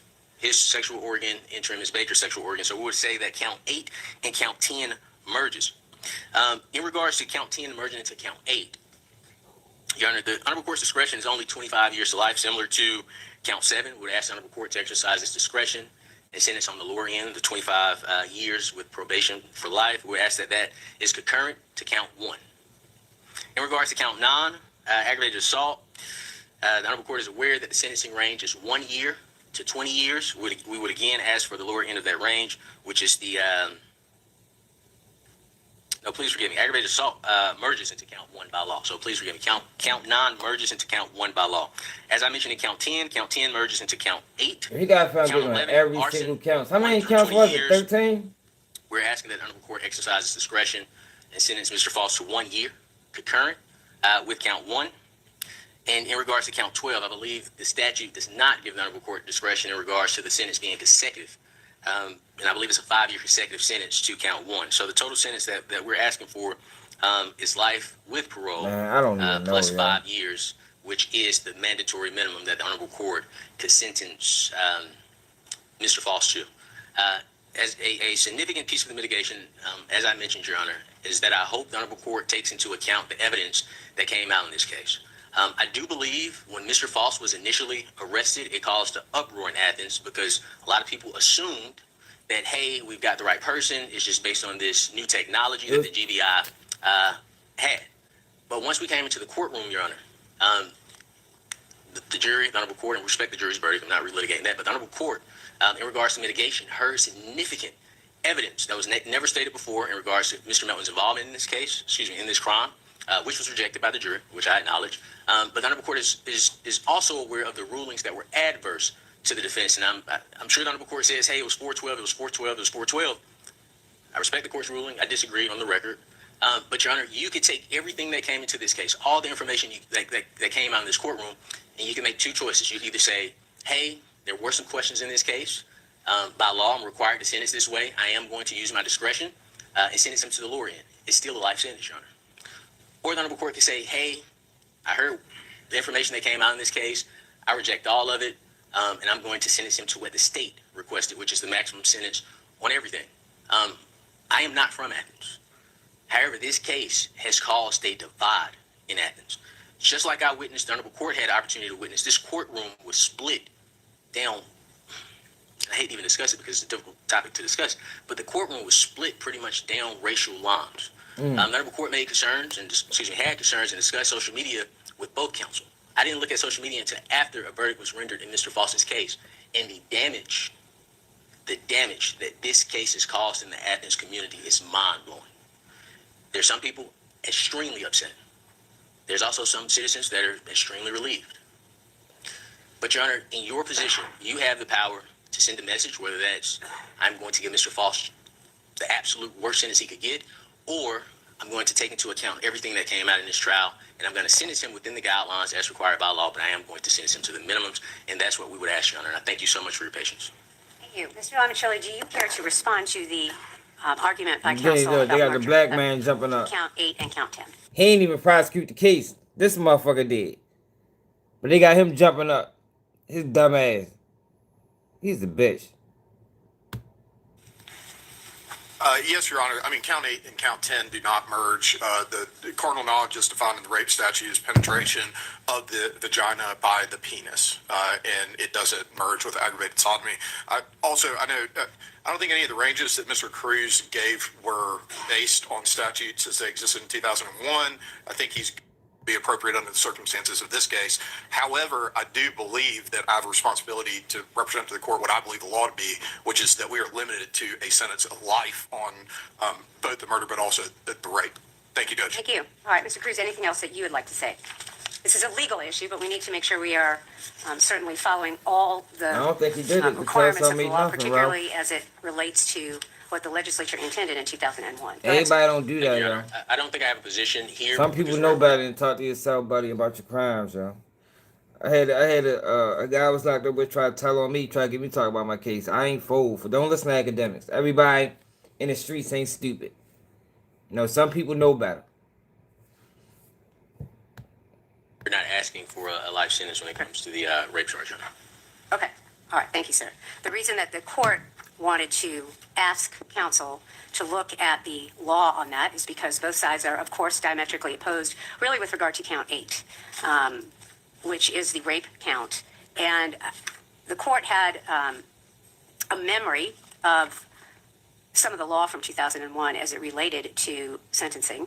1710 6.1 was a different statute in 2001, but the idea of 1710 6.1 was the same back then in 2001, and that particular charge, rape, falls under that statute as a serious violent felony. There are orders, particularly one out of the Superior Court of Clark County, that and which was not overturned, supports the notion that under the recidivism notice and statute, that a maximum sentence for a rape charge back in 2001 supports the possibility of life without the possibility of parole. The question then becomes, if that is correct, is whether the recidivism relates back to anything prior to 2001, or does it relate to something after 2001?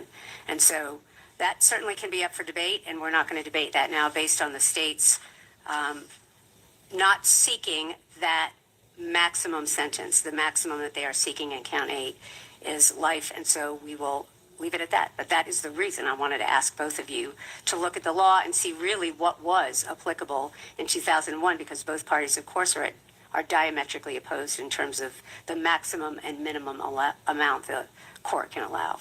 All right. With that being said, Mr. Yelman-Chili, anything else from you? Nothing further from the state, Your Honor. Thank you. Mr. Cruz, anything else, sir? No, ma'am, we'll just note for our record the recidivist notice objection that we made prior. I understand, Mr. Cruz, and I want to respond to that very quickly.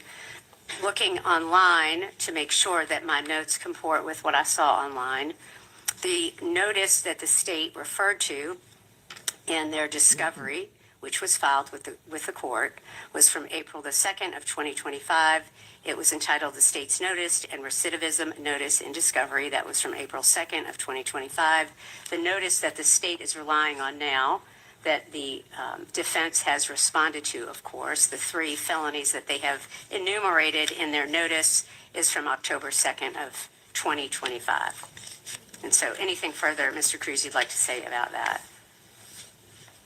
All right.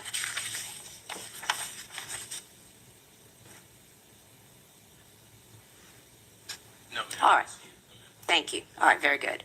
All right. Record clear. So from October 2nd, 2025 is aggravated assault, BGCSA, 2 counts of violation of Georgia Controlled Substance Act offenses. Looking at the recidivism statute, I'm just saying these are the offenses that we have notice of.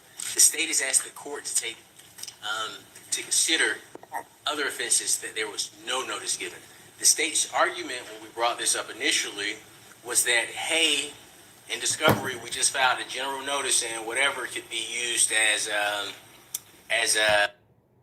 The notice that was filed on October 2nd of 2025, the state's argument about sentencing and the defense's argument of the rape charge is life. So the felony murder count. The law allows the state to provide notice in the manner in which it did. From April the 2nd of 2025, their general notice in their discovery that they filed with the court, and of course the actual notice that they provided the defense on October the 2nd. I will say, however, that the court is going to take into account in sentencing Mr. Faust the notice that was filed October 2nd that the defense has no objection to, and that is the one that I will certainly take into account in sentencing. With regard to this case and sentencing and taking into account the notice that was filed on October 2nd of 2025, the state's argument about sentencing and the defense's argument about sentencing. He got convicted based off his prior history. That's why he got arrested. He got arrested because of his prior history, man. That's it. That's all.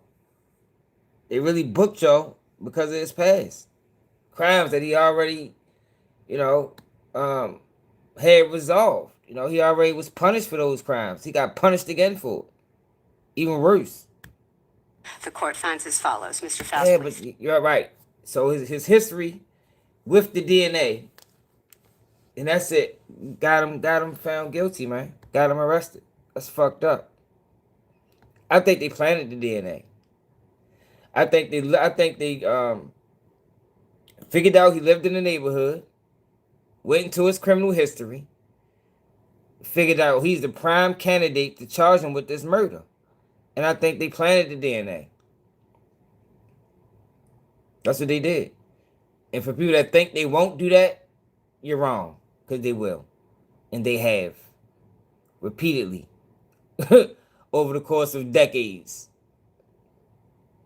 These people dirty, man.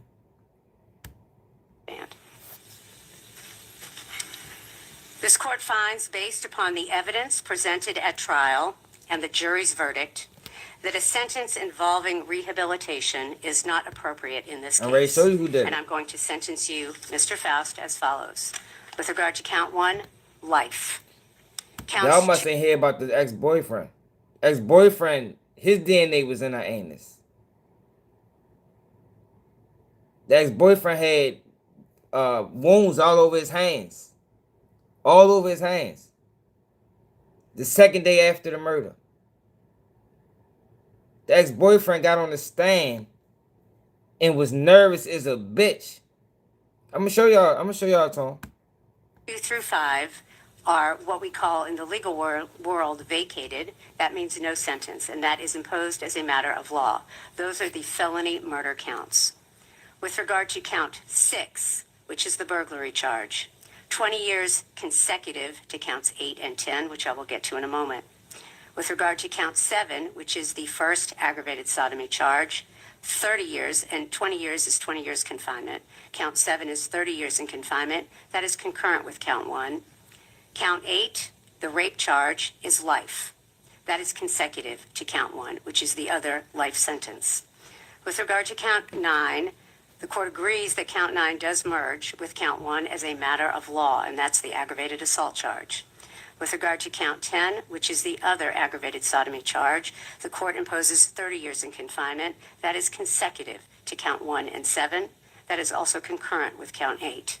Count 11, which is the arson and the first degree charge, the court imposes 20 years of confinement consecutive to count 6. And count 12, which is possession of a knife during the commission of a felony, the court imposes 5 years in confinement. That is consecutive to count 11. The order of the court are 2 consecutive life sentences to be imposed, plus an additional 45 years to be served in confinement. 45 years. That'll be the order of the court. You are in custody. Thank you. Court is adjourned. And everyone, please remain seated until the Sheriff's Department determines who can leave and when they can leave. Thank you very much for your cooperation. They get yo double life plus 45 years. Yo, look at this guy, yo. Look at this dude.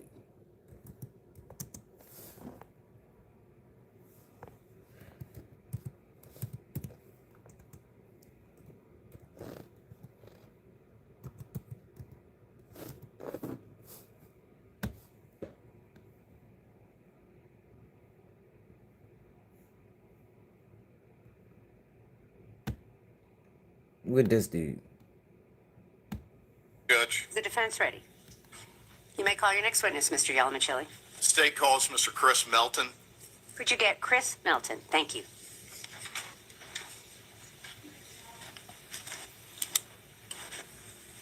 This who did it, y'all.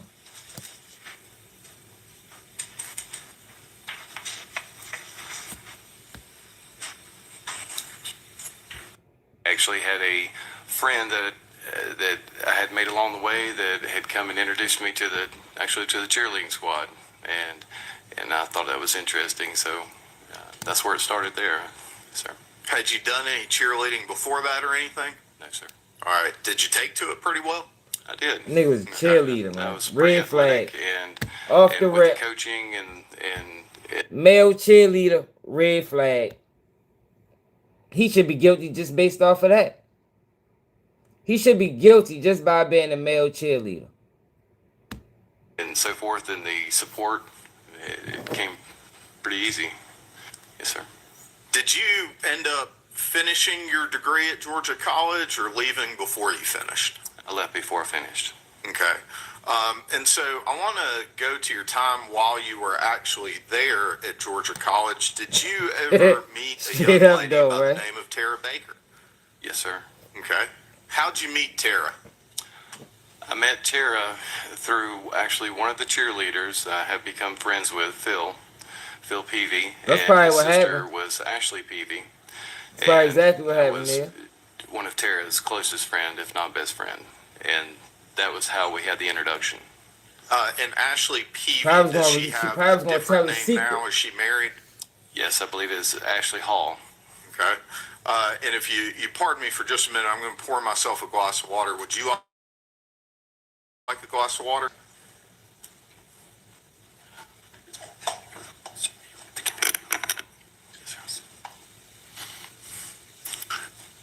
So Ashley Peavy, who is Ashley Hall, now introduced the two of y'all.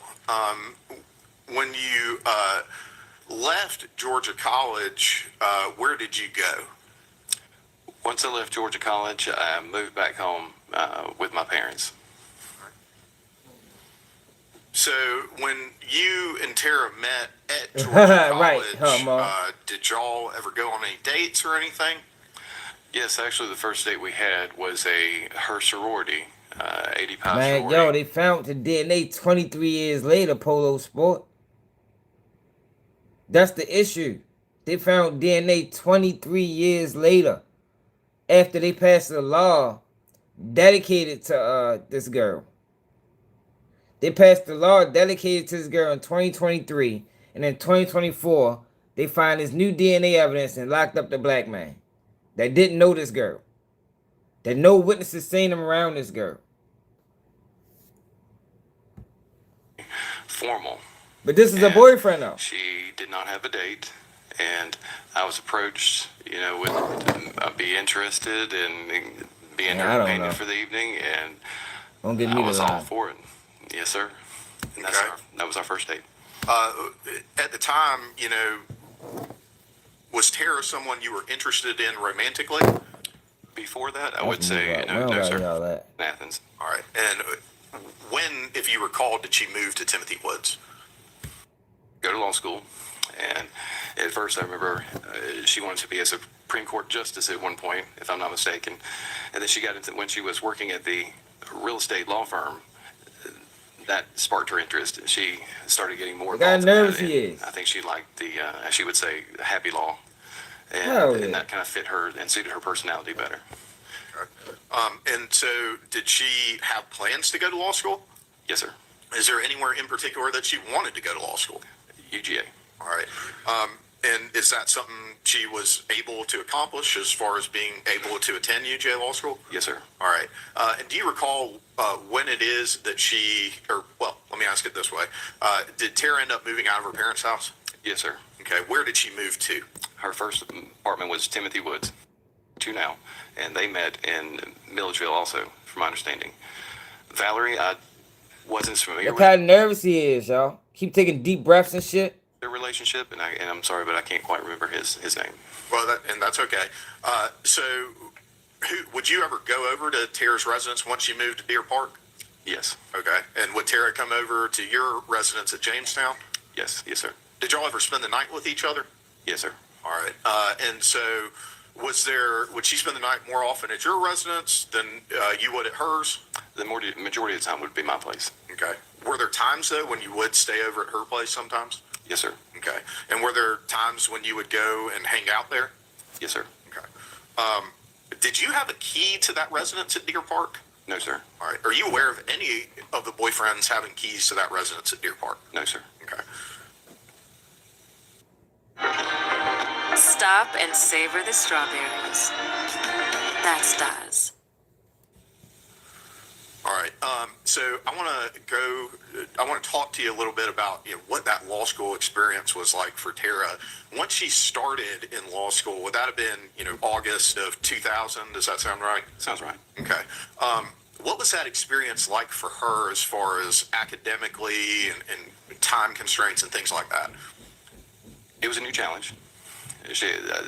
Her academics previously, I would say, came pretty easily to her. And then when she started law school, it was more consuming and definitely much more of a challenge. Okay. Is that something that kind of compressed y'all's free time? Yes. I can rephrase All right, the I'll question. sustain it, allow you to rephrase if you choose to. How did law school affect Tara's free time? It definitely consumed more of her free time. Okay. She had to spend more time there. And so at this point, you're in Athens. Where are most of your plumbing jobs happening then?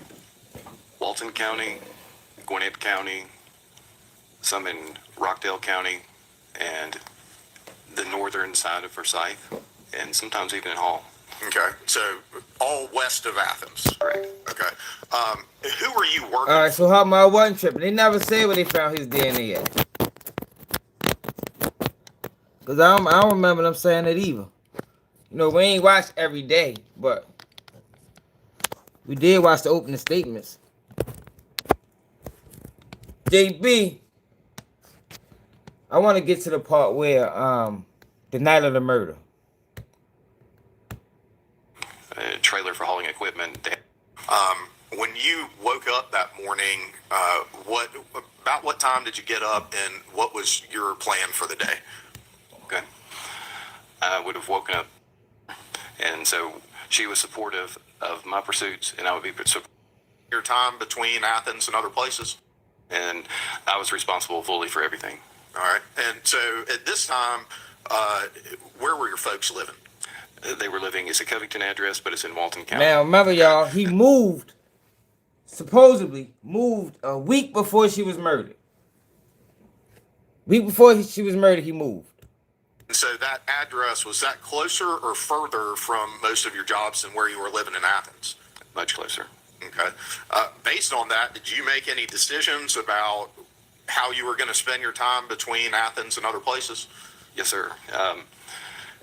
I had just started working for myself, maybe a week prior. Okay. And I'm going to stop you. Just a week prior to what? To Tara's death. Okay. Okay. I was within within a week I had started. Mind you, y'all, he didn't cry or none of that when she died. No tears. This is his girlfriend, y'all. He didn't cry when she died. Yeah, he did say that. So remember he said, I ain't seen her for 10 days, then said 6 days, but his DNA still there. That man lying, man. Making a decision was to stay at my parents' due to the cost and the additional why is he struggling to respond? He was doing great all the way up until he started getting close to the murder, to the time of the murder. Now he's starting to fumble, and he got to think a little longer when he that man did that, man. expense of the travel. I still wanted to keep my place in Athens. I had no intentions of moving from there, but I did like having my place something close to Tara. So when we did have free time, we did have a place to meet, go. I could have my own space. But during the work days, I would stay at my parents'. That way I had a truck, a trailer for hauling equipment. They had the space, and they were roughly in one direction, 50 plus miles closer to most of my jobs. Okay. And so at this point, we're talking about January, within a couple of weeks of Tara's murder. Do you still have your apartment at Jamestown? That's correct. Okay. How was the state of you and Tara's relationship, in those months leading up to her murder? Everything was wonderful. It was difficult for us not to see each other as much as we would have liked, but we were both in the understanding that she probably wanted away from his ass. Future paths for us to have a better future together, and so she was supportive of my pursuits, and I would be supportive of her pursuits. But right. Our relationship was strong. The shit was so bad, y'all. The state objected to his testimony. Like, I ain't never in my life seen that before. The state objected. They didn't object to a question that was being asked. They objected to him the way he answered it. Hold up. Objection. Like, what the fuck? Hold up. Hey, they don't normally do that, man. They was trying to protect this man on the stand. Treating him like a suspect. You mentioned in order for us to have a future together. Is that something that y'all talked about, a future together? Yes, sir. Okay. So I want to talk with you about some difficult things, obviously. I want to talk with you in particular about the morning of, let's start with Thursday, January 18th, going into Friday, January 19th. Okay? Did you talk, and I don't want you to tell me what people said to you, okay, but did you talk to Tara on Thursday, January 18th? Yes, sir. Okay. And what, if anything, was significant about that weekend that was coming up in a couple of days, sir? It was her birthday. Okay. And what was Tara's birthday? It was the 20th. Listen to him, That would y'all. have been the Saturday. His whole voice changed. Did y'all have any plans for the weekend based on the fact that it was her birthday? Yes, sir. She had, there was, I believe, law school students and even co-workers from the law firm, if I'm not mistaken. And we were going to go out and have a kind of a mixed mingle drink kind of social event in celebration of her birthday. All right. That light on y'all. Is that something Spare you were time for excited you. about? Absolutely. Okay. Do you know how Tara felt about it? Yes, sir. Okay. How did she feel about it? She was excited. All right. And then, I want to talk about January 19th of 2001. When you woke up that morning, about what time did you get up, and what was your plan for the day? Okay. I would have woken up somewhere between 6:30 to get ready. Josh McCurdy, who worked for me at the time, he would arrive at my house around 7:15, and then we would go from my house to Nash Plumbing. Nash Plumbing offered the ability to use my subcontracting abilities. Some companies would only work in-house. Listen to him, y'all. How he remember all of this, but when the defense get him, he don't remember nothing. Employees, but Nash Plumbing would allow us to work there. What the fuck his ass did? So around 7:15, we went to Nash Plumbing to load up for a task. Plumbing, they I would issue guess. me that task that morning. We had just previously completed one.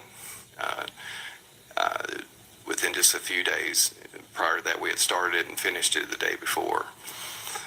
So at 7:30 to 7:45-ish, we arrived at Nash Plumbing to load up the materials for the next task.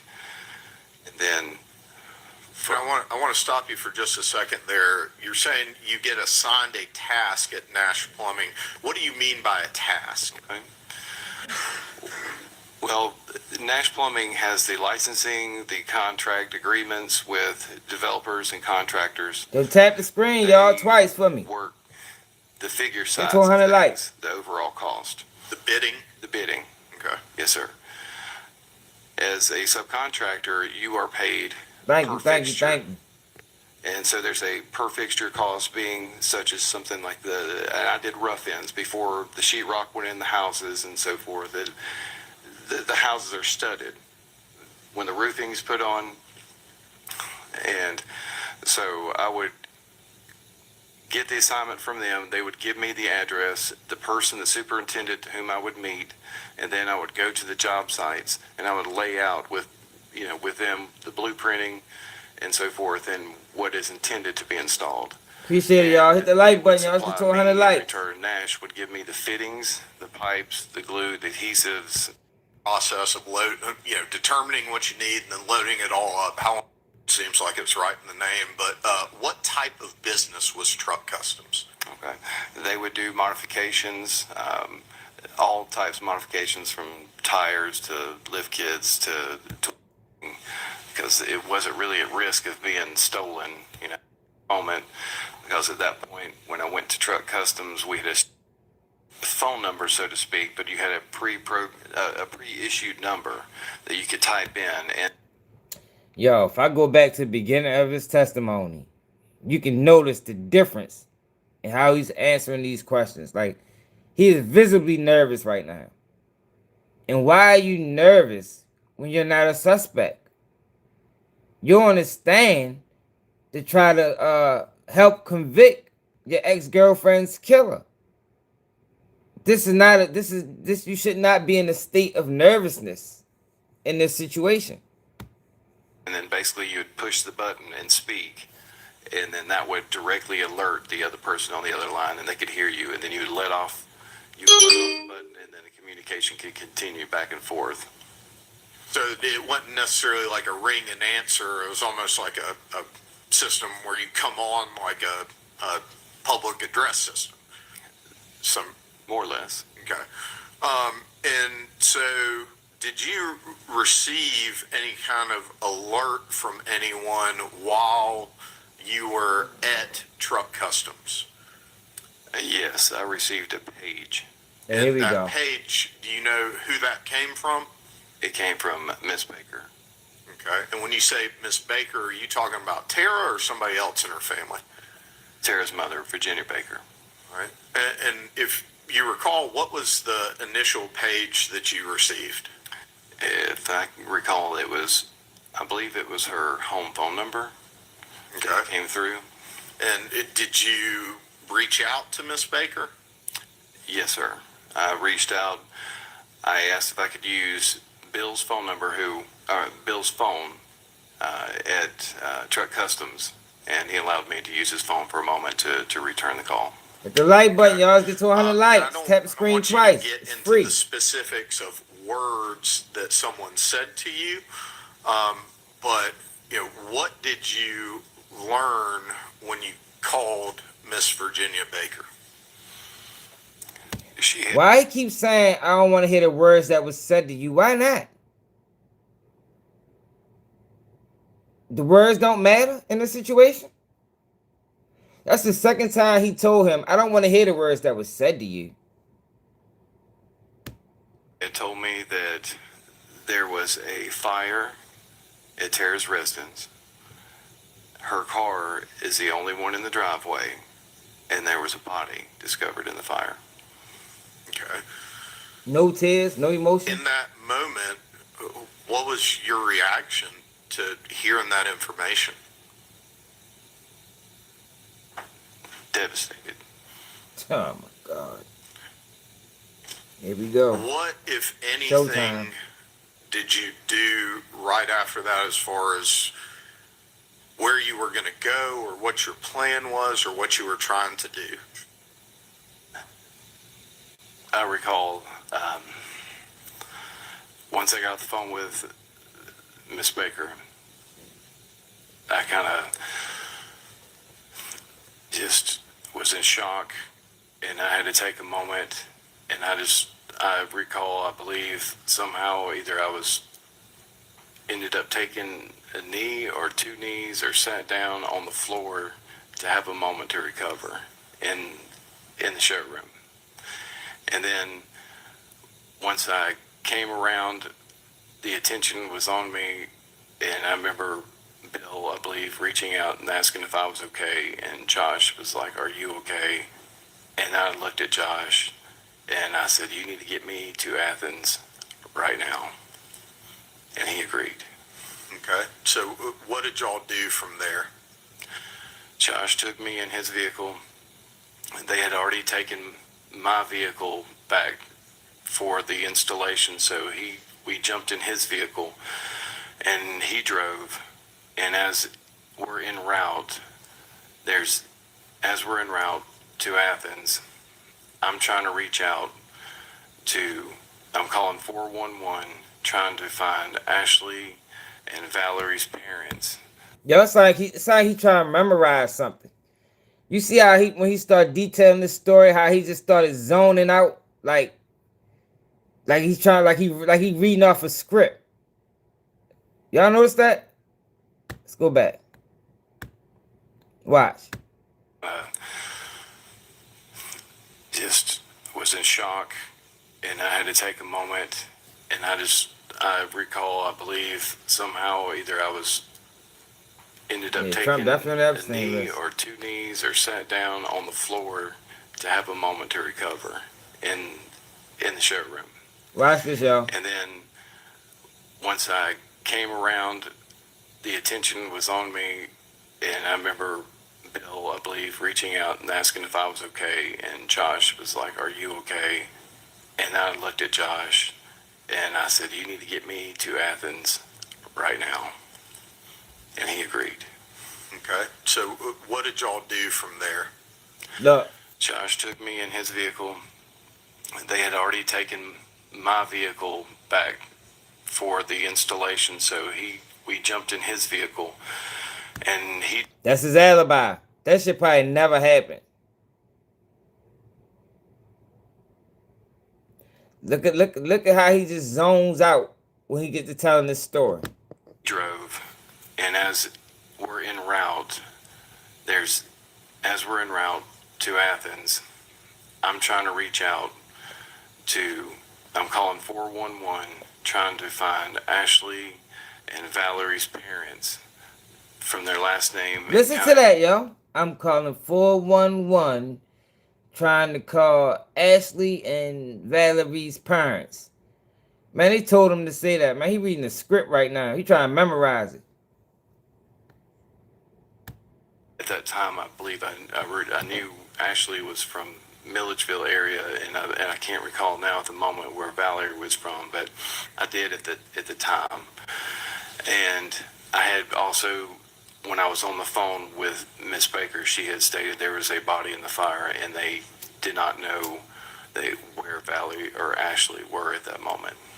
They had not made contact. Was that part of the reason that you were trying to get a hold of them or their families?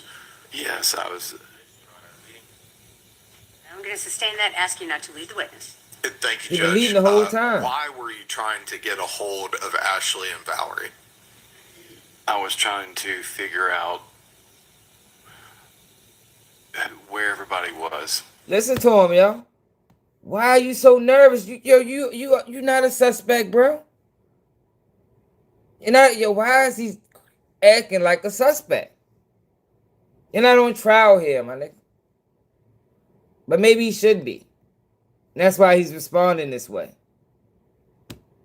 I had, with the information given to me, I already felt at heart that I knew who this was just based on whose car was in the driveway, but I was uncertain, and I wanted to reach out to her parents and anybody I could get a hold of to see if they had been in communication, and also to inform them of what had happened. Did y'all eventually arrive in Athens? Yes, sir. Still Kings, man. When you arrived in Athens, where did you go? When I was, what I can recall is when I was on the phone with Miss Baker, I think Athens Clark County had reached out to her, and she informed me of that. So I reached out to Athens Clark County and called, and I went straight to the police department, is where I was told to go from the police department. They said, come straight here. And so that's where we were. And I think that it's kind of indicated in your answer, but let me just ask it to clarify. When you say that you reached out to Athens Clark County, is there a particular department or agency or part of Athens Clark County that you reached out to?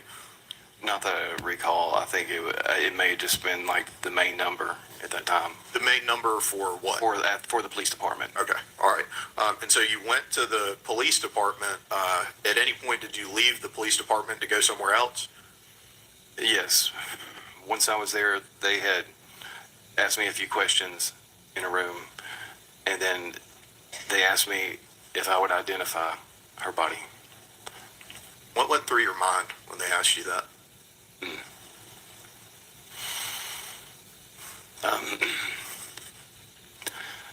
I really did not want to agree at first because I was aware that there was a fire, and I didn't want to see any of them. You know, no matter who it was, I didn't want to see what devastation that may have caused, and it was difficult just to comprehend. And then the detective, he asked if I would identify the body because he did not want the parents to have to identify the body, and I could save them some grief, so I agreed. Where did you go at that point? They took me to Deer Park, and they took me to the scene. When you got to the scene, nervous what did you do next? Once we got out of the car, the detectives wanted to walk me into the house to identify her, and we were stopped at the door, I believe by a fireman, if I can recollect, and he said he cannot come in here. And at that point, they came up with a different plan. They walked me back to the curb and said, we're going to do this a different way. And they took a picture, and I got to identify her through a digital camera image from the camera itself. I want to take you back to July 2000. Were y'all, when I say y'all, I mean you and Tara, were y'all celebrating anything special as far as a milestone or anything in that time period? Yes, sir. Along the way of starting to date back when she was at her parents', when we kind of considered us exclusive, we both would agree upon that first date that when I came to visit would be our first, date line, timeline. And so it was July 4th weekend. And so July 4th, we considered that our anniversary. Yes, sir. So July 4th of 2000, based on what you were saying, 1998, is that what you just said? Yeah, yes, sir. Okay. So what anniversary would that have been for y'all? We're looking at, what's that, 99, 2000, close to, I would say 3 years. He all fucked up. So from July of 1998 to July of 2000. I want to see if you talk about the hands. It was Tara. This is Tara. She's wearing the diamond earrings. And so they returned into the house. And then he returned back to me. And when he opened his hand, he had one of those diamond-studded earrings. How the fuck you know she had earrings on? How you know? If you ain't seen her in days, you just assumed, she had her earrings on every day. She had to have them on.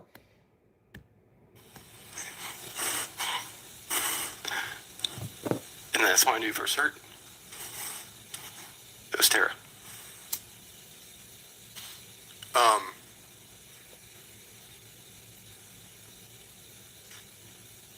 So you see the diamond earrings, and do you communicate your certainty to them that that is Tara?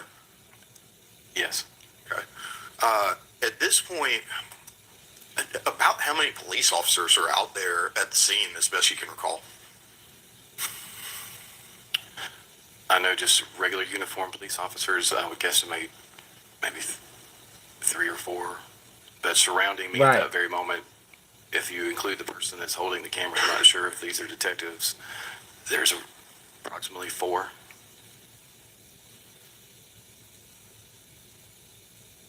But he mad. Look at him, yo. Look at this nigga, yo. He is nervous as hell. Yo, I have never seen a witness this nervous. This is a witness that's trying to help convict the man that killed his girlfriend. He should not be nervous like this. This nigga probably peed on himself. Nobody got up and his pants was wet. I'm sorry, I thought something was trying to get communicated to the bailiff's judge, so I just... Does anybody in the jury need something? Oh, okay, thank you. All right, you may continue, Mr. Yeoman. Thank you, Your Honor. Yeah, he about to pass out. So about 4 uniformed, patrol 3 or 4, and then you're surrounded by some detectives. Is that what you just said? That's correct. Okay. What type of feeling were you getting in your perception of the way that those detectives were interacting with you and talking to you? Judge, Your Honor, speculation. Mr. Yeoman, any response? Yes, Judge. I don't think that it's speculation to ask Mr. Melton what his perception of certain people's actions towards him were. Overruled. You may continue. Mr. Melton, I'll ask you the question again, sir. What was your perception? Yo, she overruled every single defense objection. Every single one, man. We'll see what since we've been watching. Those detectives surrounding you were treating you and speaking with you. And I'm not asking you to say what people said, but what was your perception? Why he keeps saying that? I never heard him do that before. Why every time he asks him about another person? I don't want to hear what they said, though. But what was your perception? Why you don't want to hear what they said? What they said matters. Because what they said would determine his reaction. Of the situation. I felt as if they were gazing upon me, and I could feel the intensity. Major, what it is. Staring. Man, we've been live for 5 hours. You ready, you ready to lay That's him all right. down. And if you could, I know it's difficult. All witnesses do it. Make sure that you speak clearly and loudly towards the microphone so that our court reporters Yo, all witnesses don't do it. No, all witnesses don't do this. Only people that do this is motherfuckers that just hiding something. make a record, okay? Yes, sir. All right. Intensity from them staring at me is they were angry. And I would say. Did you? That's all right. And if you could, I know it's difficult. All witnesses do it. Make sure that you speak clearly and loudly towards the microphone so that our court reporter is able to make a record, okay? Yes, sir. All right. Did you ever leave the scene that evening? Yes, sir. Okay. We went. Yes.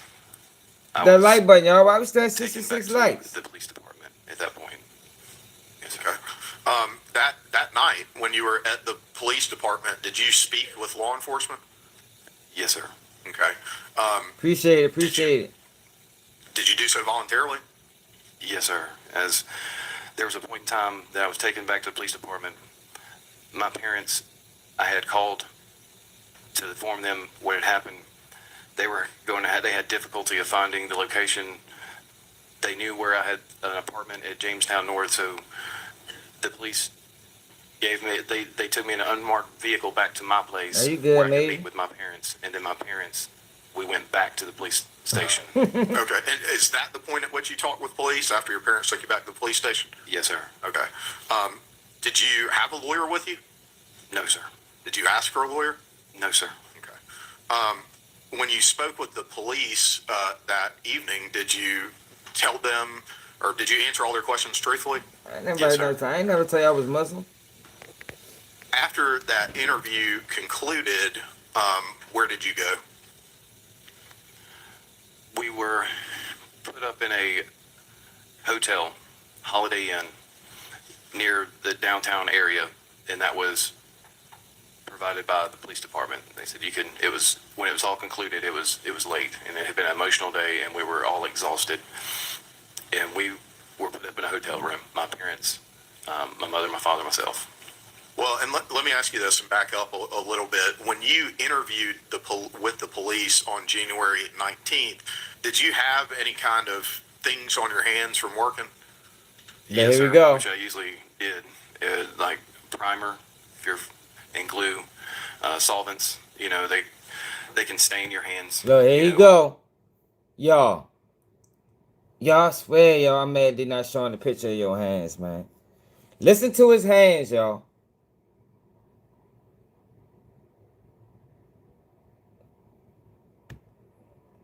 His hands look like they was in a shredder.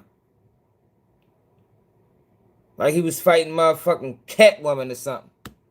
And let me ask you this and back up a little bit. When you interviewed with the police on January 19th, did you have any kind of things on your hands from working? Yes, sir, which I usually did. So he got wounds. I just want to paint this picture for y'all.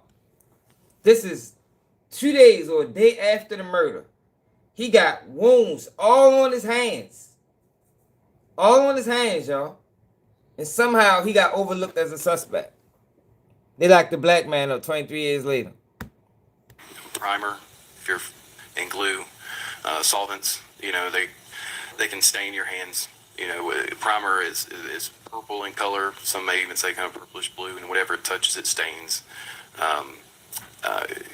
Piping cement, it kind of adheres to you pretty well, and I had things such as, I believe that on my hands, yes, sir. Okay. So I want to go forward now to January 20th of 2001. This is the day after. At that point, did you ever return to those Jamestown apartments that you had an apartment at? Yes, sir.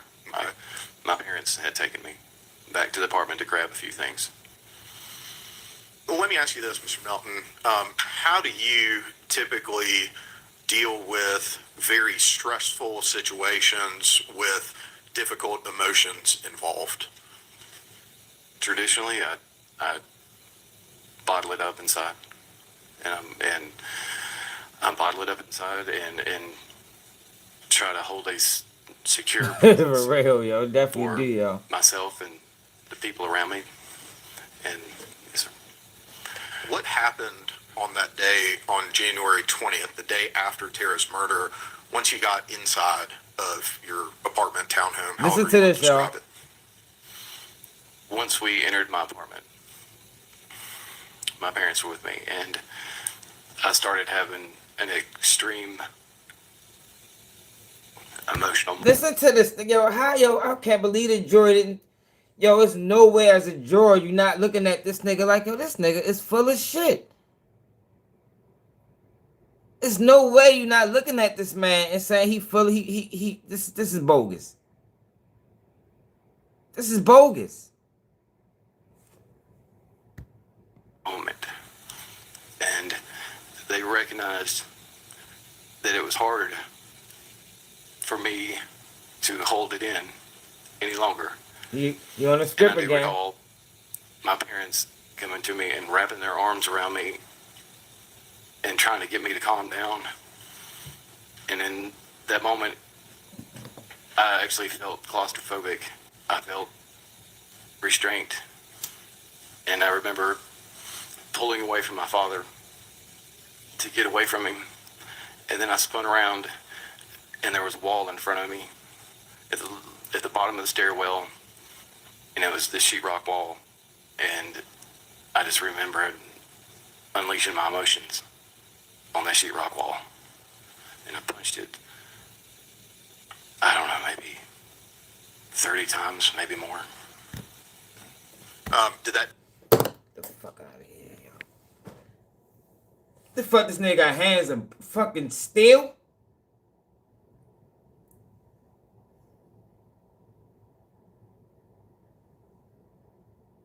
That he punched the wall 30 times. He had, yo, for his hands to have got like that, he had to punch the bitch 30 fucking times. That's what I'm trying to explain to y'all, man. Like, I don't understand how the jury missed, how the jury didn't see this. Yo, punching a wall 30 times? Is that even possible? No, real talk.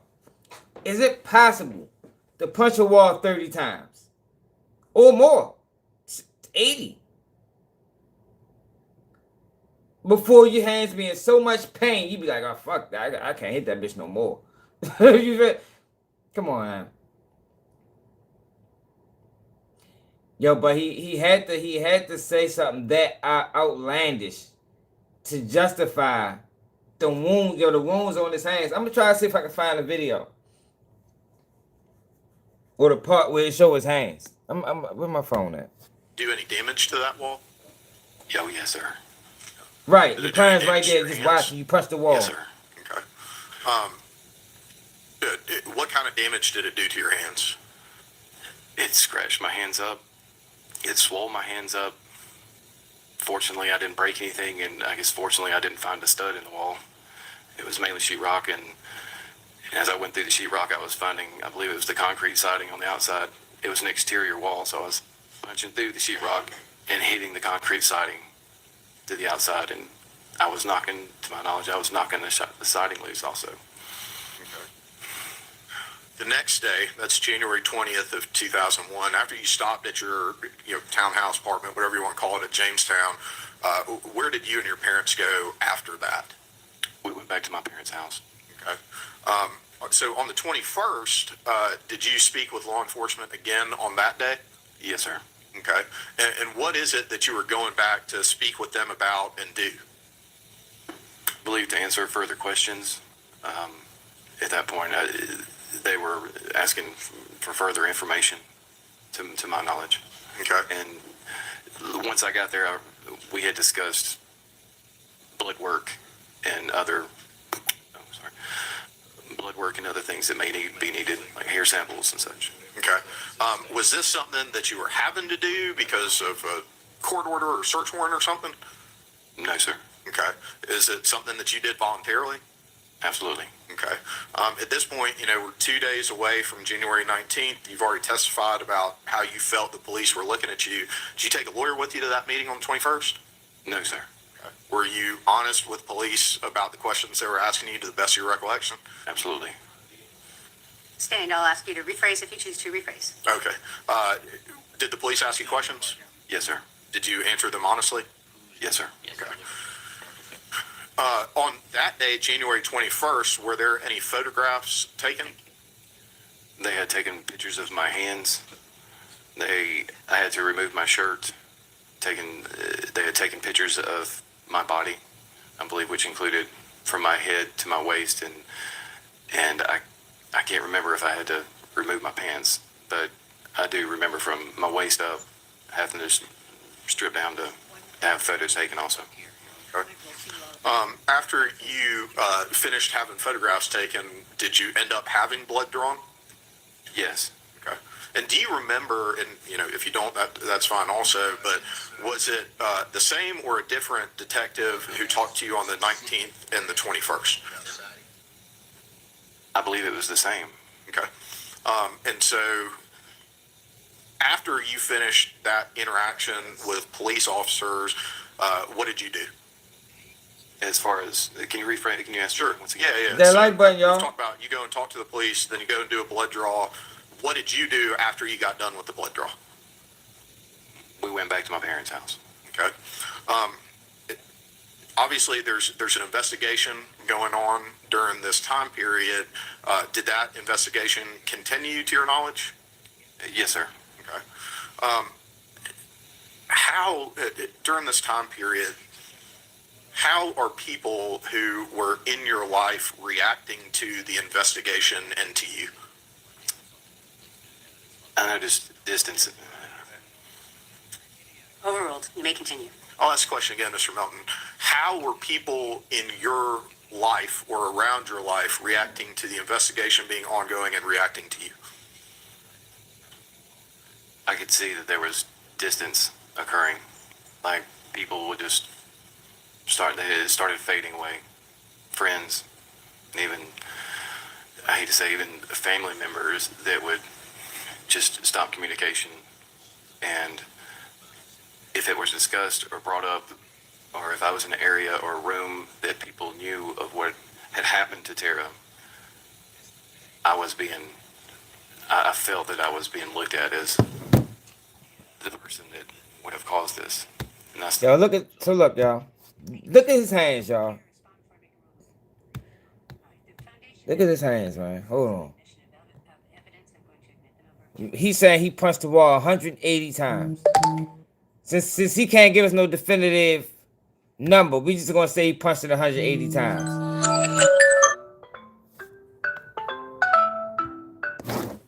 I mean, I don't even know if you could punch the wall 180 times, but he did it.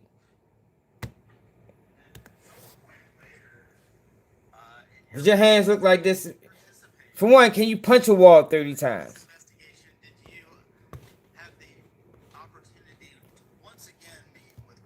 Look at this man's hands, y'all. Look at this. He said he got these wounds on his hands from punching a wall. Yo, these are... Look at this. Look at this. He got a scar. He got a scratch on the inside of his hands. Yo, come on now. Yo, Edric Fost was railroaded, man. Look at this, y'all.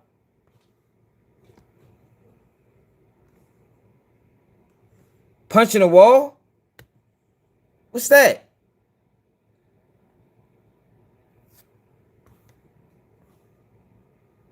Come on now. Yo, he got a cut down here.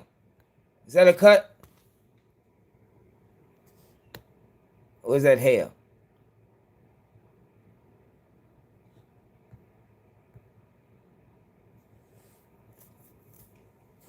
Yo, this is bogus. This is bogus. How you get a cut on the inside of your hand punching the wall, man? Or would he say, oh, you know, when you put, you know, you punch a wall, you know, you might get cut. Yo, you're not punching a wall 30 fucking times, yo. You're not doing that, yo. Your body isn't gonna allow you to do that. You're gonna be in so much pain after the first 15 times. You ain't gonna get another 15 punches, man.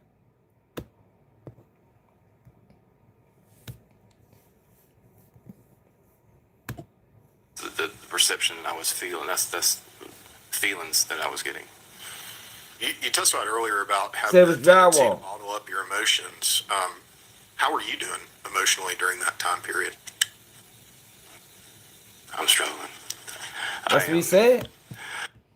He said he punched, yeah, it was consecutively. He said 30, maybe 40, could be 50.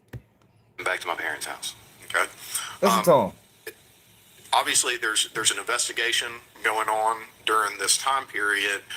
Did that investigation continue to your knowledge? Yes. I believe it was the same. Okay. I had to remove my shirt. They had taken pictures of, and I can't remember if I had to remove my pants, but I do remember from my waist up having to strip down to have photos taken also. Okay. After you finished having photographs taken, did you end up having blood drawn? Yes. I gotta go back. Okay. And do you remember, and you know, if you don't, that's fine also, but was it this court order or search warrant or something? The concrete siding to the outside, and I was knocking, to my knowledge, I was knocking the siding loose also. Okay. The next day, that's January He's in 20th of concrete too? 2001, after you stopped at your townhouse apartment, whatever you want to call it, at Jamestown, where did you and your parents go after that? We went back to my parents' house. Okay. So on the 21st, did you speak with law enforcement again on that day? Yes, sir. Okay. And what is it that you were going back to speak with them about and do? I believe to answer further questions. I want to know what his parents is. At that point, they were asking for further information, to my knowledge. Okay. And once I got there, we had discussed blood work and, oh yes, sir. Did it claustrophobic? I felt restraint. And I remember pulling away from my father. Listen. To get away from him. And then I spun around, and there was a wall in front of me at the bottom of the stairwell, and it was the sheetrock wall. And I just remember unleashing my emotions on the sheetrock wall. And I punched it, I don't know, maybe 30 times, maybe more. Did that do any? Come on, y'all. Get the fuck out of here. I'm done with this nigga. Yo, I can't believe Joey. Nah, man. Something ain't right, y'all. This case gonna get overturned eventually. The family gonna be upset. And it's messed up that the state of Georgia is doing this to this family. It's messed up the state of Georgia. They're gonna make that family relive all the pain all over again because it's malicious prosecution. That man had wounds on his hands right after the damn murder and arson and assault. Shit crazy. Now we'll be live for 5 hours, y'all. I gotta ride to fucking Baltimore tomorrow. I don't know what time I'm gonna get up. I already took my ass to sleep. I appreciate everybody that tapped in. Edric Fost got railroaded. I'm standing on it. They gave that man 2 life sentences plus 45 years. It's crazy. Like, I don't even, how you even sleep at night? Knowing you committed that crime and you was in court while an innocent man got railroaded. It's a dirty world, y'all. For real. Man, appreciate it, Nick. Hell yeah. Alright, Major. Man, make sure I hit that like button on the way out, man. It's enough there. Keep it G News.